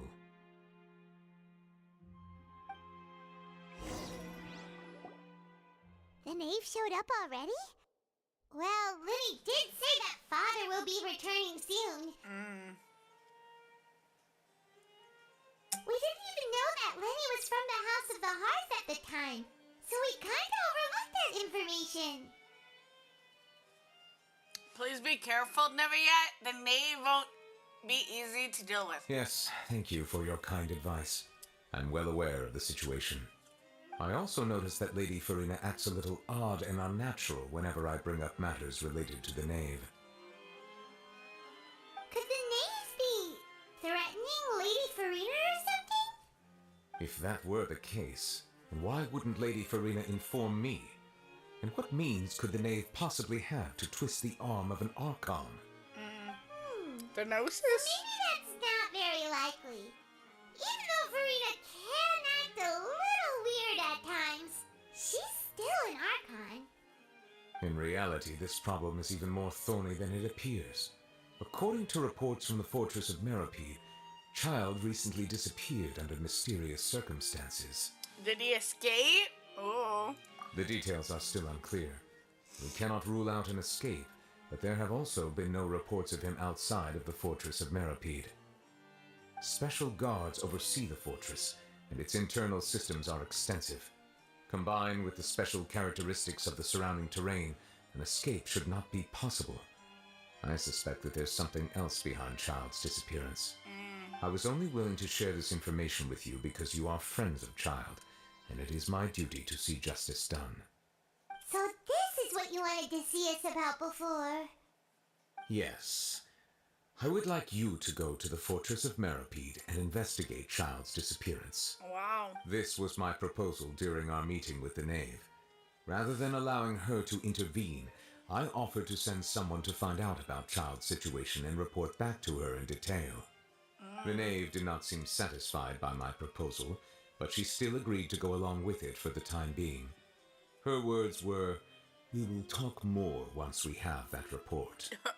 So that means we bought ourselves some time. But why do you want us to go? Firstly, you're already acquainted with Child. Your eyes may discern relevant details there that others would miss.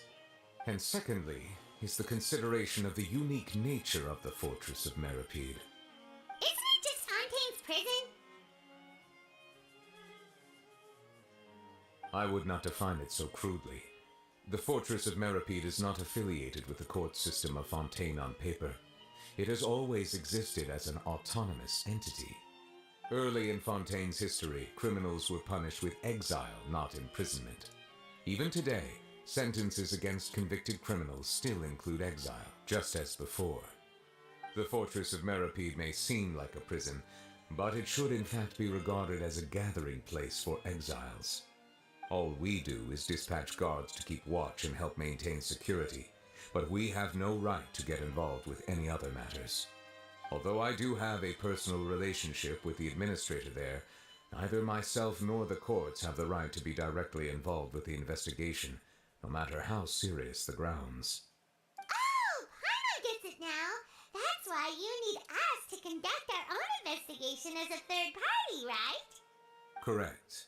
I will arrange false charges against you so that you may secretly investigate inside the fortress during your detention. This will save us a lot of unnecessary trouble.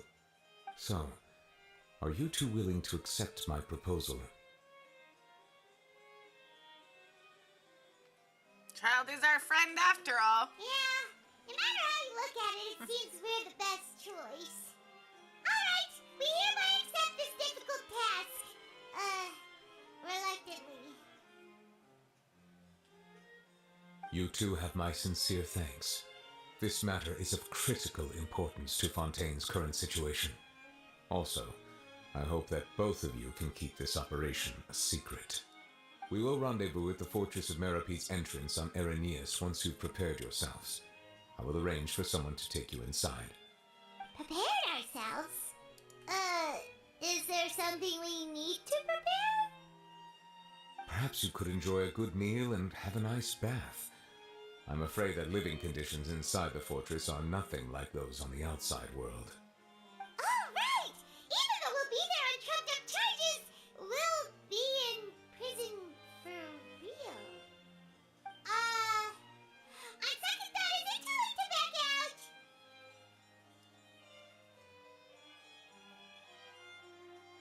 Please do not worry. Since you are sacrificing both your time and quality of life for the sake of delivering this report, you will be compensated according to the highest standards permitted to legal staff, regardless of the outcome. Now that's more like it! Come on, traveler, let's go eat the best meal we can find! We'll eat so much that we won't need to eat another meal for a whole month! Your treat! Are you leaving now? In that case, please take this cake as a token of my personal gratitude.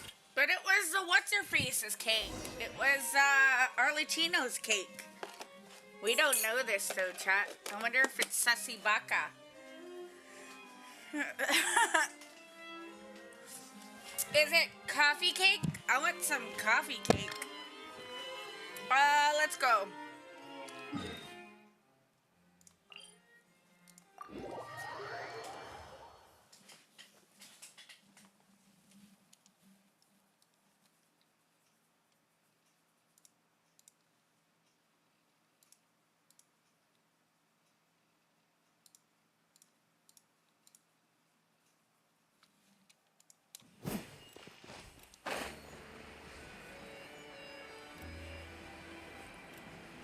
Oh, we're at the Court of Fontaine. Nice. Hana will have that, and that. Oh, and one of those too. No Fontaine, thank you. We sure ordered a lot. That cake was pretty good.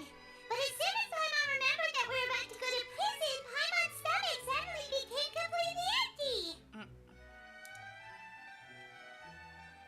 Now that Paimon thinks about it, we've always been super careful ever since we arrived in Fontaine. Just to avoid breaking any strange laws here. But here we are, about to willingly send ourselves off to the Fortress of Meropide. Maybe this is what they call fate. Let's just try our best to investigate everything quickly once we get there. Paimon doesn't want to stay in prison too long.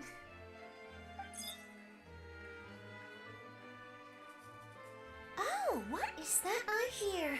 Is it the taste of a breaking story? Hey! You can't hear a taste! And what are you doing here, Charlotte?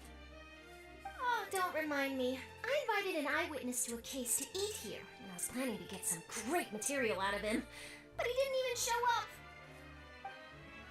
Calm down, calm down. This is nothing new. As a journalist, you should be used to this by now. As long as you can score some juicy tidbits from the traveler, you might still be able to recover the cost of the meal.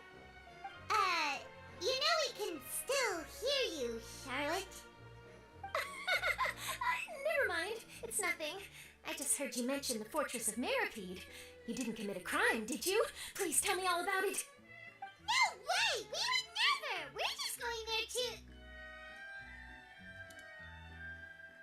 Ahem!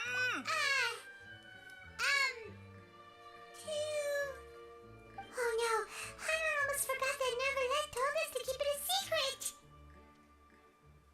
We're gonna serve our sentence and redeem ourselves. Huh? You're being arrested for that? Oh, but now that I think about it, I suppose that's not completely unreasonable. That's pretty despicable, almost as offensive as committing theft. You mean Paimon really did something that serious? See, told you, Paimon. Sorry, Paimon really messed up. Well, in that case, it's nothing particularly newsworthy after all. Oh, how disappointing. Oh, right. There's still a chance.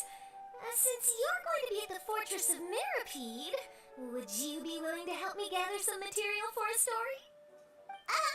About that, Paimon doesn't think we'll have any time. Oh, it's nothing difficult. All you have to do is think of a way to get some time face-to-face with the warden of the fortress. He was awarded the honorary title of Duke in Fontaine.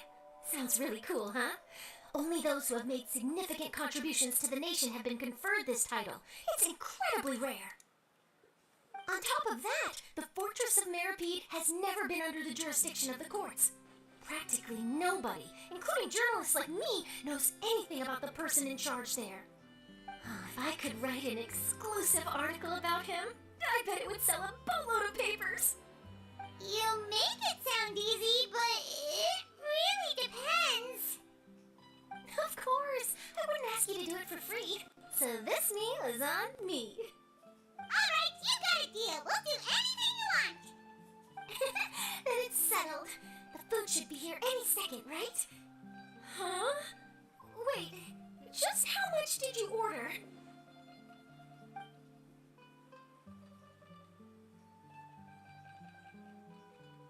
Oh, Paimon's so full. Well, guess we have nothing to regret now, so let's get going. Wait. Paimon just said... We're going to the fortress? Uh-oh.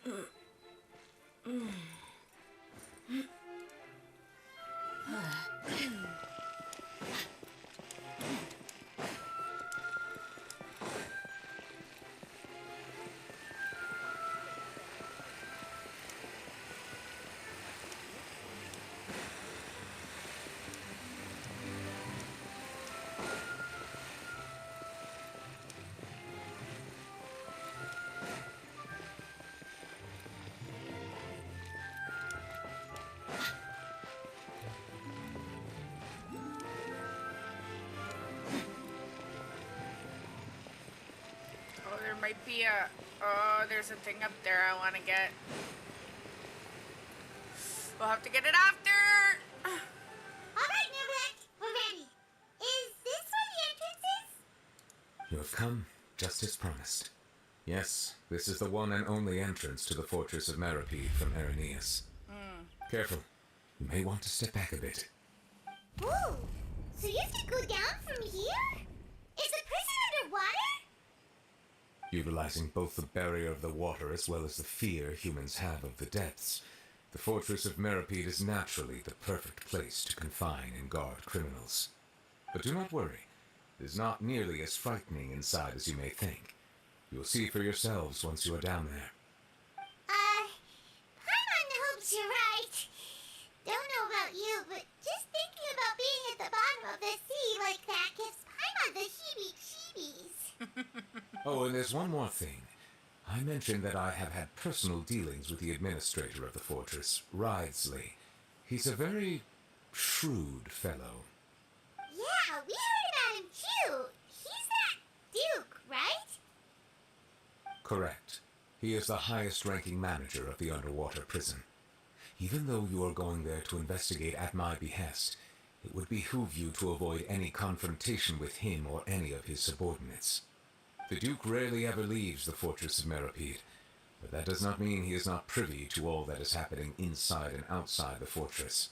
He is quiet, but not unaware, so please bear that in mind. All right, that's about all the time that we have to talk privately. I'm counting on you two. Don't worry, we won't let you down. Good.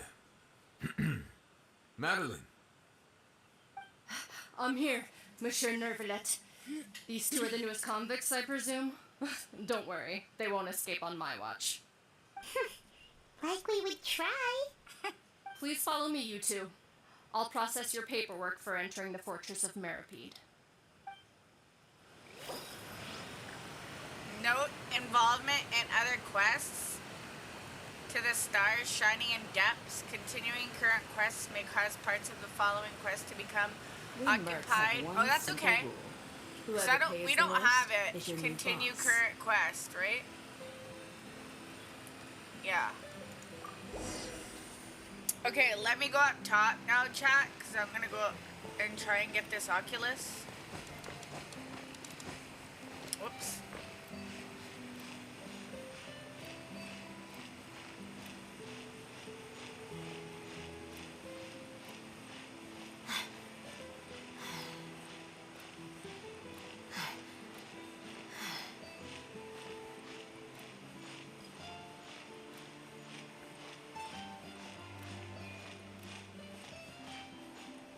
I think it's at the tippy top.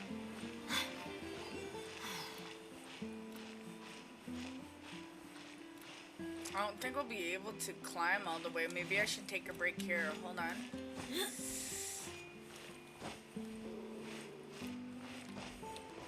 Here, let's...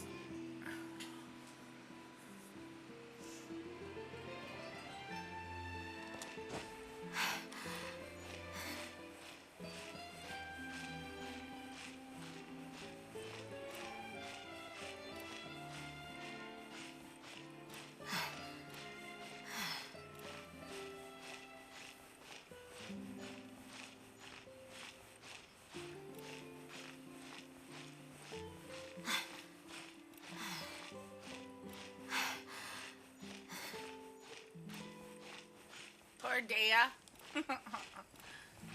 I don't even know if we're gonna make it.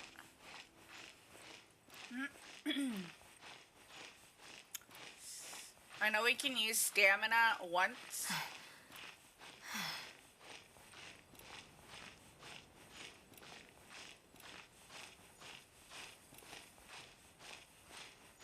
But then it counts down, so we'll have to see.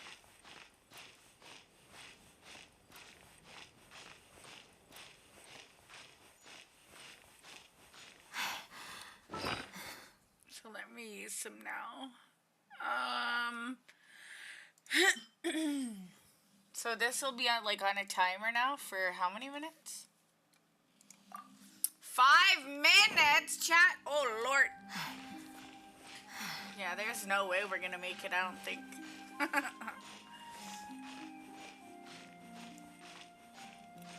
Oh! Never say never, chat. I didn't think we were already there. So we can rest here, which is good. Chill. We can mommy chill for a sec.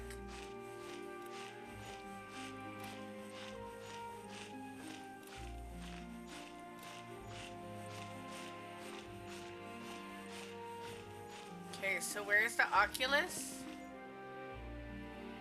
Should be somewhere. Oh, right there. Nice.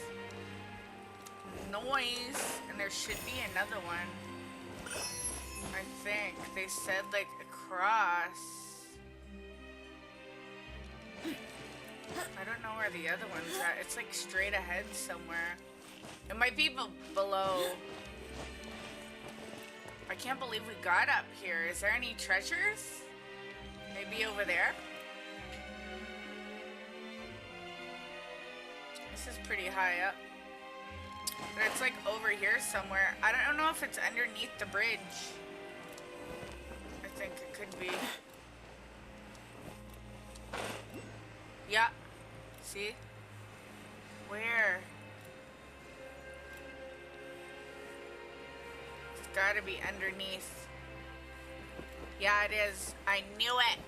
Oh no, and then I'm gonna have to do this all over again.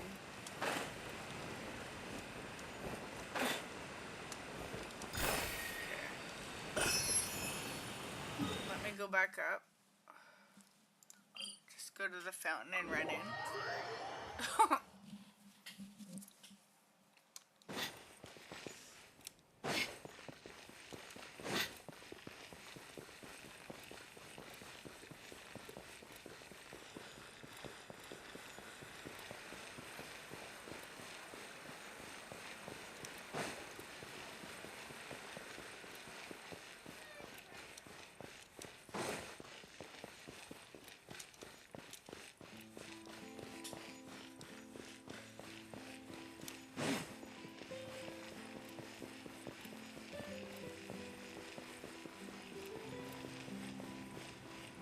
Off to the fortress of Meropide we go. Okay, so now I get why Ryo Thessaly, if you guys don't know this character, hold on. I'm gonna see if I could like bring him up for you guys. So he's got handcuffs, and I was like, why on earth does this character have handcuffs? Like on his idle animation, hold on. There you go, chat. But now I kind of get why, because he's like the Duke. Big brain moves there. I was like, is he into like some other stuff? Okay, let's go down. I guess they gotta clock us in or something, or what? Is there another, there's a waypoint down here? No, there's another thing? Where is it? Do I gotta go here? No, it's like there's a down arrow. Do I gotta plunge? Oh God. No? Let's get it on! Here we go. Okay. Activate. Activate me, please.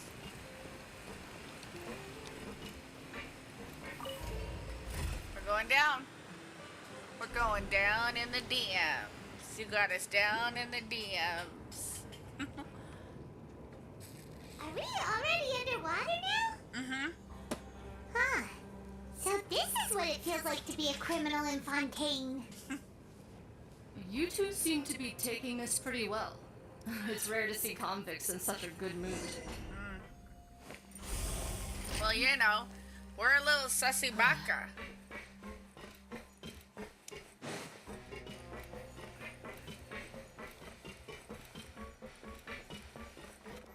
Check us in, boss.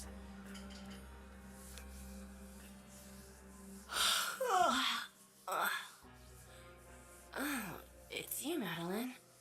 Why'd they make you make the trip down here today? Monsieur Nervalet personally requested I escort these two convicts. I suppose he was concerned others might not be up to the task. Well, now, aren't you the lucky one? Must be nice to be on good terms with the big shots like the Chief Justice. The only people I get to see every day are the new inmates. Well, have you tried service with a smile? Who knows, it might help your professional reputation. Yeah, right. As if. Every criminal comes through here looking miserable.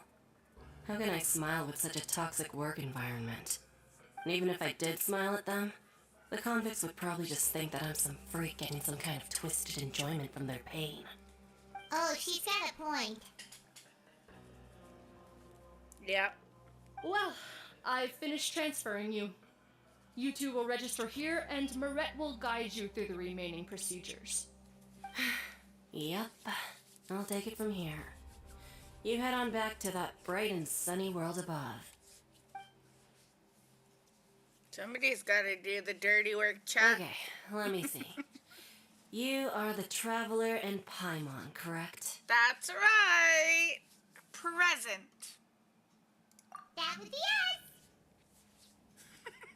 Let me confirm your charges and sentence. Paimon, that would be Let's us. see. You two are charged with eating a cake specially prepared for the Archon by a Snezhnayan envoy without the Archon's permission, thereby incapacitating the political center of Fontaine for a brief period. Sentence, 45 days? Yep. Huh? Wait, you mean the cake that Nerva gave us was... Just looking at the charges, it seems you two are capable of causing some serious trouble. And considering how fond Lady Furina is of sweets, This crime is tantamount to trying to assassinate the Hydro Archon herself. You flatter us. Now I've seen everything. Anyway, we still need to finish processing you before you can enter the Fortress of Meripede. Please stand in front of the board over there. I'll take your mug shots with my camera. Oh, all right. But be sure to catch Paimon's good side.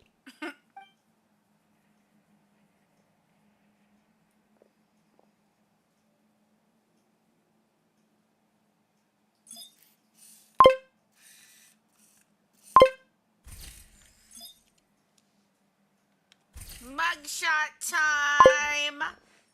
Hey, what's up? Madison, what's up?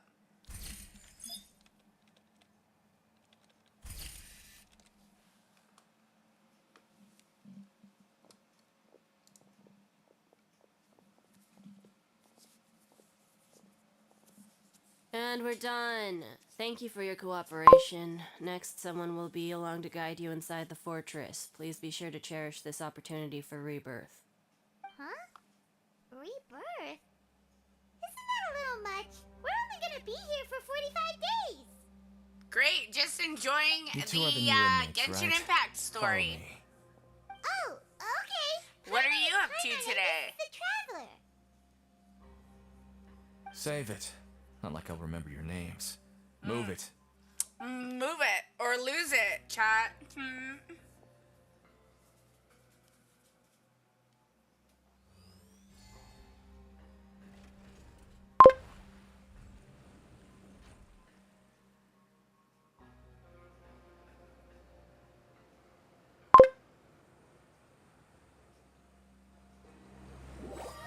Is this my favorite game? Not really. I don't have a favorite, to be honest.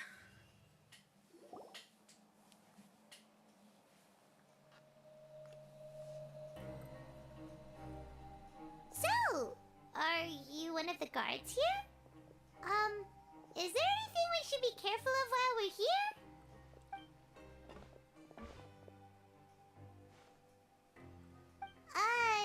Did Paimon already ask something she wasn't supposed to?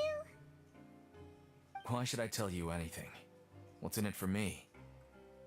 You sure don't seem like a guard. It seems a little sussy baka, chat. This is exactly why I can't stand you fish. I wouldn't even be doing this if it weren't for the credit coupons. Credit coupons?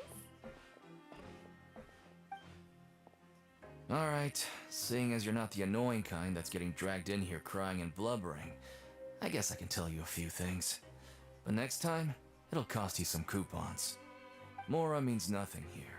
Here, we use credit coupons. Credit coupons. Coupons Chat, can get check. you almost anything in the Fortress of Meripede.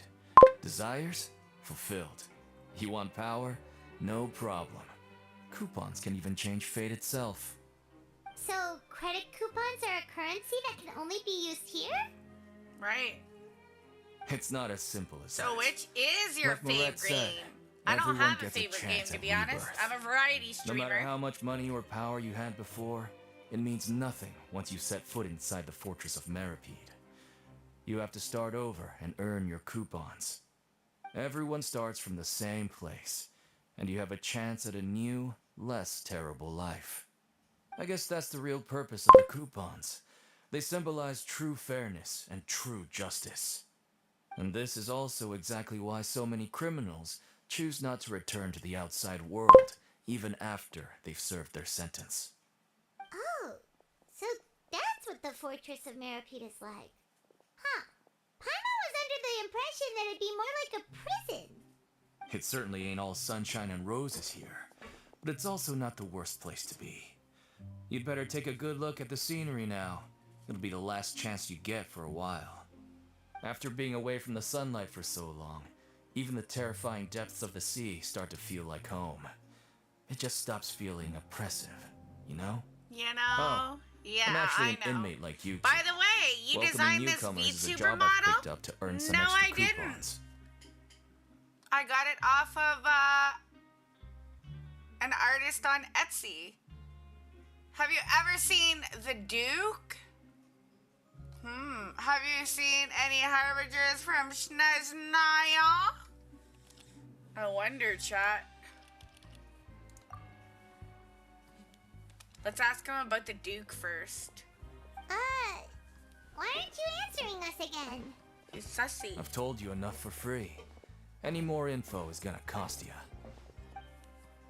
So all you care about is Mora. Wait, no. Coupons? Almost there. It's down through here. Your turn to give it a try. Ooh.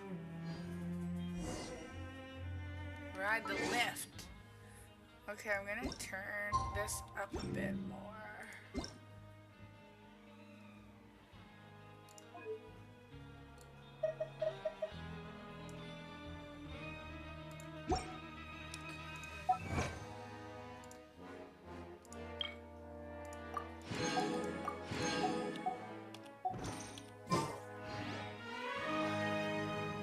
We have to go in here. Is this it?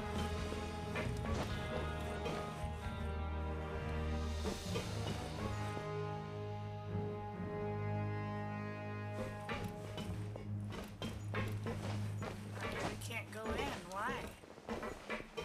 Let's go around. Turn around every now and then. Oh, here we go. Let's go. Ooh, ooh.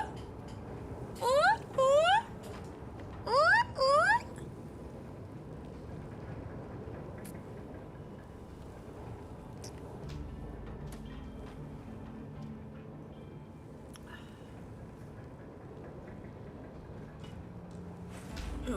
So, we're going even deeper now?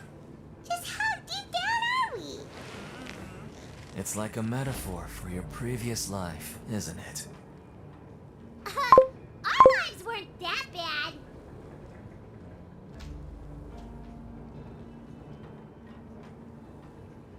You're a professional graphic designer? That's what's up.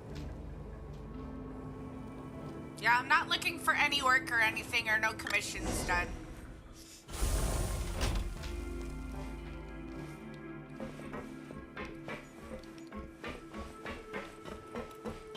I'm very happy with everything I currently have.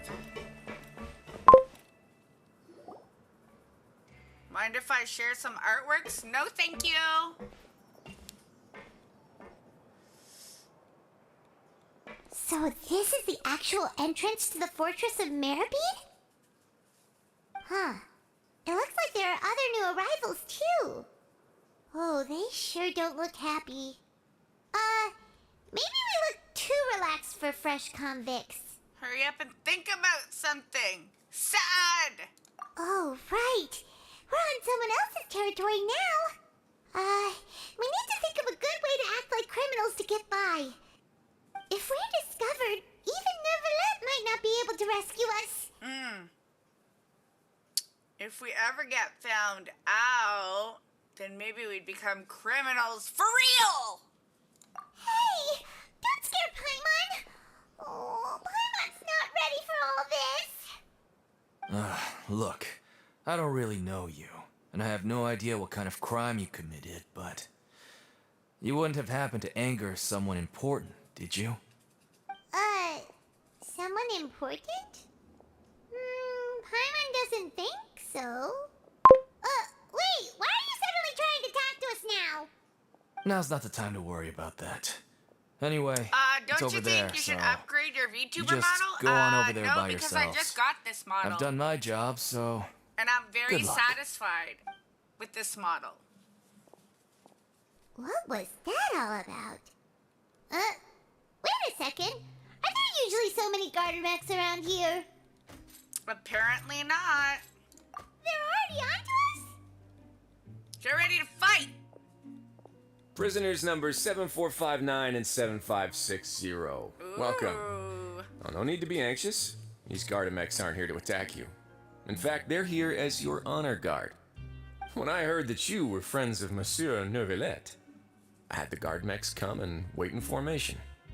Wait, you know about our connection with The seafloor isn't as cut off from the world as you might imagine. However, I'm afraid that I know nothing more than that you are friends of the Udex.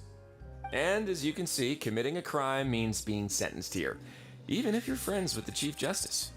Quite fair. So you must be... The Duke! Greetings, Your Grace! Lovely weather today, isn't it? Oh, greetings, my good fellow. Well, I'm willing to imagine that the weather is as good outside the sea as you say it is. How great it would have been if only the Fortress of Meripede had been built on the coast, huh? It would have been so convenient to enjoy a nice chat in the sunshine. My profuse apologies. I just got so nervous when I saw you, So this is the Duke. He sure looks a lot younger than Paimon imagined. The Traveler and Paimon, correct? Mr. Deacon here was responsible for your welcome. I trust you were satisfied with his guidance? Ooh! It was okay. His attitude could use some work, though.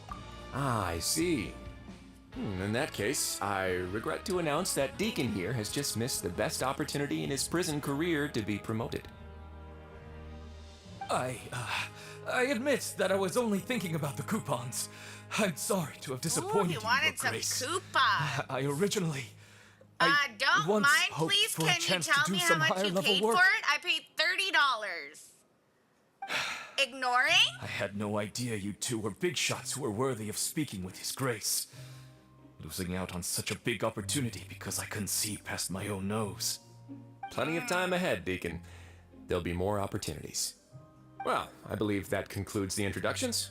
We've already taken enough time here. Deacon, if you would. Yes, Your Grace. I'll take my leave now.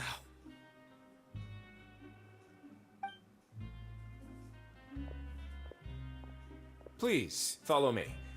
To make you feel more welcome, I'll show you around the various facilities of the Fortress of Meripede. I hope it'll help you adjust to life here. He's going to personally give us a cure? Huh. Paimon can't figure out what this guy's thinking at all. Let's just roll with it for now. No wonder Charlotte's so interested in him. It's so impressive. He's one of those mysterious types. Alright, let's keep up with him. Yeah, it came with a whole bunch of outfits. That's why I don't think I'm gonna change. And I like this character. She suits my brand. Things like that. So I doubt I will change VTubers.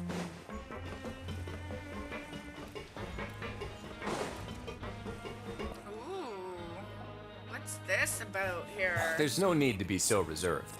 The label of criminal is nothing but one of many identities, and being criminally inclined here at the Fortress is just one of many ways to survive. Is it really okay for the warden to think like that? We're real criminals, you know. What if we're too difficult to handle? Well, then maybe you'll be able to carve out a name and a place for yourselves in this underwater world, But before you go in swinging, please remember that in the Fortress of Meripede, it's better to not cause trouble for yourself or for the guards. Now, we've arrived at a very important place, the Coupon Cafeteria. Coupon You can come here and Cafeteria. claim one welfare meal each day.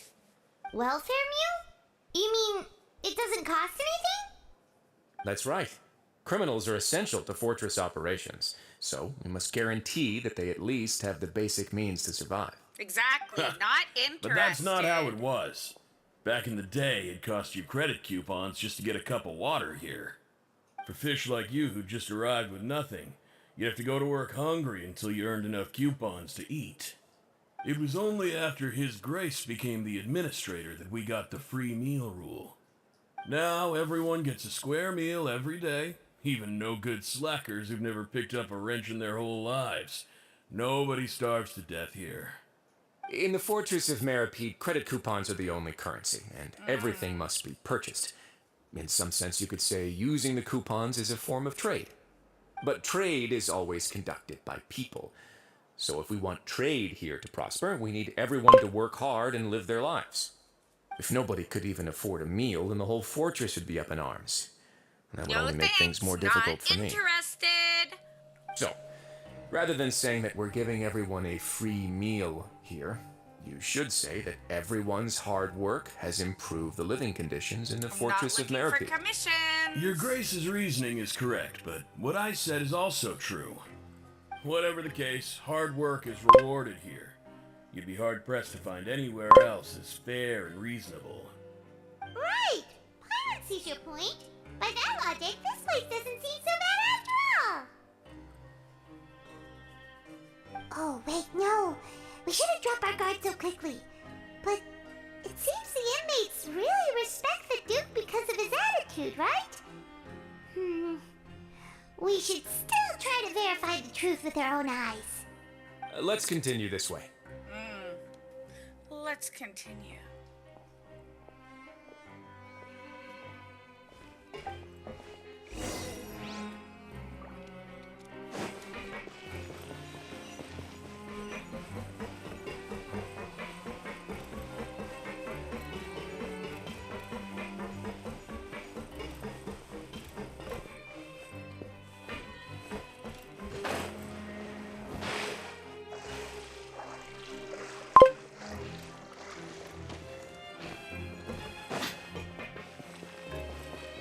Maybe you're joking, but I'm not.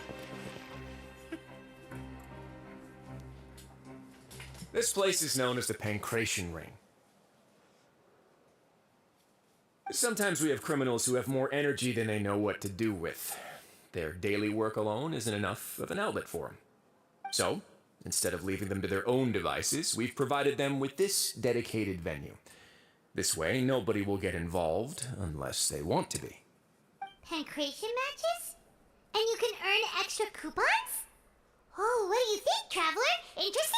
We're in, But chat. I must warn you that your sentence will be extended if you fail to restrain yourself and end up seriously injuring or killing your opponent. So, did you set this place up too? No, actually. I just granted approval for the organizer to use this area to build the ring, and I collect a portion of the proceeds in return. Of course, the fees are also quite useful. Oh. Do you mind if we ask what they're used for? Sure. Ensuring personal safety, maintaining the arena, and resolving any conflicts that arise. Why? Are you interested in how to manage a pancration ring? Oh, no. Paimon was just wondering if that's how you paid for everyone's welfare meals. A reasonable guess. I see you have a talent for entrepreneurship. Oh, you hear that? Paimon has a talent! So we can start a business here? That is something you can discuss between yourselves later. Let's move on for now.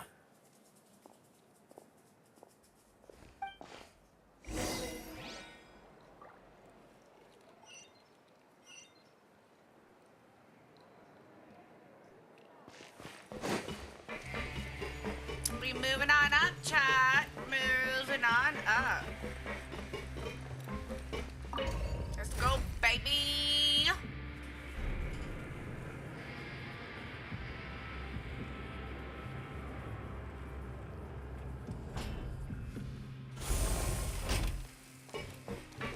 Ooh, waypoint. Nice.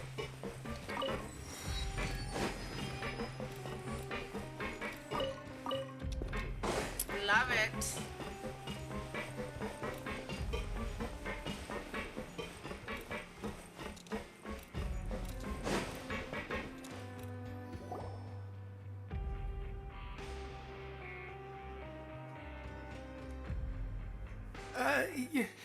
Your Grace.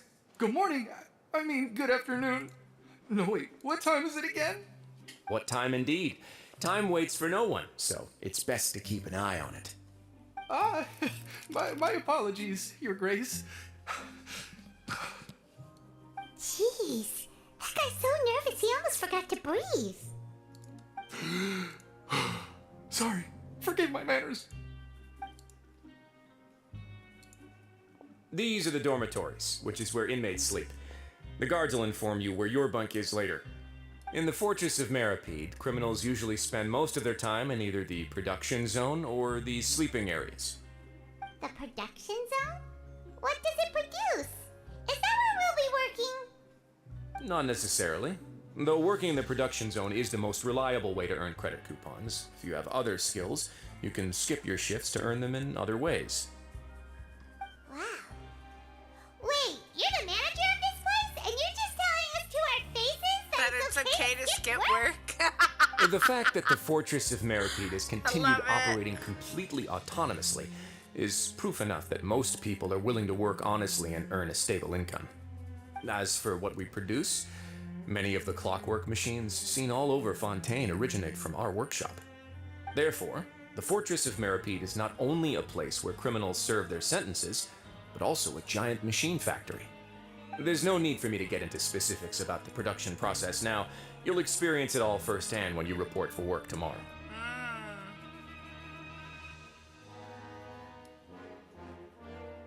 We got it, boss! Let's move on. The tour continues over this way. He's flattered, chat. I like it.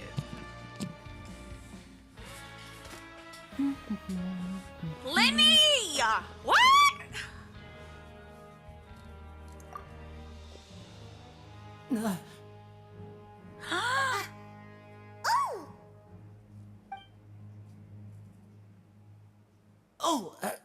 You really scared me there. I didn't expect to see you here, Your Grace. I thought maybe I was so tired from work that I was starting to see things. The only thing you should be seeing is the work in front of you. Stay focused and keep up the pace. Oh? Is something the matter? It's nothing. Paimon's just worried about how hard we'll have to work tomorrow. We know who it is, chat.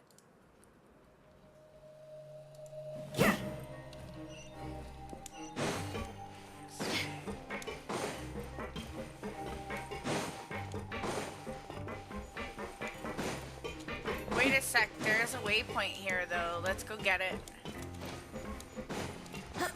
Should be, right? Somewhere. Ooh. Merc! Oh! Sorry, Dea, I didn't mean to sacrifice. Whoopsie. Thank goodness for Barbara.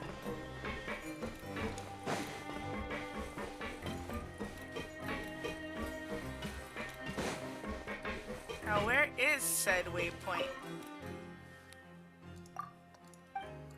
Enjoy your meal. Oh, we got one, chat. Nice. I think it's lower. Do we have to go lower? I feel like we have to. But I don't want to. Hold on. We kind of screwed up a little bit.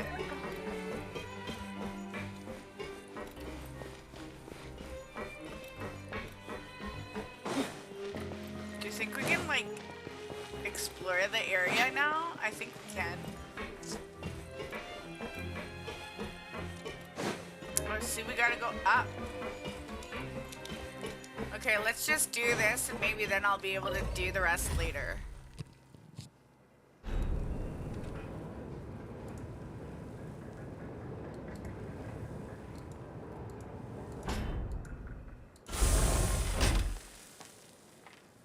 Go to administratives.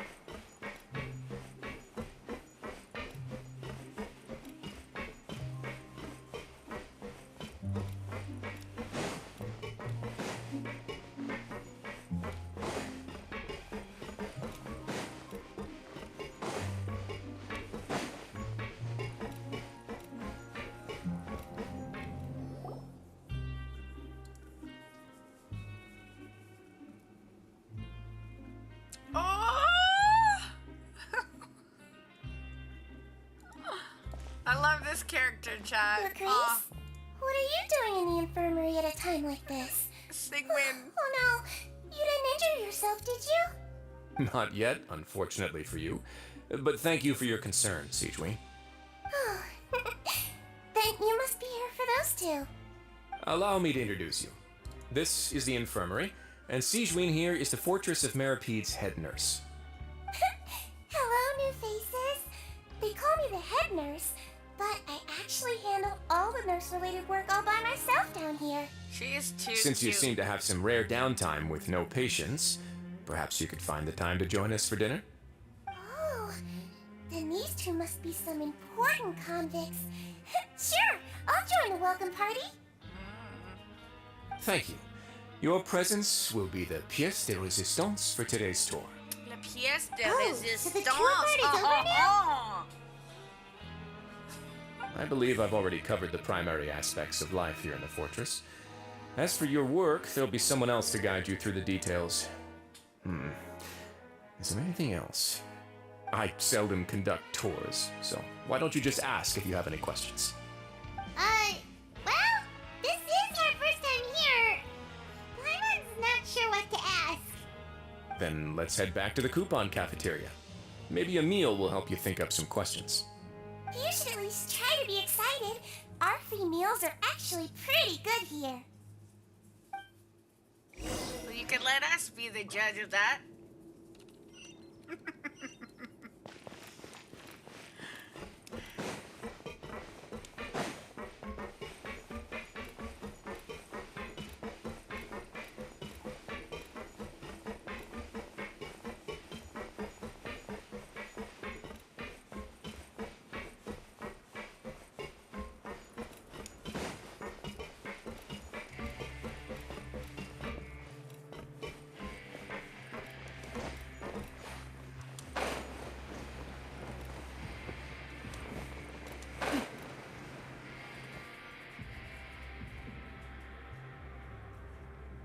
What do you think of the food? Does it meet your expectations? Wow, it looks delicious! Nicolette made it sound like living conditions in the Fortress of Meripede wasn't very good. Who would have guessed that criminals get to eat tasty food like this every day? Mine is pretty good too, chat. Oh, isn't that the meal box that only super lucky people manage to draw? Ooh. Seems like you two are quite fortunate. It actually has nothing to do with luck in this case. I had a word with Walsey, so you didn't have to draw lots like everyone else. Oh, you mean the meals are random? Yes, what you get to eat depends completely on your luck. You could say that it's a distasteful little game that Chef Walsey likes to play here in the cafeteria. I knew it! If criminals got to eat tasty food like this every meal, the crime rate in Fontaine would skyrocket for sure. Excuse me, did I hear you mention Nervulette just now? I've been wondering how he's doing. Is he busy with work? Has he been taking care of his health? He seems healthy no matter how you look at him. But he works so hard all the time, so it must be really tiring. Sounds like he hasn't changed a bit. Looks like you can stop worrying so much, Sijui. Oh, that's good.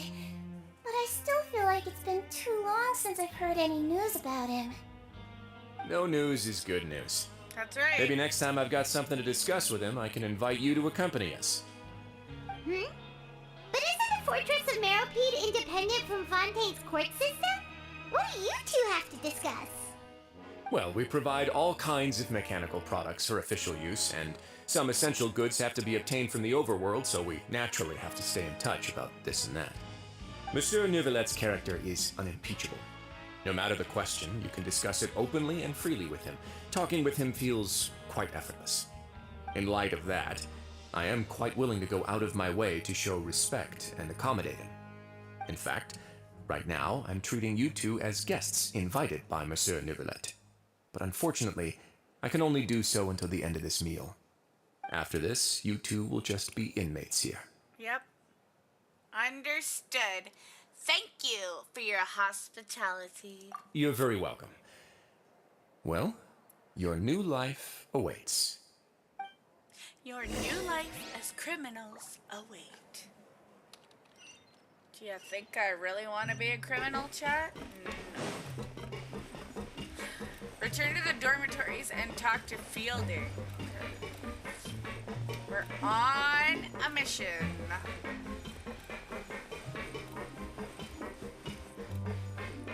So, I didn't know anything about Ryo Thessley's story. This is my first time playing his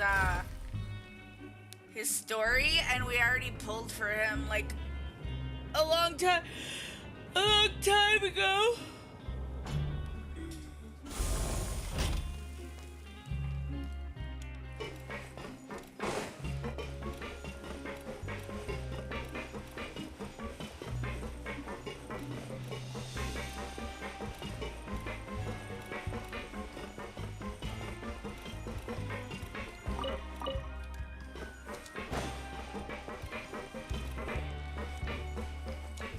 Hello there, Mr. Fielding.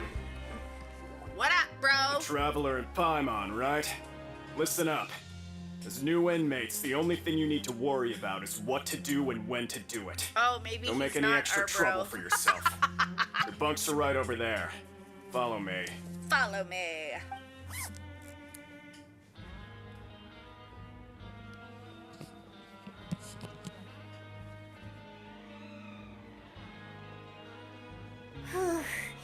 So this is where we'll be sleeping from now on. Oh, Paimon can't believe this!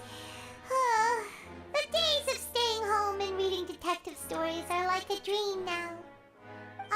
By the way, Traveler, we saw a lot of things worth investigating just now. Even though the Duke didn't say it too directly, judging from what he said at the end, it seems that he was only welcoming because we know Neuvillette. We are criminals, and Paimon did eat that cake, but we're actually here to help Neuvillette. Is it possible that he knows we're here on a mission? Or is Paimon overthinking things? Very possible. He's probably knows more than he's letting on. Yeah, Paimon thinks so too. He probably knew why we came here from the very beginning and intentionally wanted to send us a message. Maybe something like, "Hey, I have my eyes on you, so don't try anything funny." But we're already here after all. Yeah, you're right. It's not like we can go back to Neuvillette empty-handed and say, "The dude looks scary, so we gave up." And besides, the Duke said that he was willing to go out of his way to show respect for Neuvillette, right? So, we at least need to try. But Paimon hasn't gotten a clue where we should start our investigation. There's one other important thing. You mean? Linny's presence here. Yeah, that's what Paimon was thinking too. Paimon almost spilled the beans when we ran into him. Fortunately, based on his attitude, it looks like the Duke sees Linny as just another inmate. We worked so hard to help clear Linny and Lynette's names, and yet we turn around and bam! He's in prison anyway! I'd say he's here for the same reason as we are. Oh, right! Linny and Lynette are from the House of the Hearth. They work for the Knave, so they could be here to investigate too! Yeah. And look, there's something over there. Huh? Oh, it's a card! Paimon didn't notice it earlier. It looks like a magician's prop. Lenny must have left it here. He's in prison and still doing his little tricks, huh? Let Paimon have a look. It was nice to bump into you again. Let's catch up in the production zone tomorrow. What in the world? It's written like he's greeting a buddy on the street. Paimon thought he'd write something important. This proves that he's up to something here too. If you say so. We can ask him what's going on tomorrow. Let's get some rest now. Bye, Nuri. Hey, you're finally awake! You're up early today, Paimon. Well, it's Paimon's first day as a prisoner. Last night, Paimon dreamed about getting interrogated by the guards until Paimon told them everything, and then Paimon woke up. You told them everything? Hey, come on! It's just a dream, okay? Paimon wouldn't really squeal. Maybe. I think she would, chat. Hey, lazy bones. What are you still doing here? If you don't want to starve, then get yourselves over to the production zone. Sorry!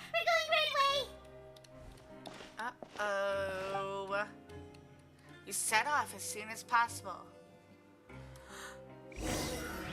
Okay, so where are we going now? Production? Talk to Grainsville? Greenville. Okay. Bet.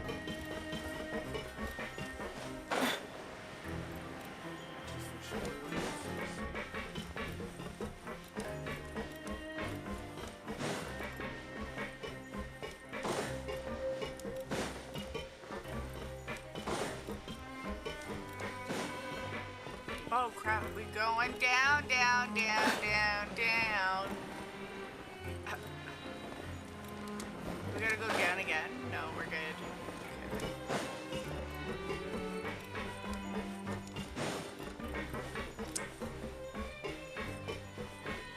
Oh, maybe it is. Wait a second. Saying go up.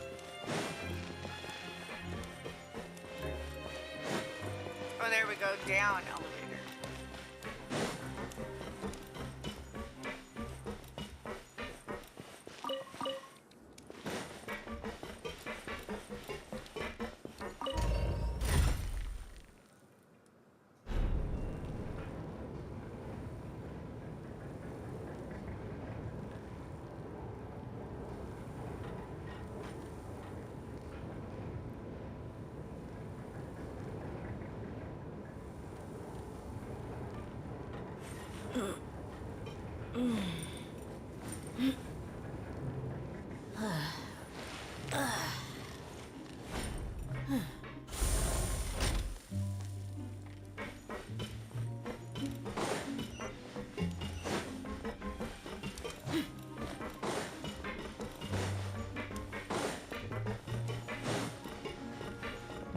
Look at all the beep boot robots, chat.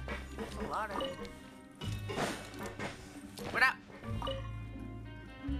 Ah, you must be the catch of the day. Reporting for Looks duty. like you've got some luck getting assigned this space. Yep, we just arrived yesterday and... Don't interrupt me when I'm speaking. Yes, sir. Listen carefully to my instructions. I don't want any mishaps. Every machine here is worth more than the both of you. Working around these machines can be very dangerous. Do your job well, and you can eat in the cafeteria after your shift. Get sloppy, and you dine in the infirmary. Anyway, the Fortress of Meripede doesn't want to lose a single one of its machines. And it also doesn't want to waste the production potential of any inmate. You got that? Got it. Got it. Your job is to use the machine over there to process widgets. Watch carefully, and make sure you step on the pedal at the right time. If the machine gets jammed, then give it a little maintenance with your fist. Here, take this. Bring me the process widgets, and I'll give you some credit coupons in exchange. He looks tired, chat. Press operation and widget processing. For the modeling process, you must place the unprocessed parts into the machine and then interact with the machine to start the challenge. When some parts get stuck, you will need to attack the machine to restore the functions. When the part base glows, jump to complete the modeling process. Okay, we'll try our best. So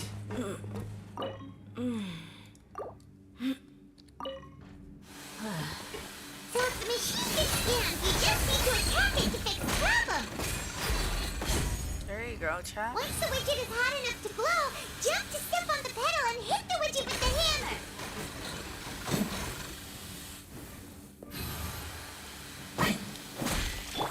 Shine down! Buckle up!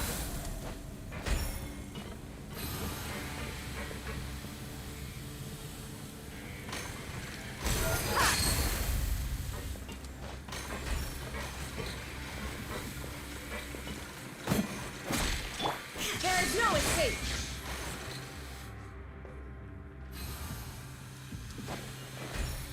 So I think we got one, right? Oh. Nope. Not even. There we go. Illusion shot!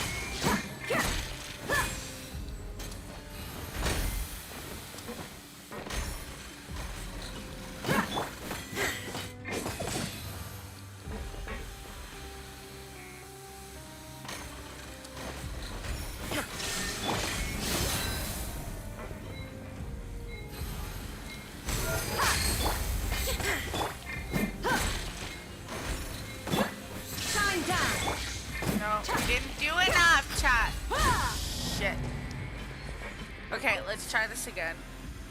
Once the widget is hot enough to glow, jump to step on the pedal and hit the widget. So if the machine gets jammed, you just need to attack it to fix the problem. Right.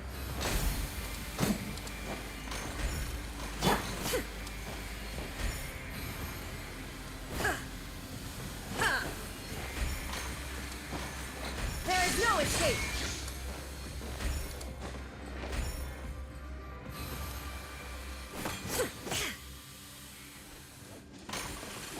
Illusion shattered.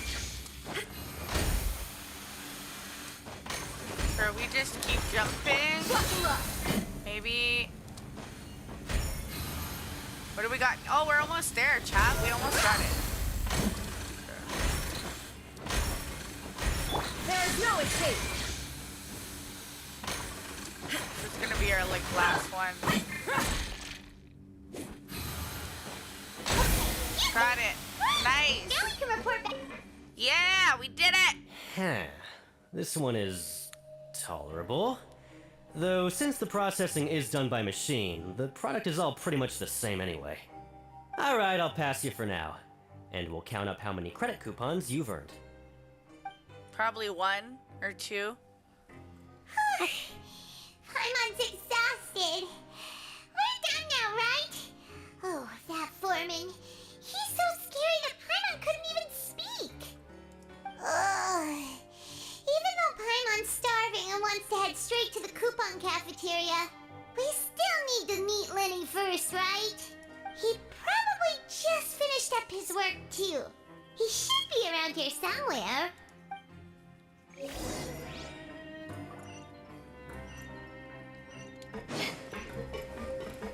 Oh, Lenny! Lenny? Mr. Magician? Where are you? Oh, this had better not be some disappearing act. Doesn't seem to be around here. Let's try looking somewhere else.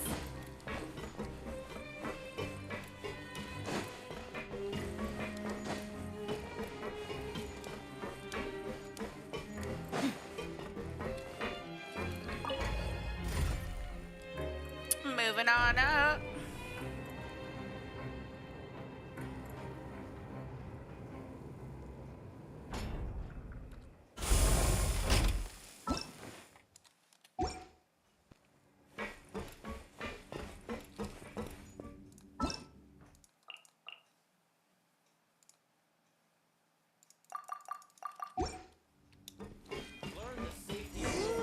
Where could he be? Did he decide to slack off and sleep the day away?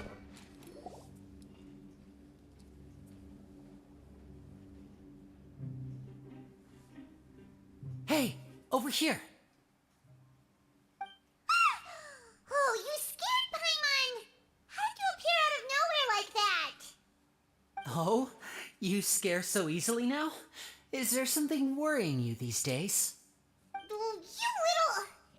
The only thing we're worried about was trying to find you. Sorry. Come over here and keep it down.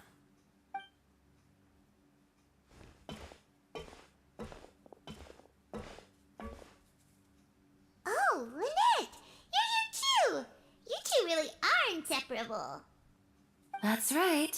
My brother simply can't stand to be away from me. It's not just Lynette. Fremine is also here. Do you still remember him? Mm-hmm. Oh, you mean that diver from the House of the Hearth, right? Pyro remembers seeing him in the Court of Fontaine before. Now hurry up and tell us, how did you end up as criminals this time? We fought so hard at court to prove you were innocent, but now it looks like our incredible court battle was for nothing! Sadly, even the teeniest of things can land you in prison these days. I put together a street performance and used the popularity we gained from the Opera House incident to attract a big crowd. And then? Next, I invited several audience members to participate in the show. And then, with the entire audience watching, their wallet suddenly disappeared. My brother was charged with theft, and I was charged as his accomplice, having assisted him in his crime. It really isn't that bad. The missing wallets are all in the leftmost drawer of the Maison Gardiennage's big filing cabinet. We just need to see how long it takes to discover them. Yep, we should be released then. In terms of the magic trick itself, I think the performance went perfectly. Leave it to Lenny to magic himself into prison. The question is, what are you two really doing here? Indeed. Last time I hid my identity from you, I promised that I'd tell you absolutely everything if you were angry about it. No more secrets. So I don't plan on keeping anything from you this time either. At the moment, the House of the Hearth's interests don't conflict with yours at all. We were instructed by the father of our house, the Knave, to come here and conduct an investigation. Told you so! See? Paimon guessed right. As for what we're investigating, perhaps you haven't heard, but the fortress of Meropide hides a secret. Some even say that the entire fortress exists just to protect it. The House of the Hearth has been investigating this for a very long time, trying to uncover its mysteries. But recently, all of our informants, including the ones that had infiltrated the guards, suddenly vanished and have not been heard from since. We believe that this is a direct provocation, and it's the reason why we came here. Father has somehow managed to confirm that Focalors does not have Fontaine's gnosis. Huh? How did she manage to learn information that important? Father has her ways. Many of them are beyond our imagination, and we've never had the chance to see her at work. But we trust her conclusions. It was this information that led us to suspect that Fontaine's gnosis might be in the fortress of Meropide and is related to that secret. So it's all about the gnosis again. Well, that's about it from our side. How about you two? Did Monsieur Nervulette send you here? Bingo! The man has been applying a lot of pressure. She wants to know what happened to Child, so we came here to investigate. Traveler, are we allowed to tell them? You've already said everything! You don't need to worry too much about that. She's just asking for a report on Master Child's predicament as a means of pressuring you. Father used the situation as a pretext to negotiate with two high-ranking officials in the court of Fontaine. She actually just wants to be able to make concessions on this matter for gains elsewhere, almost like a bargaining chip. Sometimes you need an excuse to do things you otherwise couldn't. And a harbinger is more valuable than you might imagine. Of course, it's not a complete farce. If we do manage to find out what happened to Master Child too, then diplomatic relations with Fontaine could improve, and Snezhnaya might even be able to adjust its stance a bit. Is it just Paimon? Or does it feel like we're the only ones who actually care about Child's situation? The relationship between the Harbingers must be as bad as ever. I wouldn't go that far. Father just has different standards than we do when it comes to what can be sacrificed for an advantage. By the way, I have a suggestion. Why don't we team up? Even though we have different objectives, we're both here to investigate the fortress of Meropide. It would be more efficient for us to work together. As you know, the House of the Hearth has many reasons to seek the Gnosis, but our highest priority remains resolving the prophesized crisis. You can trust us on that. Sorry, I must refuse. See, I told you. Is that so? Sure enough, it won't be easy to convince them to cooperate with us. Lenny seems to be thinking pretty hard about something. Of course he is. Lenny has been looking forward to a chance to reach an understanding with you ever since last we met. Or, I should say, we were really looking forward to teaming up with you this time. Lynette, just tell them everything, why don't you? It's okay to open up a little. If all we're doing is sharing info, but I may reconsider if things get serious. Very prudent of you, and consistent with your behavior since we first met. That's reasonable enough, and I agreed to cooperate on these terms as well. I was prepared for the worst, but you were actually more agreeable than I anticipated. All right then, there's no time to lose. I have some information to share, so listen carefully. Since Lynette and I arrived here, Our investigation uncovered the fact that the Fortress of Meripede has a forbidden zone. Most people just clammed up and wouldn't talk, but after asking the right questions, we were able to confirm the existence of the forbidden zone from the guards. You should be aware of that while you're investigating. A forbidden zone? Could that be where a child disappeared to? You're right, we'll definitely keep that in mind. Good. That's the most suspicious thing about the fortress that we know of so far. We have a few other unanswered questions, and we'll be investigating those as quickly as we can. Anyway, I hope you find our information useful at least. Oh, look at the time. You two must be hungry. You should go to the coupon cafeteria and get something to eat. I'll use my cards to get in touch with you again in the future. Oh, that's just what Paimon wanted to hear!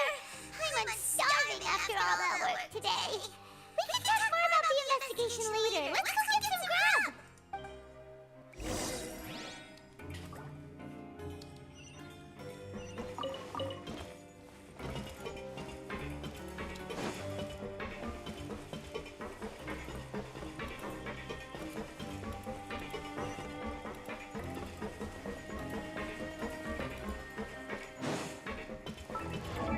That's the down one, though. We want to go up.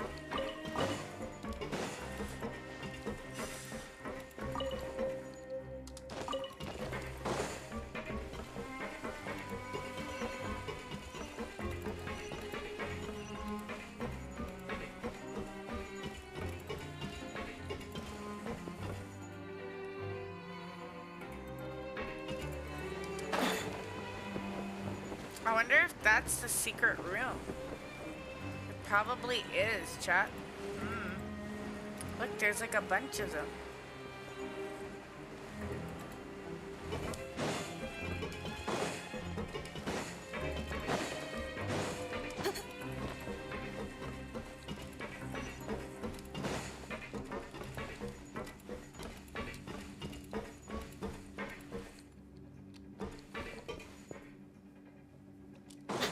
To like hit this. There ain't no signal. Our elevator's up there. Damn, bro. Oh, there we go. Got it. Ain't no shame in that game, chat. Oh yeah.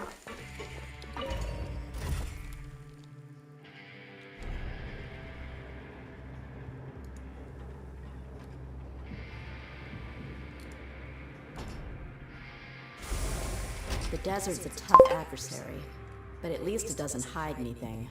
What you see is what you get, and whether you take on the challenge is entirely up to you.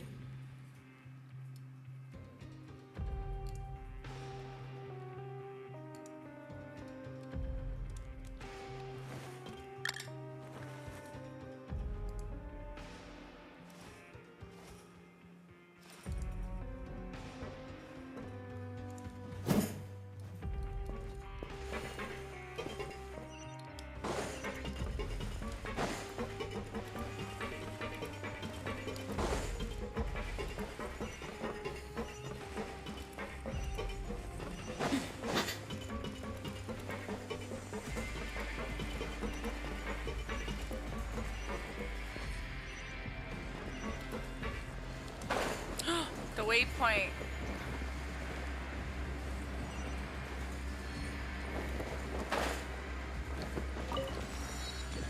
Got it. Hells yeah.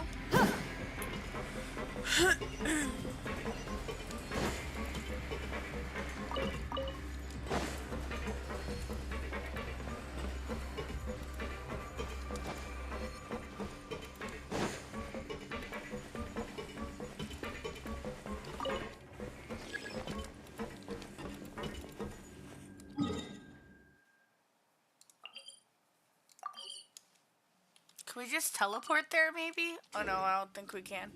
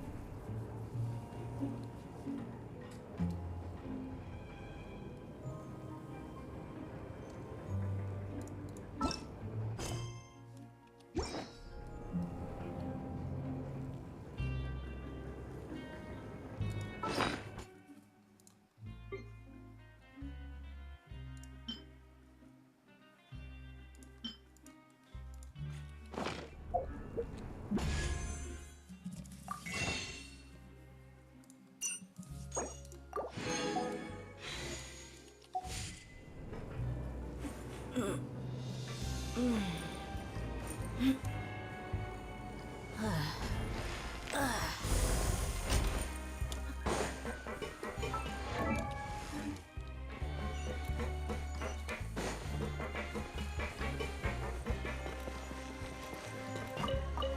time to eat. Time to get our grub on.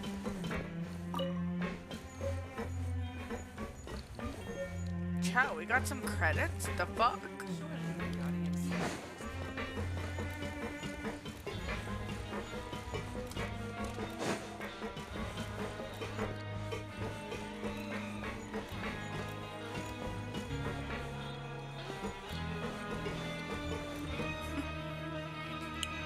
Oh, he wasn't kidding.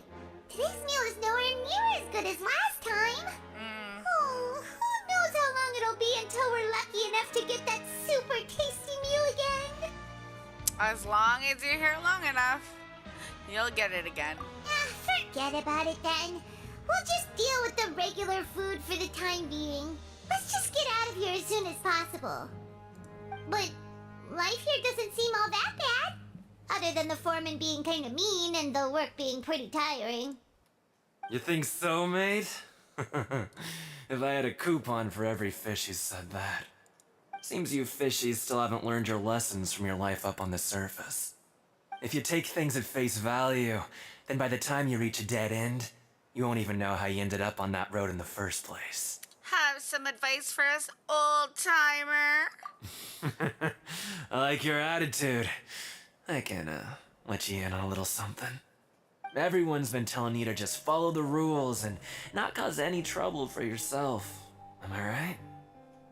But what they don't tell you is that the rules aren't exactly what they pretend to be.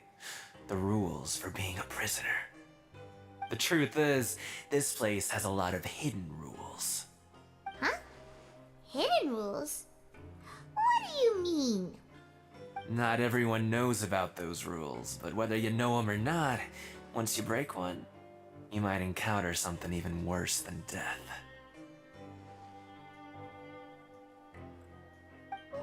Really? Oh, now you're really scaring poor Paimon. Don't joke around like that! Have some advice for us, old timer? Of course. And I'd say that just disappearing would be one of the better outcomes. Oh, you mean that if there really are hidden rules, then Child's disappearance might have something to do with that? In that case, would you tell us some hidden rules? We definitely want to avoid breaking them. Come on, mate. This is valuable information. The difference between life and death. Do you really think you can just ask and I would tell you? Paimon understands, but we don't have many credit coupons yet.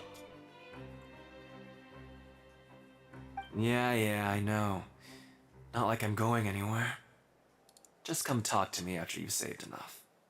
Moreover, you're new fish, freshly caught, and completely out of your element. What'd be the point in even telling you anything before you've gotten a handle on your new lives? Come and find me once you've been here longer. I'm usually around the rag and bone shop. Just call me V-Doc. Bye-bye now. Bye-bye now. He left. Just like that. Huh. Do you think he's just trying to scare us into buying fake information from him?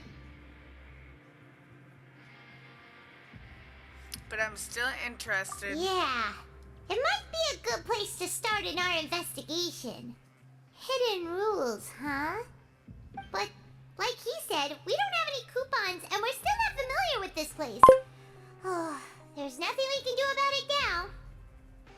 Ice always chill. What up?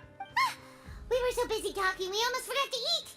Even if it's not the best, it's probably better while it's warm. Come on, dig in before it gets cold. We're just enjoying the second part of the story of Fontaine. What do you got planned today? Time to eat. I'll have a welfare meal, please. Negative, chat. Uh-oh. Did I do it then? Claim welfare meals from Bran. Is there anything else you need? What do you sell here? Let's see, chat. Take a look. We got lots of recipes. Oh my god, I want them all, please.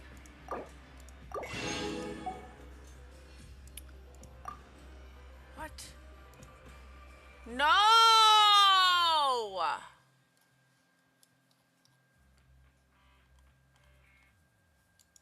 We want some Fanta, chat. Look, we need 300 tokens for that one. 300, 150, and 75 left. Bro! Trout Amandine? Wait a minute, I gotta like activate that one. I don't know if it was worth it to do that, but anyways, now we gotta go to rest.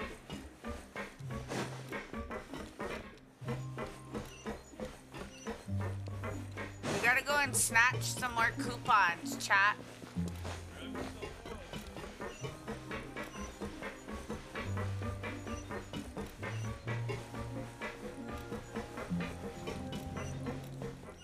This ain't it. Maybe?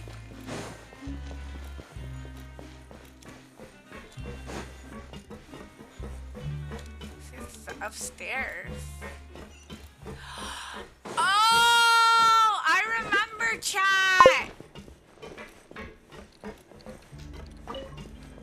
I remember! Hi! How's the stream going? It's going amazing. How are you doing today?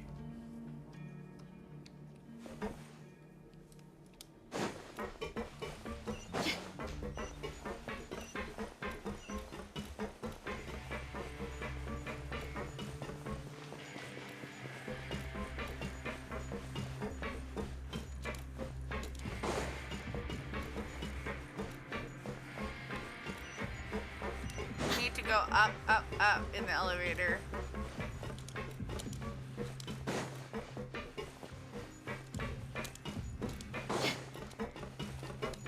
There we go. Got it!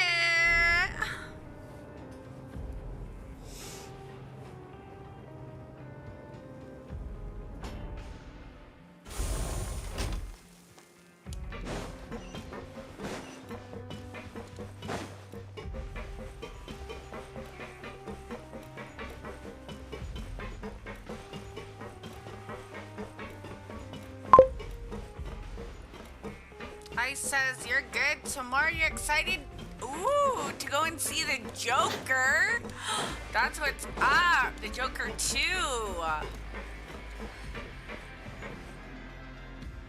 Nice. Are you gonna go see it? Or are you gonna wait till it comes out on TV? That our shift is set for every morning, and we're free to do whatever we want all afternoon. Hell yeah. But it seems like most of the other inmates choose to continue working through the afternoon to earn more credit coupons. Oh, and they also said that you can use coupons to skip work in the morning and free up your time. That's true. They weren't kidding. Credit coupons really can be used to do anything here. Paimon's so tired. And we'll need to wake up and go to work in the morning. Without any credit coupons, it's not like we can really do anything else. Nighty-night, Traveler. Paimon hopes we can keep making progress on our investigation tomorrow. You're gonna go to the movies to see it? That's what's up. Love to hear it. Ooh, look at how pretty this is.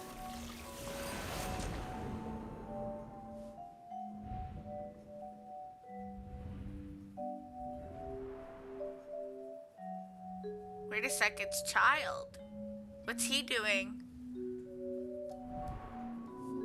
I hear someone calling me.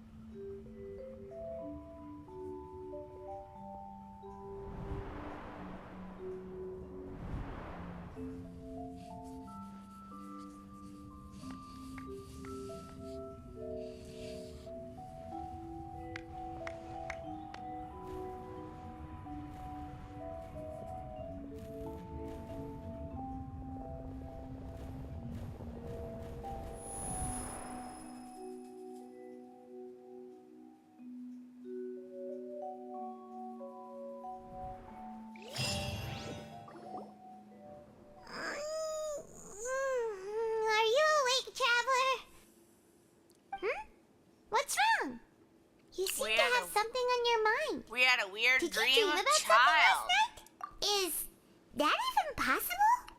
Unless it wasn't an ordinary dream? Probably not. Child's vision! So you had it with you this whole time? Maybe the vision connected Child's consciousness to yours. Maybe I can use his vision. Ooh, to see everything he experienced from his perspective. And our investigation has its first major breakthrough. Good thing you brought the vision with you here. So what did you see in the dream? Do you know where Child went? The dream was a little hazy, and I didn't see anything useful. Huh. Okay. Well, hopefully it'll be a bit more helpful in the future. What's more important now is that it's the start of another new day as prisoners. Let's do our best to earn more credit coupons. What's the plan for today? Let's go to work. Let's spend some coupons to skip work. Let's go! It's time to start working. If that guard Fielding catches us skulking about, he's sure to give us an earful. Let's go to work, because I don't have no coupons. I spent them on a recipe. Look who decided to show up. Get your butts in gear and get to work. Time's a-wasting. Already Good, on here it. you go. Remember to give me the widget once you've finished processing it. Got it, boss.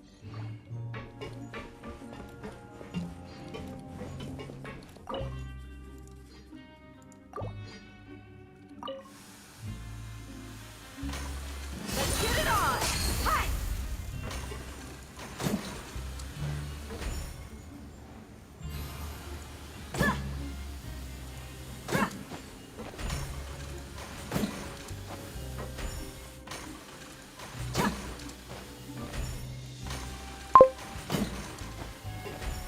Can you see my chat? Yes, I can.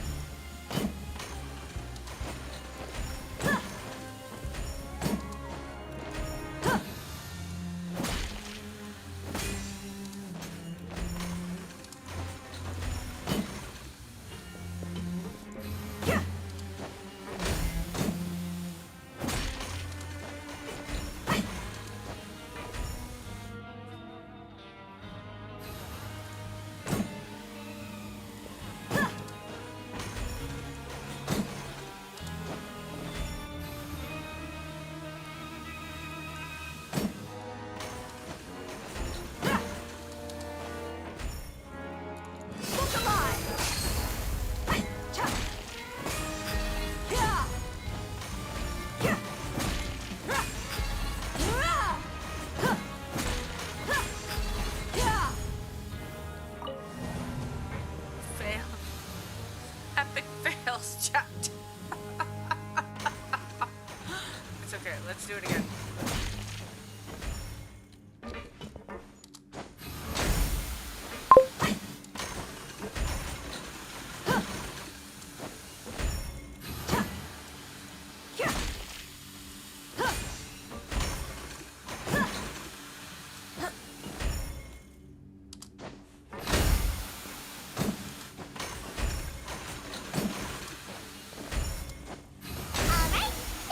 Oh, that was easy.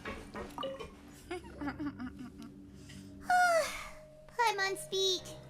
But after so many shifts, it seems we're really getting the hang of it now. Yeah, it's getting Hey there, easier. fellow shift mates. I saw you finished your work, so I thought I'd come over and say hi. Oh, hey there! We've seen you before. Your assigned workspace is really close, isn't it? Yeah. That's right. The name's Rowan. This past few days, I couldn't help but notice the new faces working nearby. I guess we were destined to meet. I've been working here for almost 15 years. Even the foreman, Grainville, always calls me Chief. Whoa, you've been working here a long time, Chief. If there's anything you'd like to know, just ask me. I know the work here in the production zone better than the back of my hand. All right, Chief. We'll be sure to come to you first.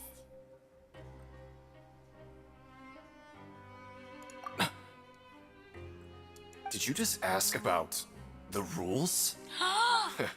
Pretty sharp for newcomers. You've already heard about the rules, huh? Who'd you hear it from?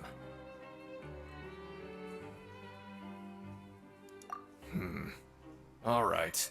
Seeing as I'm the one who came over here, you're already calling me Chief. I guess I can tell you a little. Truth is, you two keep working like this, you might be putting yourselves in danger. Huh? Wait, there's even a rule about that? What would have happened if you never told us about this? Well, it's usually not that easy to break one on accident. The conditions of the hidden rules are usually pretty specific. But once you do break one, bad things happen. So the conditions in this case are... If you work continuously in the production zone for 3 days, and if all you do besides eating and sleeping is just work, then something bad will happen during lunch on the 3rd day. No thank you, not interested. Oh, don't scare Paimon! If I knew that, then I wouldn't be standing here talking to you, now would I? You mean, even you have never tried working 3 days like that before? There's actually a legend about this rule. They say that there was a worker who worked way harder than me. He was both efficient and eager on the job, and most other workers couldn't hold a candle to him. One time, he tried to test his limits and worked as long as he could. Then during lunch on the 3rd day, he disappeared into thin air, as if he'd evaporated. Later, some people went and asked some of his past friends about him, but they said, never heard of the guy. What the? How could that happen? What did the worker look like? Unfortunately, we were assigned different production Nope, zones. I'm not dropping I never my saw for Discord. myself what he looked like. No thank you. Wait, are you thinking that it was... We'll give it a try. Oh? You... Listen, kid. This ain't the kind of thing you should be curious about. Let me tell you, you're better off forgetting about it and looking after yourself. Now I kind of regret ever telling you. Yeah, I agree with Chief here. Do you really want to try? Sounds like a good lead to me. Alright, if you insist.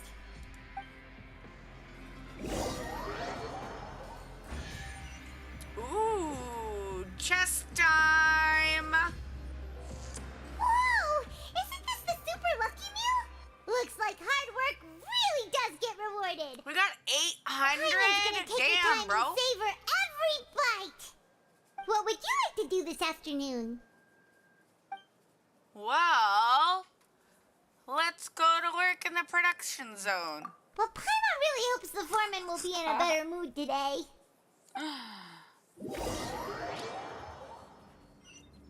You know, we don't want to slack off, chat. Look who decided to show up. Get your butts in gear and get to work. Time's a-wasting. Already on it. Good, here you go. Remember to give me the widget once you've finished processing it.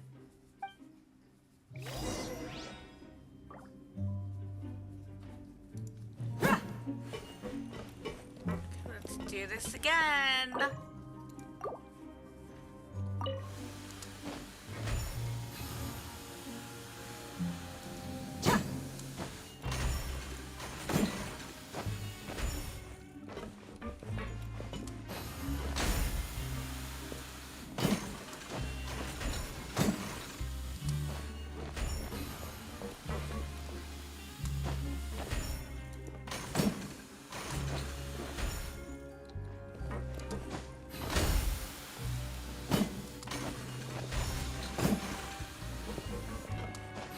Alright, finished. Easy peasy, chat. It's only getting easier each time. Let me have a look. Not Hells bad. yeah. Right, here's your credit coupons. Thank you for my coupons. Let's go. Aw, looks like we won't get a chance to sleep in as long as we're here. Let's get to bed early.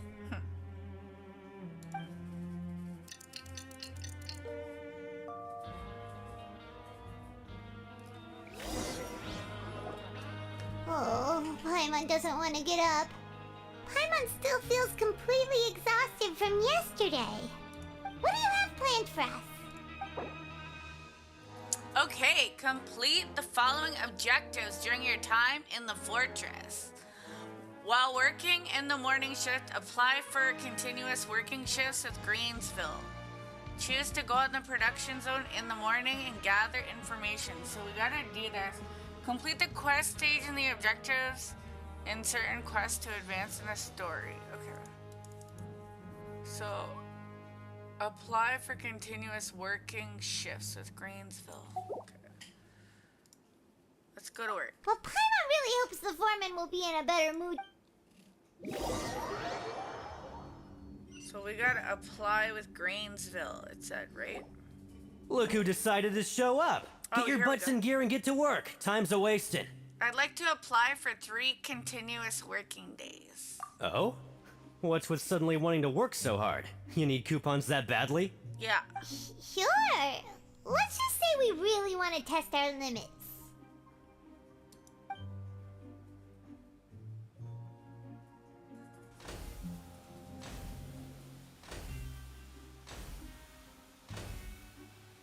Nice!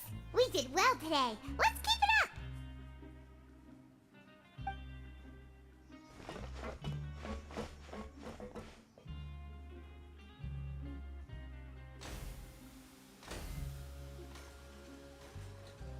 Ooh, Paimon's had it. Who knew that processing these widgets would be so tiring? They're getting burnout, chat. Mm-mm-mm.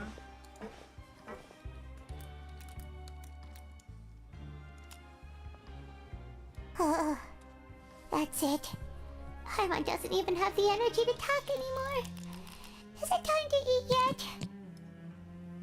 Come on, lunchtime for Paimon.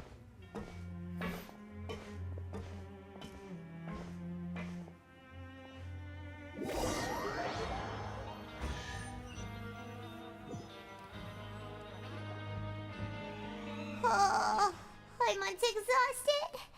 It's just work, and more work. Paimon's little body can't handle this much longer. Wait a sec. Now that Paimon thinks about it, haven't we been working non-stop for 3 days now? Yep. And You're just realizing now it's that lunchtime. now? Oh, Paimon feels a shiver going down her spine. What's going to happen? But it doesn't seem like anything's changed at all. And we made it to the coupon cafeteria safely. Are the so-called hidden rules only a rumor after all?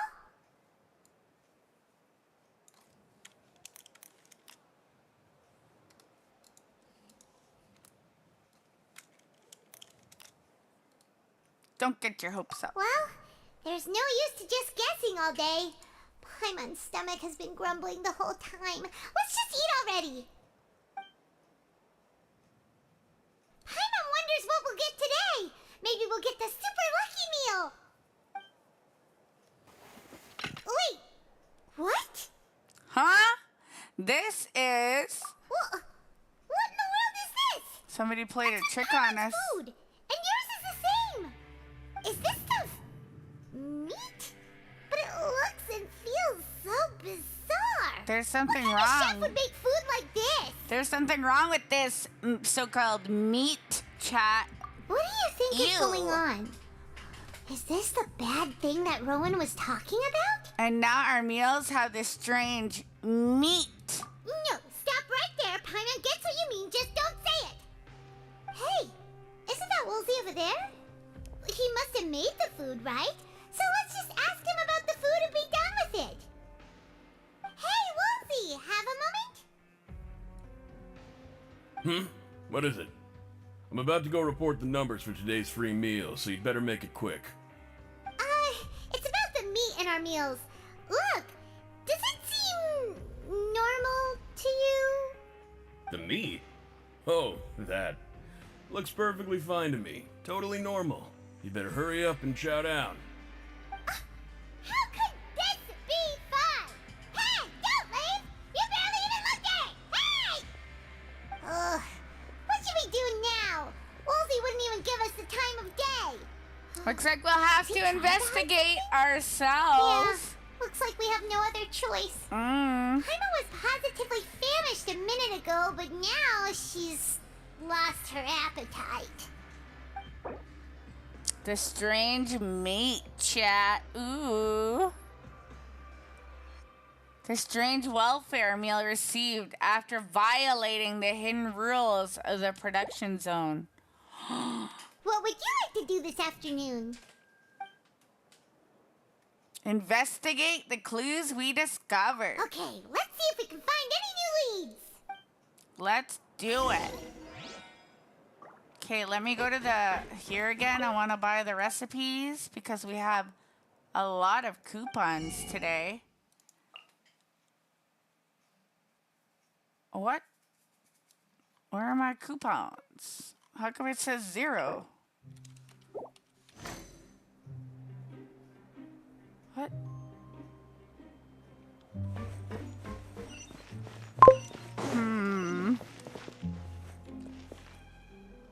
Lucifer, what's up?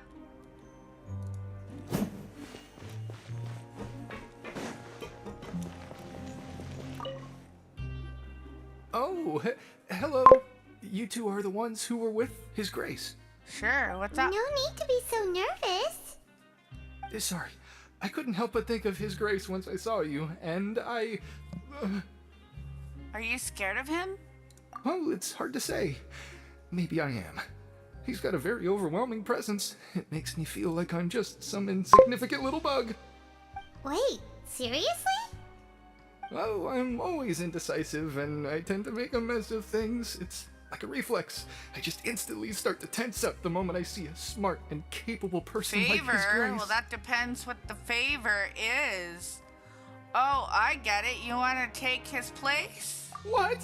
Please, don't say anything like that out loud. How could you possibly think something like that?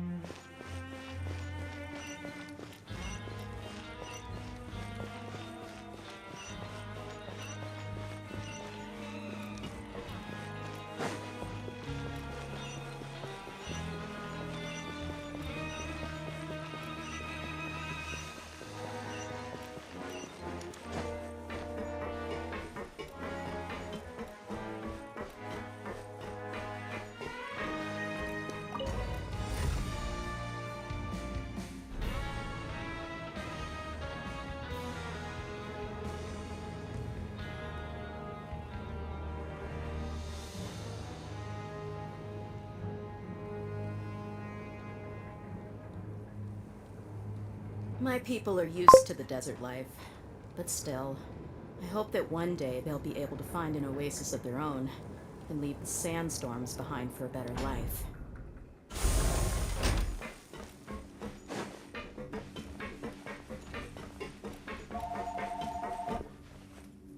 So here's the deal. There is a streamer you know, so you make a deal with him to dance at 50 likes. Do you think you can help me with this? I don't know. I can't make any guarantees. Hey, it's the Traveler in Paimon. No, just like His Grace said. I mean, you can do promotion for him if you want to.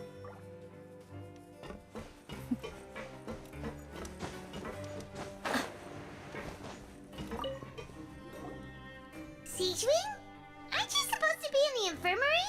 What are you doing in the production zone? Hello, Traveler. Everyone's usually... Enjoy? It's really worth watching. Are you talking about pets or people? Do you also happen to be a veterinarian as well as a head nurse? Oh, I can see why you think that, but you shouldn't jump to conclusions. See, we Melazines are a different species, and we see the world very differently from humans. It's very easy for me to observe everyone's condition. No doubt. All it takes is one look, and I can tell which workers are exhausted. Wait, Melazines can see that? Huh. That does sound useful for being a nurse. Yes, running around tending to everyone's health. Be back is after very you make him fulfilling. dance. That's what's But up. I'd much Enjoy. prefer it if you're take care of your body. Make sure you eat well. Always rest when you're tired from work, and don't push yourself too hard. We'll definitely take care of ourselves. Thanks for the reminder. Ooh. Thanks for the reminder.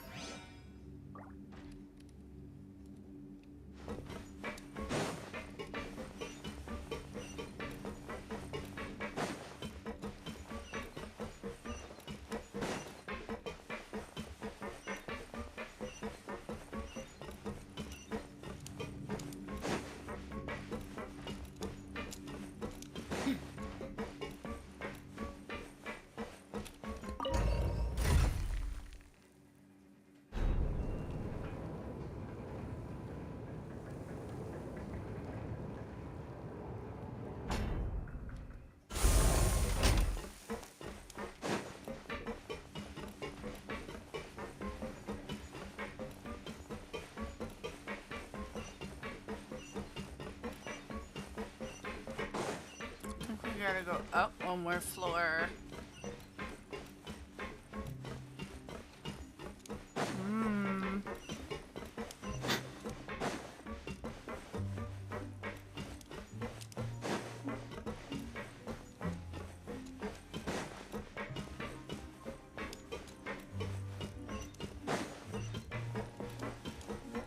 Ooh, no!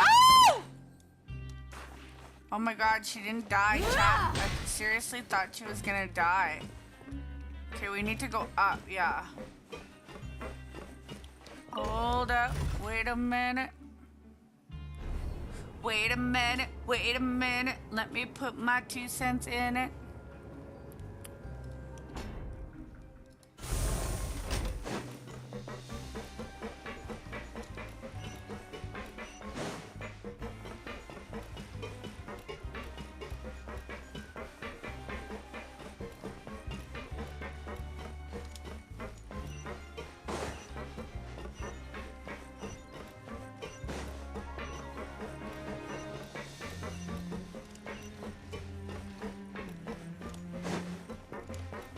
Sassy baka. Dull blade. I think we gotta go up again. Yeah, we just did a loop-de-loo.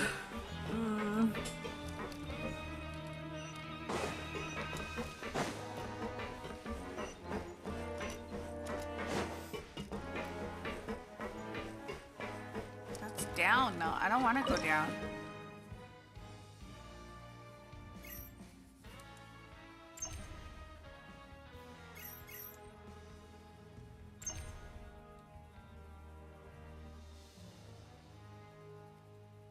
It's like right there. I don't think we can get to it though.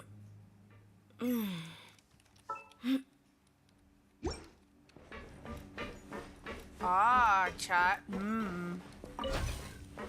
What's this one? What does this one do? Maybe I gotta put this here.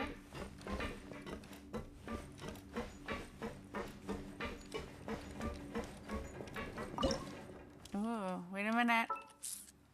I gotta place it down. What is it? T or V? Maybe on the other side. Hold on. Place it down. There we go.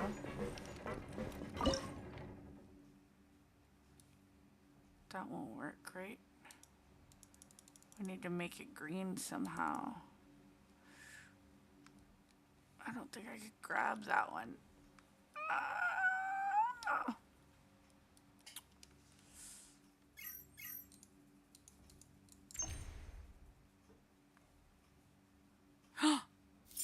Got it. Ooh. Let's go back. Let's go back, chat. Got it. I got it. There we go. Nice. Now what? Ooh.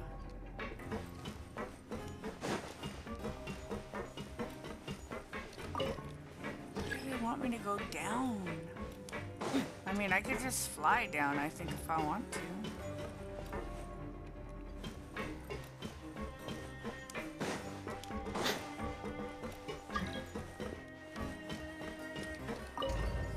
Walk around and look for clues. Ooh.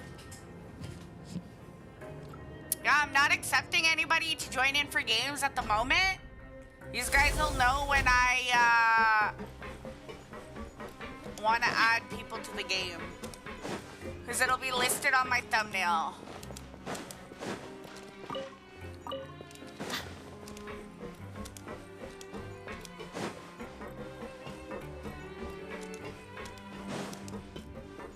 Down again?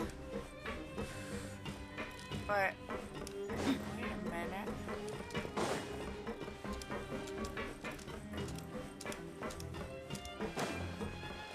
Let's go down again then. Oh, see, we're going far away from it. We don't want to go down.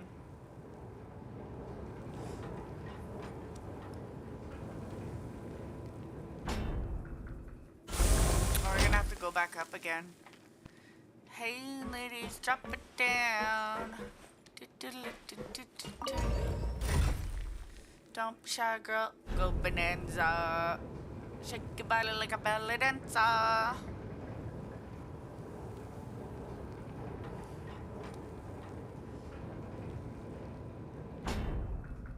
think it is down at the bottom, though. Maybe I could just jump down. I feel like it's at that food area. Oh, well, this ain't it. Hopefully we don't die.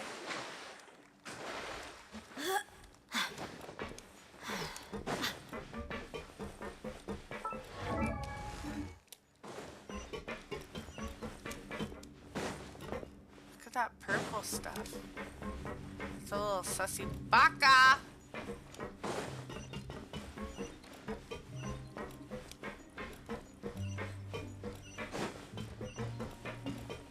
Stages objective. It's telling us to go up. But why? I don't get it.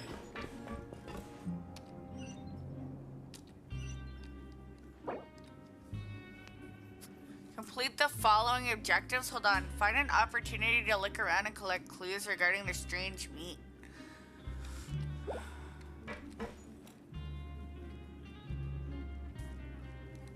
Let the show be.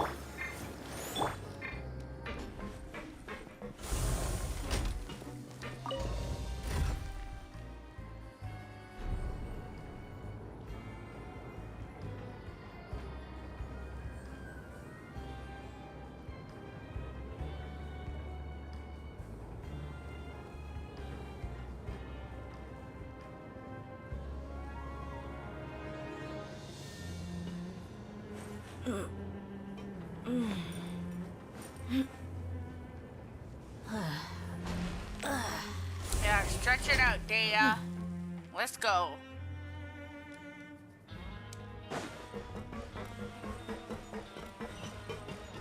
Okay, so we're getting closer. It says it's like up another floor, though.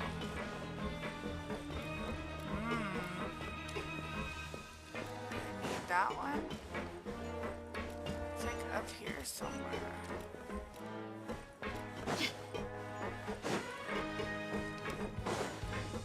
Wait a minute. Let me go to this coupon thing again. Can I go here?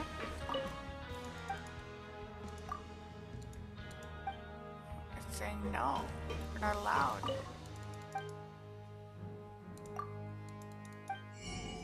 Yeah, it's saying I don't have the coupons. That is weird. Hold on a sec.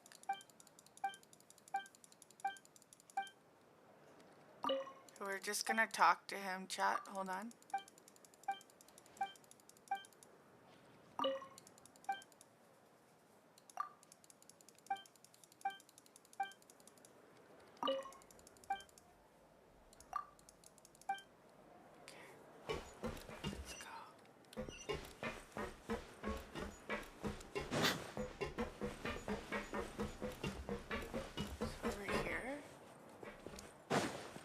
I know, 88. Yeah, it's getting farther away. 90. Hold on.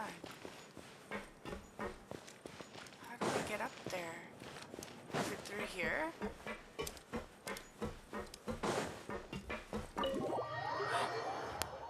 What is this area? Is this a bad place? Are we going to the Badlands? Uh-oh. Higher. We're like right here, chat. Ooh.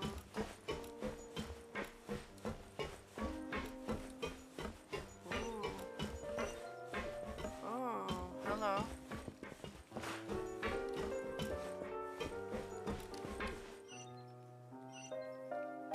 This is pretty though. I like it. It's like a secret area.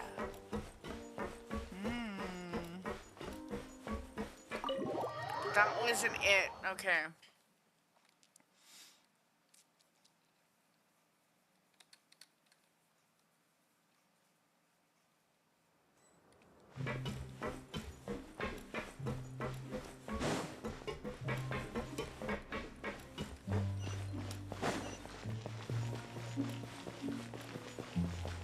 But how? Is it like...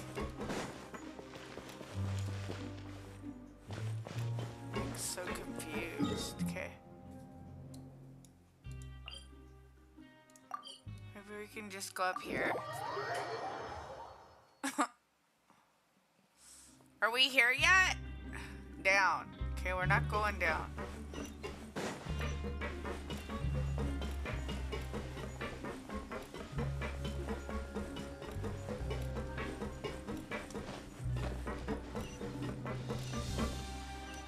Gotta go up.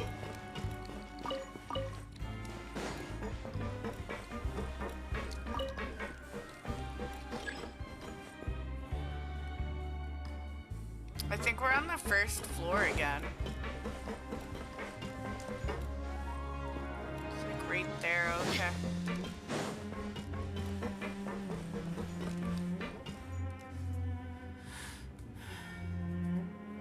Let's see. Una.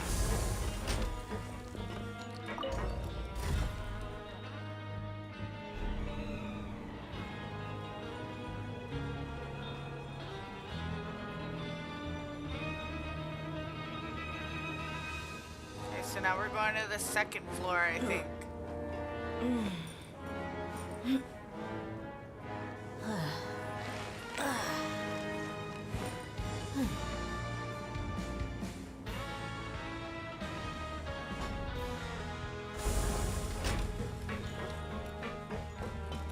And this place goes down, so we don't want to go down. It's like the wolves in the middle. What are the wolves? Maybe that's what I need to figure out. I gotta go up higher. Seems like.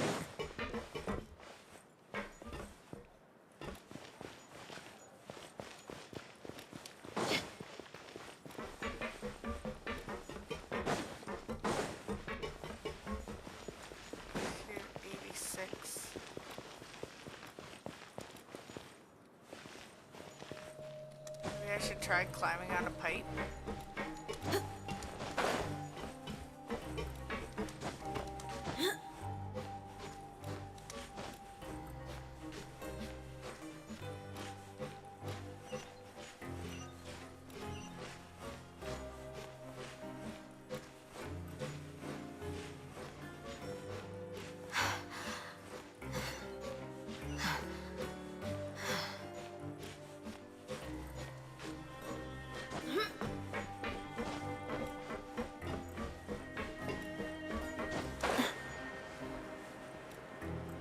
Oh.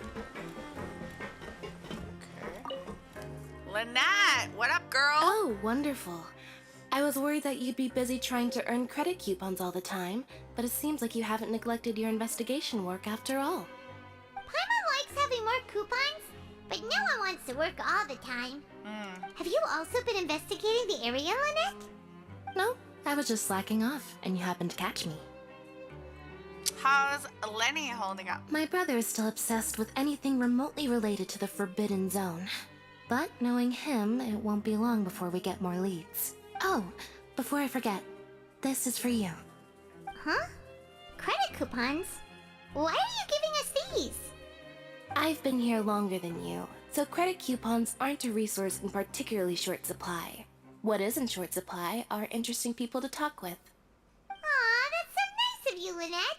We'll be sure to make good use of these coupons then. Thanks a bunch!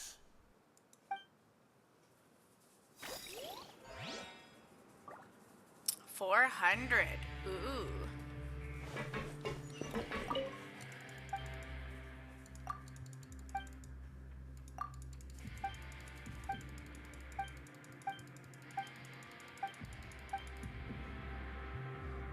Okay, walk around and look for clues. Oh, Rowan, what up, bro? Huh? Rowan? What are you doing here, Chief? Yeah. Oh, I was injured a bit just now. Nothing major, I think I just pulled something. Little mishaps like this are unavoidable at work, you know? Huh. Paimon wouldn't have thought someone as experienced as the Chief would still get hurt on the job. I just knew you would say that. This is pretty embarrassing. Where is Siegeween when you need her anyway? The one time I need to make a quick trip to the infirmary. Oh, you mean she wasn't in the infirmary? Yeah. The rumors say that there's never anybody in the infirmary in the half hour before lunch, and nobody knows where Siegeween gets off to.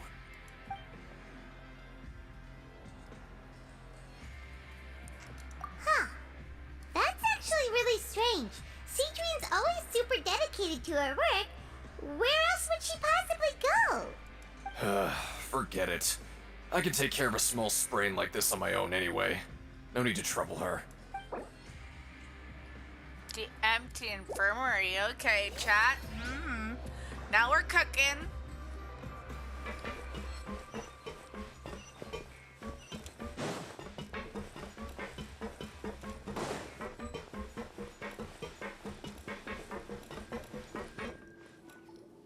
Hey, look! There's something here! Looks like a research notebook. That suspicious guy peeking into the infirmary just now. Is he a fan of Siegeween? He must have dropped this. Let Paimon read it real quick. The Melasi perceive the world very differently from humans. There are significant deviations. As a result, their sense of aesthetics and beauty is also very different from that of humans. This must be taken into consideration when giving gifts. Whoa, this all sounds pretty serious. He sure did his homework. When you object to us looking through his notes, we should thank him for the intel. And as for the notebook, let's take it.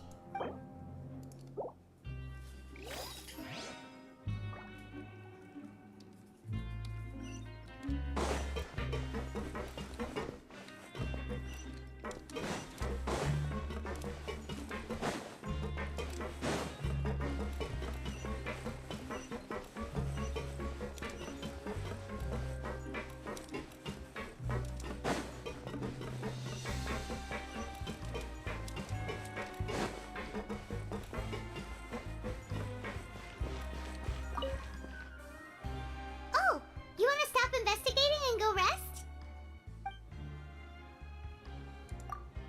Okay, you should rest up. We'll be back at it tomorrow. So after working a few days straight, we got some strange meat in our lunch. What was that all about? Has our investigation turned up anything useful recently? Really? Then it looks like that part of the investigation has hit a dead end. Well, we'll...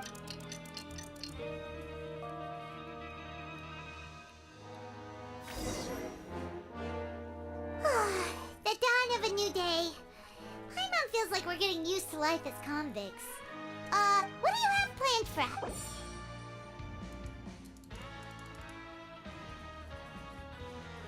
So go to that pink ration ring in the afternoon and gather information.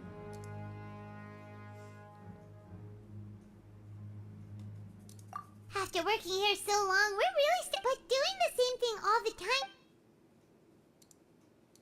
Yeah, it's good to kick back and relax.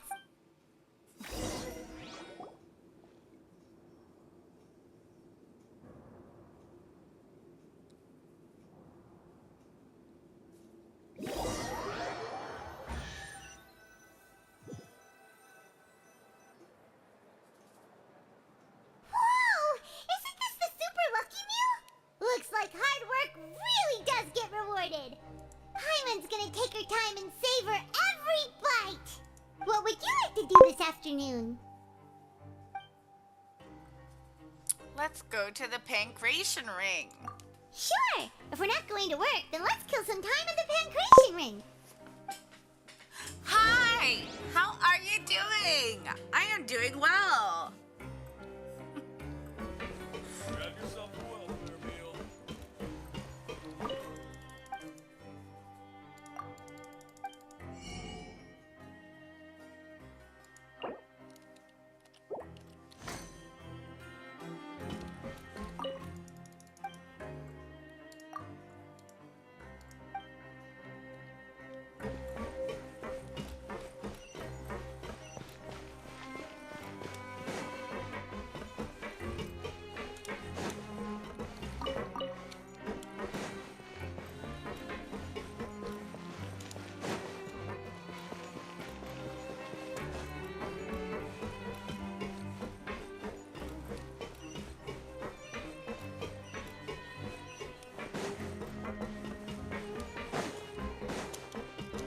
Let me guess, you're a graphics artist too, Bella?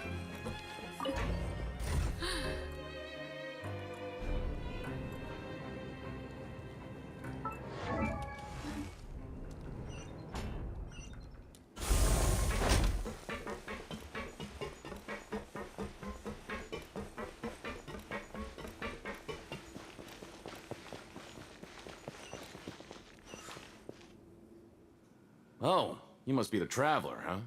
Sorry, mate, but competitors as strong as you are prohibited from participating. I don't make the rules, mind you, but I was given very specific instructions. Even convicts value their lives, don't they? I hope you can understand. But we have a game here that'll let you show off your strength, and you'll even earn some credit coupons in the process. What do you think? Interested? Hell yeah, we're interested. If we lose the game, will it cost us credit coupons? Of course. That's the cruel reality facing every competitor in a place like the Pancration Ring. Okay, great. Let me walk you through the rules. The targets in front of you will pop up one after another. You'll need to hit the targets in the same order that they popped up. Okay. If you can complete a few rounds in a row with no mistakes, then you'll win credit coupons. But the second you mess up the order, you'll lose. Game over. The game costs 300 credit coupons to have it go. So, you up for it? No, I'm not. Thanks for your patronage, mate. Now, let the game begin. Okay, so we gotta hit them the same. Oh my god. The targets will come up in order. When targeting light turns blue, you must attack the targets in the order which they came up. Successfully following this order 4 times will complete the challenge. Conversely, attacking in the wrong order a certain number of times will cause you to fail. Manually interrupting the challenge or leaving the challenge area will also cause you to fail. Okay.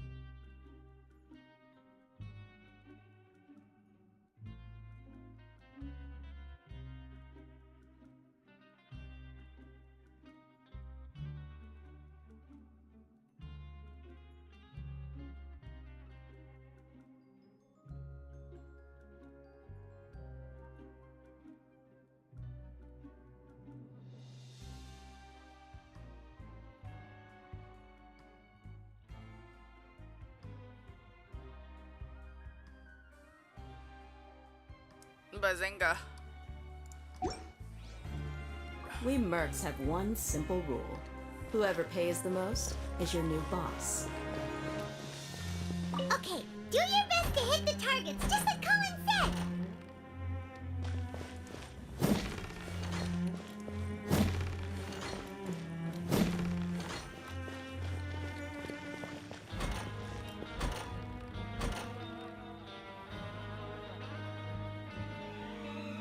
Oh my god, but it wasn't blue.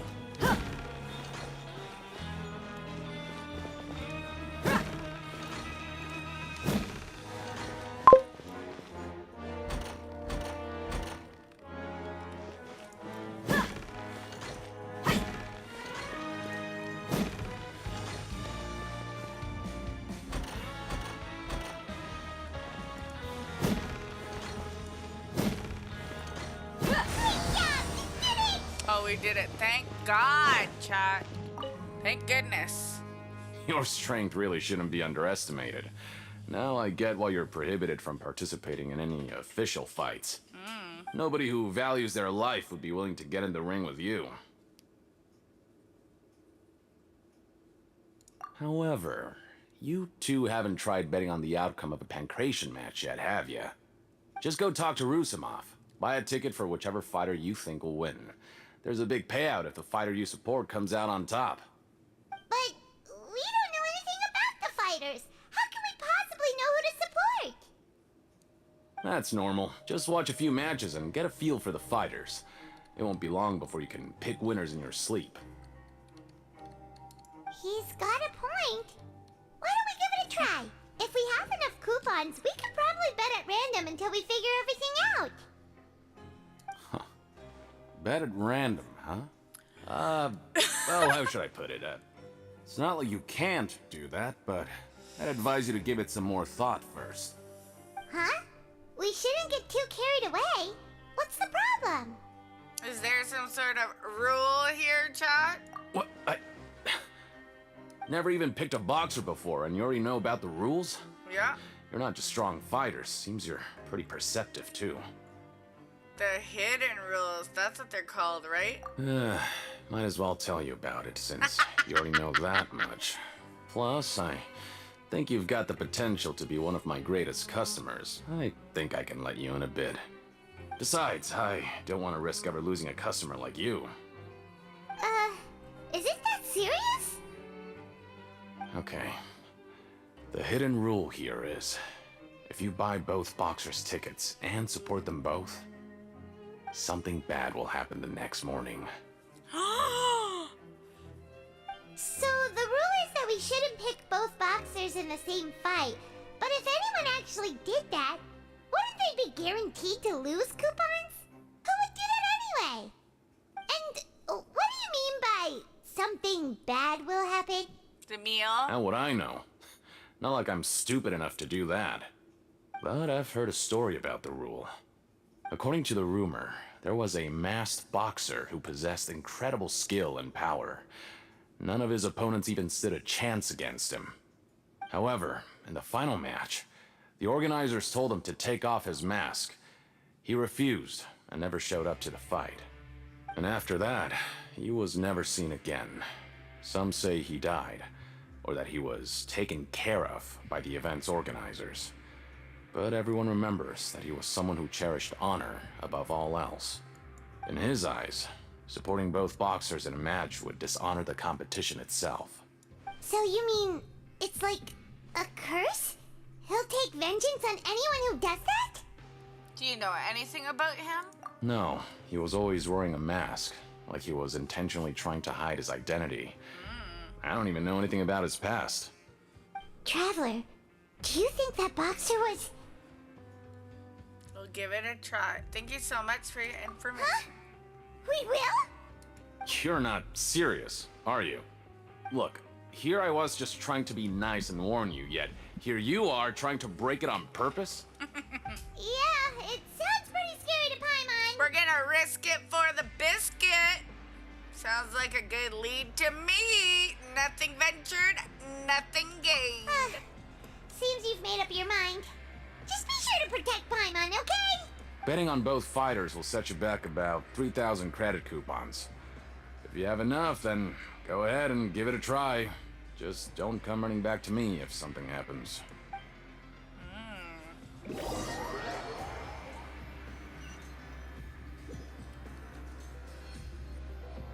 we had a productive day. Hope we can make even more progress tomorrow.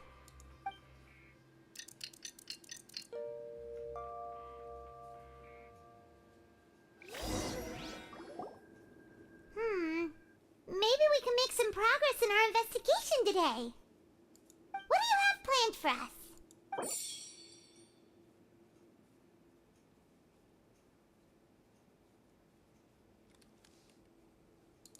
Okay, we gotta go back to the ring.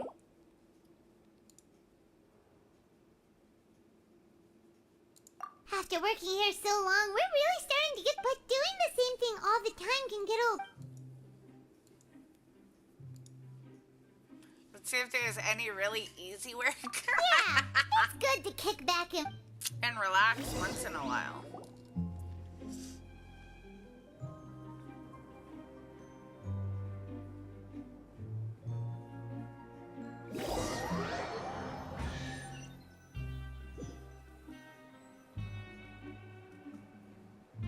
What is this garbage? Ooh, it looks disgusting.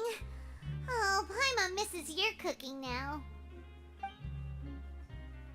What would you like to do this afternoon? Time to go to the ring. Knowing Child, he must have been there all the time. I think he was fighting, to be honest. Or we're gonna find him fighting. Are you two here to buy tickets? Better be quick about it. Another match is about to start. Who are the boxers in the next round? We have the reigning champ, Le Grappler, versus a contender from the Eastern Prison Block, Demon Horde. Are those their nicknames, or did they choose those names themselves? Either way, super weird. Since you're new around here, I'll help you out and give you a little suggestion. Even though Le Grappler is the crowd favorite, Demon Horde is a first-class dark horse with incredible potential. Anyway, for this match, I recommend that you pick... We'll buy tickets for both fighters. Huh? For both fighters? I can tell you're new to this, but I didn't think you were completely clueless. Maybe you don't quite understand the rules, no? Let me try to explain again for you more clearly. You see... Oh, no need. We're aware that we're going to lose coupons. Alright then, if you're absolutely sure. Remember, no refunds once you buy the tickets. Yeah, we got it. Just shut up and take our coupons.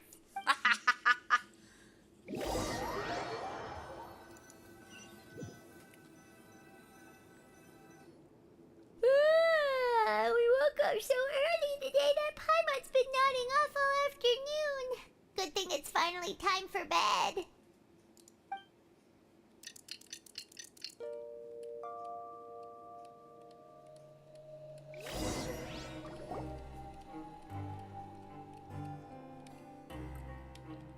Hey, Traveler, Paimon.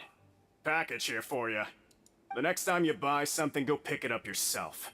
I'm not a delivery man, you know. Huh? A package? For us? Did you buy something, Traveler? Paimon's not quite awake yet, so why don't you go take a look? Unless this is... I didn't buy anything. Oh, right! Yesterday we broke the hidden rule and bought tickets for both boxers. Oh, maybe this package is the bad thing that Colin said would happen. Paimon suddenly feels wide awake. Wait, maybe let Paimon go hide somewhere first. Just call Paimon after you opened it. Hey, wait! Paimon's still here! Don't open it! Ah! It doesn't seem scary, but there's something a little odd inside. Huh? What is it? Are you okay? Let Paimon take a peek too. Ooh, it's red juice. Oh, it's just a small bottle. but the color of the liquid inside looks so wrong. Almost like... Rumor has it that the boxer went missing and the liquid in the bottle looks like blood. Alright, that's enough of that. No need to say it out loud. Paimon already knows what you're trying to say. Do you want to give it a sniff? Ugh, no way. Get that stuff away from Paimon. Seems like we'll have to investigate. Paimon thinks we shouldn't open the bottle until we figured out what's going on. Just trust Paimon on this one, okay? This strange blood-colored fluid. Ooh. What do you have planned for us? We're going to work, chat. Oh, investigate clues, minus 400, well, it feels okay. nice to slack off a little. I guess we're gonna slack off today. I wanted to go to work, chat. You gotta be consistent. If you don't go to work, you'll never find out.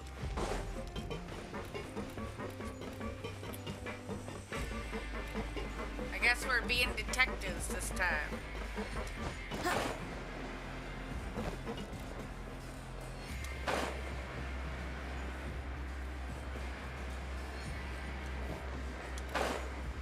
I wonder if they're gonna get pissed off at us. Let's see.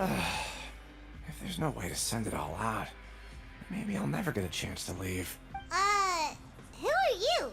We've never seen you before, and you don't look like a fellow convict. I'm not!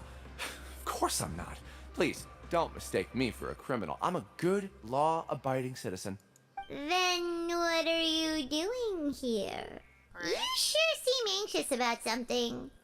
I'm a promoter for Fontico, and I'm usually responsible for promoting our drink products. Ah, the I thought I drink. could complete my task here quickly and return to headquarters, but I've been here way longer than I anticipated. That's what the red juice is. Oh, a promoter from Fontico. So what kind of problem did you run into?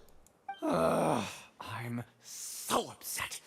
It's all because of that Duke. Why? After discussing the company's promotional plans with him, he told me outright that my project was worthless. However, in light of our long history of successful collaboration, I still tried to patiently explain the details. However, to my surprise, he just cut me off while I was speaking. What up? Let me take a moment and recall Mission his exact complete. words. Congrats. I'm just gonna stop you there and say no. If anything, I'm saving you time. It seems you don't fully understand the value of credit coupons here, nor do you understand the value of your own products. The former is because you are from the overworld. That's understandable, and I don't blame you for that. But as for the latter, only someone monumentally stupid, so breathtakingly stupid, that they were completely ignorant of the value of credit coupons, Made 'em dance despite on living stream, in the that's what's underworld, up. would ever possibly consider buying your drink. Anyway, that's how he rejected my proposal and asked me to come up with another solution with the condition that it doesn't cause any trouble for him. Can you believe that guy? Well, he is the head honcho here. Not much you can do about that. We met him too and could tell that he's the kind of guy that's hard to pin down. Fine. I know, I should just let it go. I'm on his turf after all. His house, his rules. Ooh. That's probably the red thing we have, though, chat.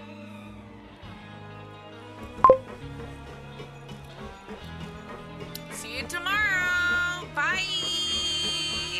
Have a great rest. You too.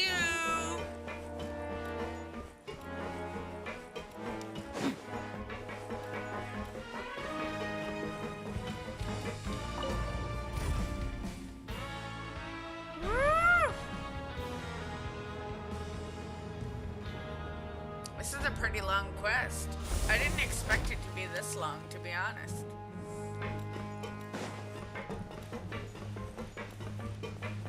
You two, get some rest. Sleep is super important. Walk around and look for clues. Okay. Are we in, like, the ring now?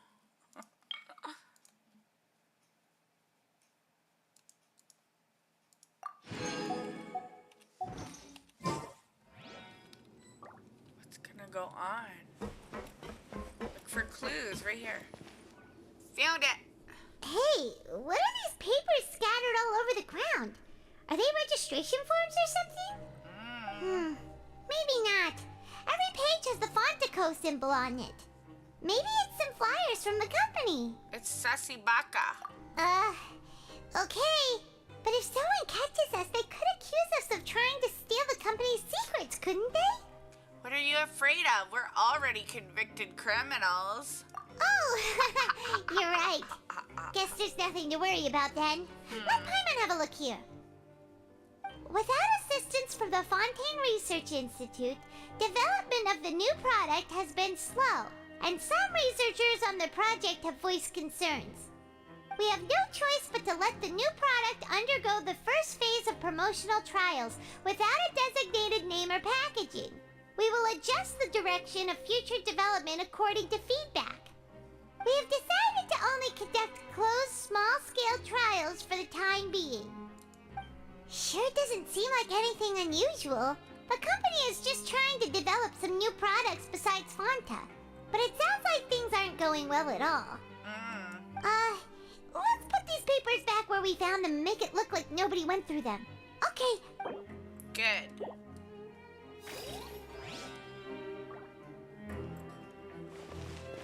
More clues? Oh, this guy. What up, Collins? Hey, I heard you crazy fools really did it. You bought tickets to support both fighters, didn't ya?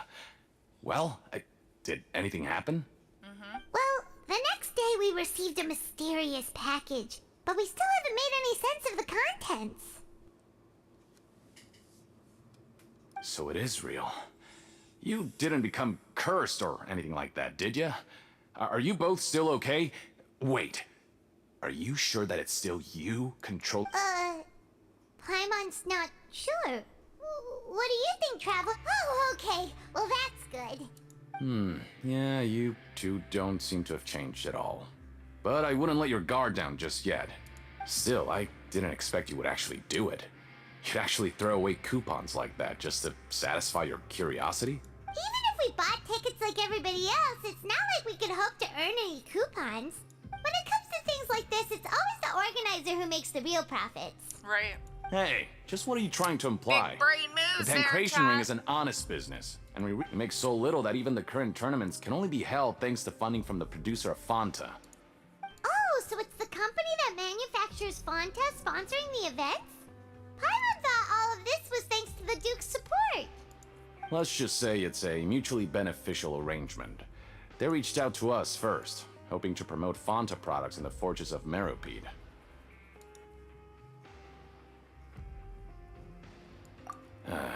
Anyway, you try and take extra good care of yourselves these next few days, you hear? Yeah, we will. Noted.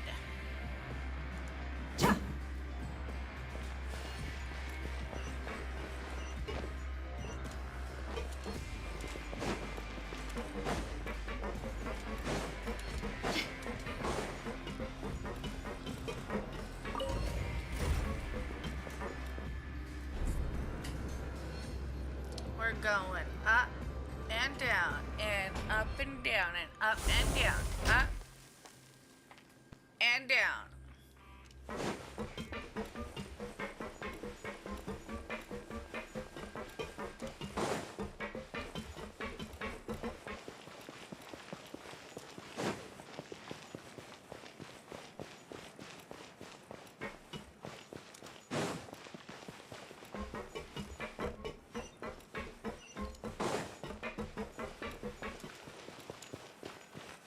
Time to eat. Time to chow. Huh. We ended up here without even thinking about it. Want to grab something to eat? Let's end the shift. Alright.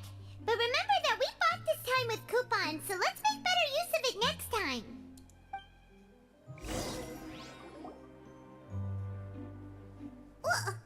What is this garbage? Ooh, it looks disgusting. Oh, Paimon misses your cooking now. What would you like to do this afternoon?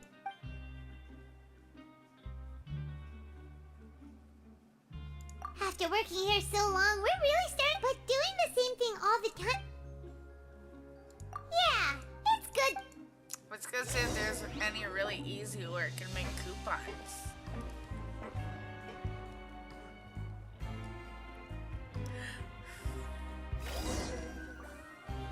A mysterious box? A bottle of crimson liquid? Paimon still doesn't know what to make of it. Do you have any ideas, Traveler? Really? Then it looks like that part of the investigation led us nowhere. Well, maybe we'll have better luck tomorrow. Good night, Traveler. Good night.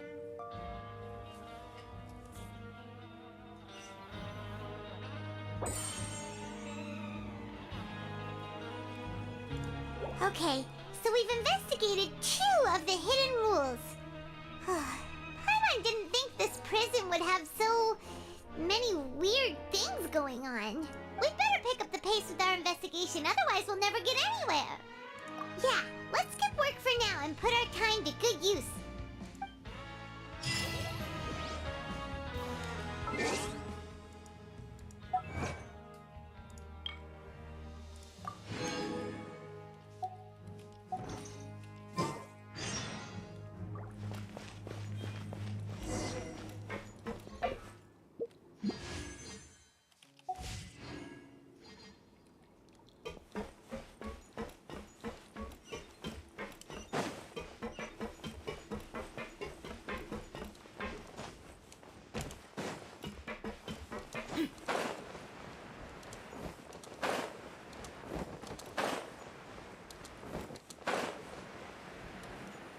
Hey, isn't that Vidoc over there? Huh.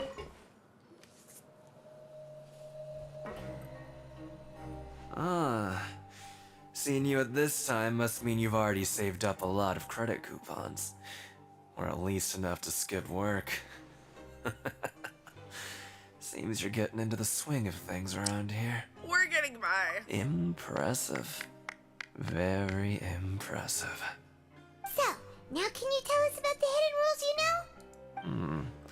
If that's what you want to know, I guess you couldn't have come at a better time. Huh? What do you mean it's a good time? Leonid and those other pesky broke urchins have all gone to work in the production zone. I wouldn't want them listening in without paying up. We get it! Just tell us already! So, you know those pipes that make strange sounds? Don't ever, ever go near them at night. Even if you manage to avoid the guards, you might find something even more terrible there.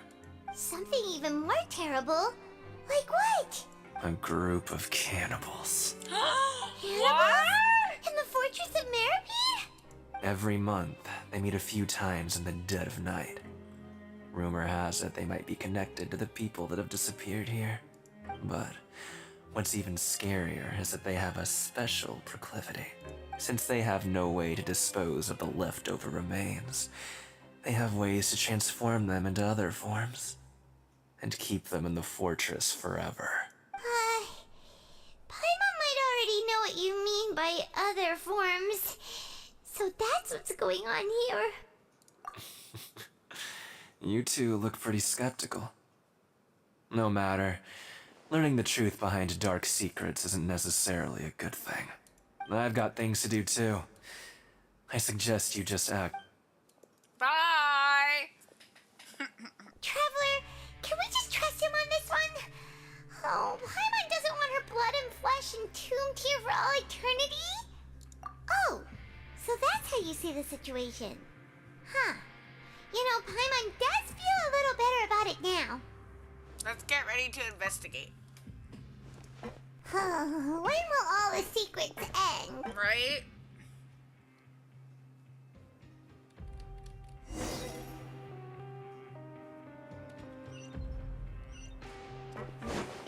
Soon, I hope. Vidoc isn't here. Just stay away. Why? Stay away from me, bro. What?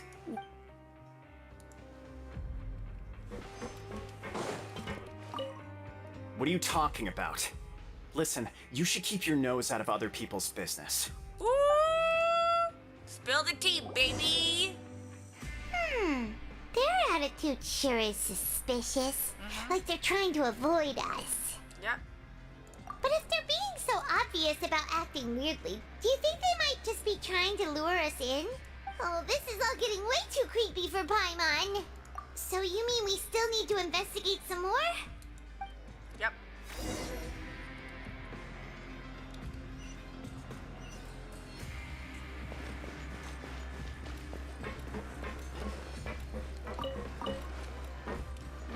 Let's go all the way up to the tippy top.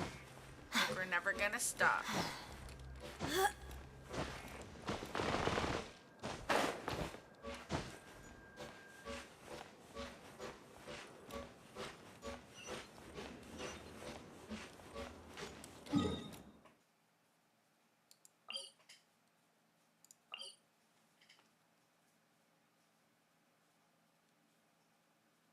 I think that's the top floor.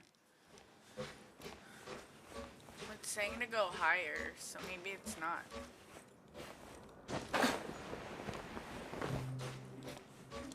Or we could just take the lift.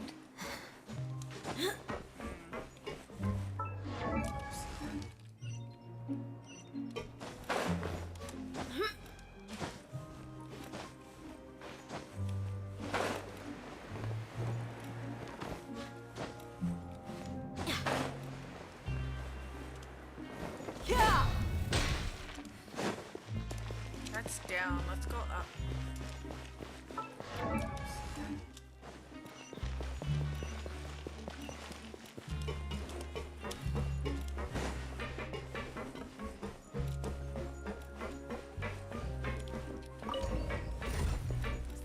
Go to the dormitories.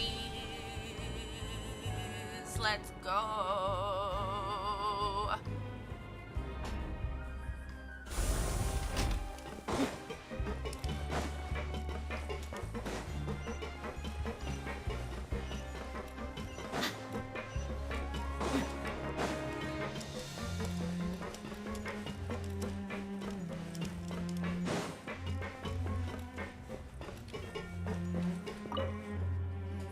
Just went past him. Fielding?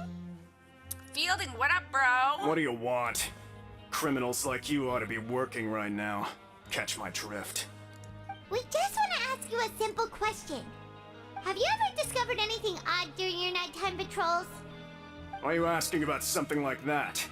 Whatever happens at night isn't your concern. All you need to worry about is getting enough sleep. Well... right! Really? I see. But it's not like I'm on duty every night. And now that you mention it, I recall my colleagues talking about something like that before. They say that strange things tend to happen at night on pipe cleaning days. Lots of us don't willingly take those shifts. So, what happens at night on pipe cleaning days? And they just conduct regular cleaning of the fortress's drainage facilities. There are 3 pipe cleaning days per month, and it just so happens that today is one of the scheduled days. You can try to confirm the sounds tonight if you want, and if they're real, then I can report the issue to my superiors for you. Oh, okay. Then we'll keep both ears out tonight. Now, if that's all, then I'll be leaving now. I advise you not to try anything funny, though. Even if I'm not on duty tonight, someone will still be watching you. Don't worry, we don't want any time added to our sentences. Right, we don't want to be sussing back He up. left. So what do you think about the pipe cleaning days he mentioned? Those might be the days that the cannibals are active, but it might also be nothing, just pipes being clean. Right, both are a possibility. But Fielding did say that tonight is a cleaning night. Paimon knew you would say that. Alright, sounds like we'll be up all night tonight then. Yep, we're pulling an all-nighter, chat. Whoop whoop, who's with me?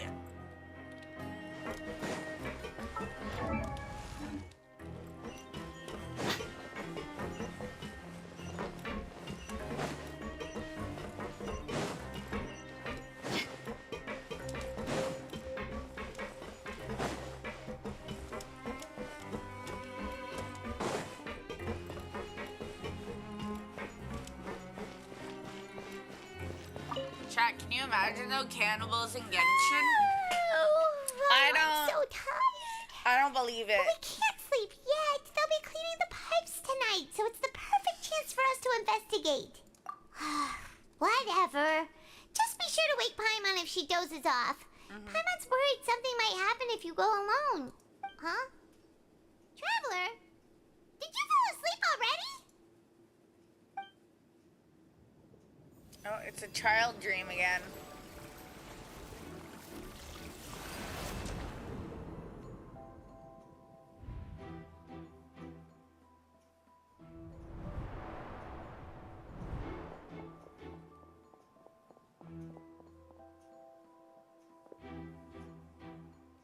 It's probably him cleaning out the pipes.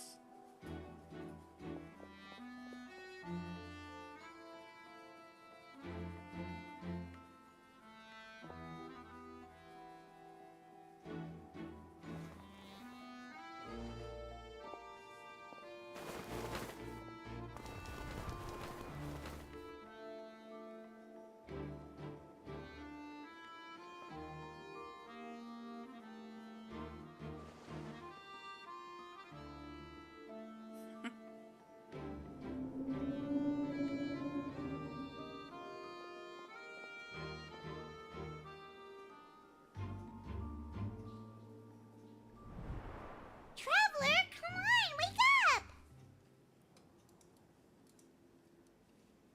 Oh, it looks like you were just peacefully sleeping to Paimon. Well, what did you see this time? Really? So we're finally starting to figure out what actually happened. But what about the cannibals? How do you explain them? Okay, well, it's about time for us to get moving. Just be careful to avoid the patrolling guards. And now we gotta sneak. Sneak mode activated, bitches.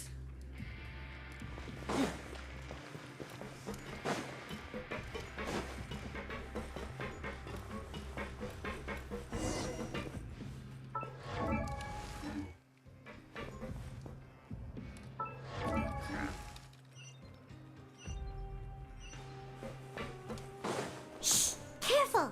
We'll get in trouble if the guards catch us.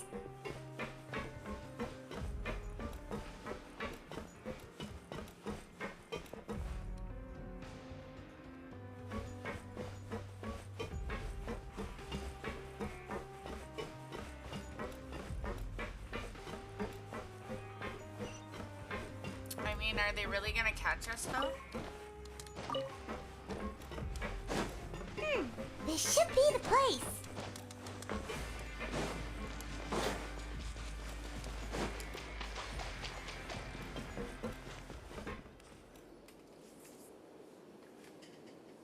What? I know you. You were the ones we saw. Huh. You've got guts showing up here. You know who we are, right? You'd better leave now. Ain't nobody coming here to save you. Enough with the theatrics. What you say? All those rumors about cannibals and hidden Yeah, rules. so what if they were? If you push us, we can make those rumors a reality at any time. That's bullshit. Hey, what's the point of all those rumors anyway? What exactly are you trying to do? I don't have to tell you anything. If you turn around, go back to the dormitories and act like you never saw anything, then I'll pretend that you never showed up here. Yeah, scram. Nothing worth seeing here. There's something calling me. Huh? What did you say? Isn't that exactly what Boss said when he left? Yeah. Hey, do you know our boss? Yeah. Oh, we had no idea our boss was such a big deal. He always kept his identity a secret. So, did he have you come here to find us? Oh, so your child's crew here? Seems like he had no problem fitting in. We're the only ones who heard him say those words when he left that night. So, unless he somehow told you those exact same words after that... All right. I guess that's proof enough for me. I believe you. Wow, those dreams of yours sure come in handy. We gave him the business for a while and would always give him a hard time when he first came to the fortress of Meripede. But here in the fortress, the strong will always earn respect. He was working the longest hours and racking up wins in the pancration ring. You could always see how amazing he was, even when he was teaching us a lesson. So eventually, we all decided to follow him. But one day, he suddenly told us that he had to find a way to escape this place, no matter the cost. He said it was because he heard that call again. And as his crew, if the boss wants something, then it's our job to get it done. So, we got to work and used the hidden rules that were here to make up and spread the rumor about the cannibal rule. We just wanted to give him a better chance of escaping on a night after the pipes had been cleaned. Oh, thanks to your rumor, nobody would want to come anywhere near here, prisoner or guard. Wow, it sure is easy to exploit people's fear of the unknown. But has a child already escaped? Why are you all still coming here after pipe cleaning day? Because as far as we know, the pipe he went into isn't actually an exit. It should be a dead end. It leads to an abandoned factory area, and even if there were a way to escape from there into the sea, we're still way too deep. No one could ever reach the surface alive. But Boss still insisted on going in. It's like he was obsessed about it. So we told him that we'd pretend as if he never existed while he was gone. And that if he wanted to come back, he should wait for nighttime on a pipe cleaning day. That way, we could meet him here and help cover the whole thing up. So you come and wait here through the night a few times a month just because of that promise? Yeah, but it's been so long now. We already know in our hearts that he must have managed to escape somehow. Is it also possible that something unfortunate happened to him? Nothing could ever defeat Boss or slow him down. It's one thing we know for sure. Okay. Paimon was just brainstorming possibilities. All right. Keep quiet and follow us.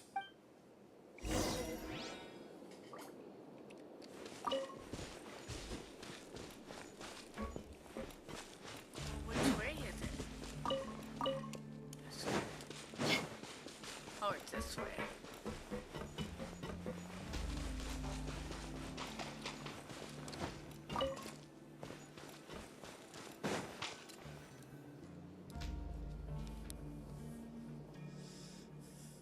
The way up from here has been sealed off. It's impossible to get through. Boss left by going down from here. It wasn't full of water at the time. Later, we came back hoping to have a look. That's when we found out it had been completely flooded. It's impossible to navigate unless you're an extremely skilled diver. Do you think Child got trapped by the water? Not likely. We all know that Boss was an incredible swimmer. Really? Then have him come investigate, pronto. Just be sure to tell us if you get any news about Boss. It's getting late. We should leave before the guards come this way. Yeah, we learned a lot about what happened to Child here. Let's get going. Nighty-night!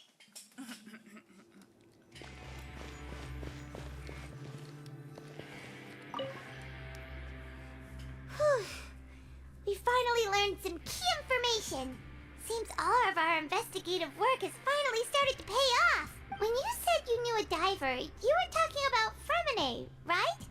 If we ask Linny, he'll definitely have Fremine help us. Ugh. Why is Child like this?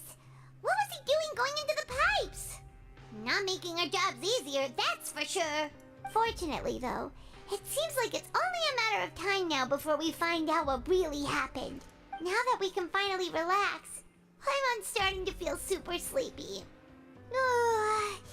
Let's try to get some rest while we still can. Nighty-night, traveler! Quest completed!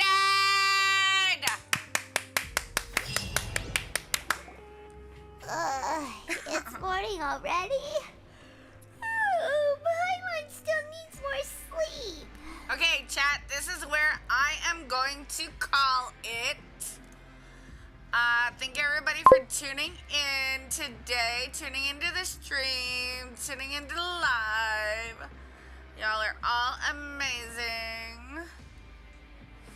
I hope you guys have a fantastic Thursday. Nice, as always. Hell yeah. I mean, I'm sure there's more to this. There's more to this, but we will tackle this tomorrow.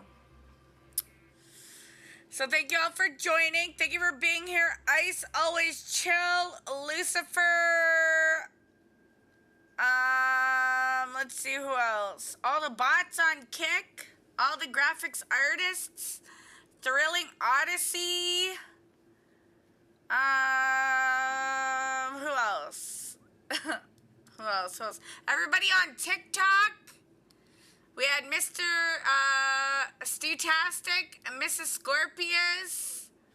Thank y'all for liking the stream. We had some other people as well sharing and liking it and joining us and hanging out.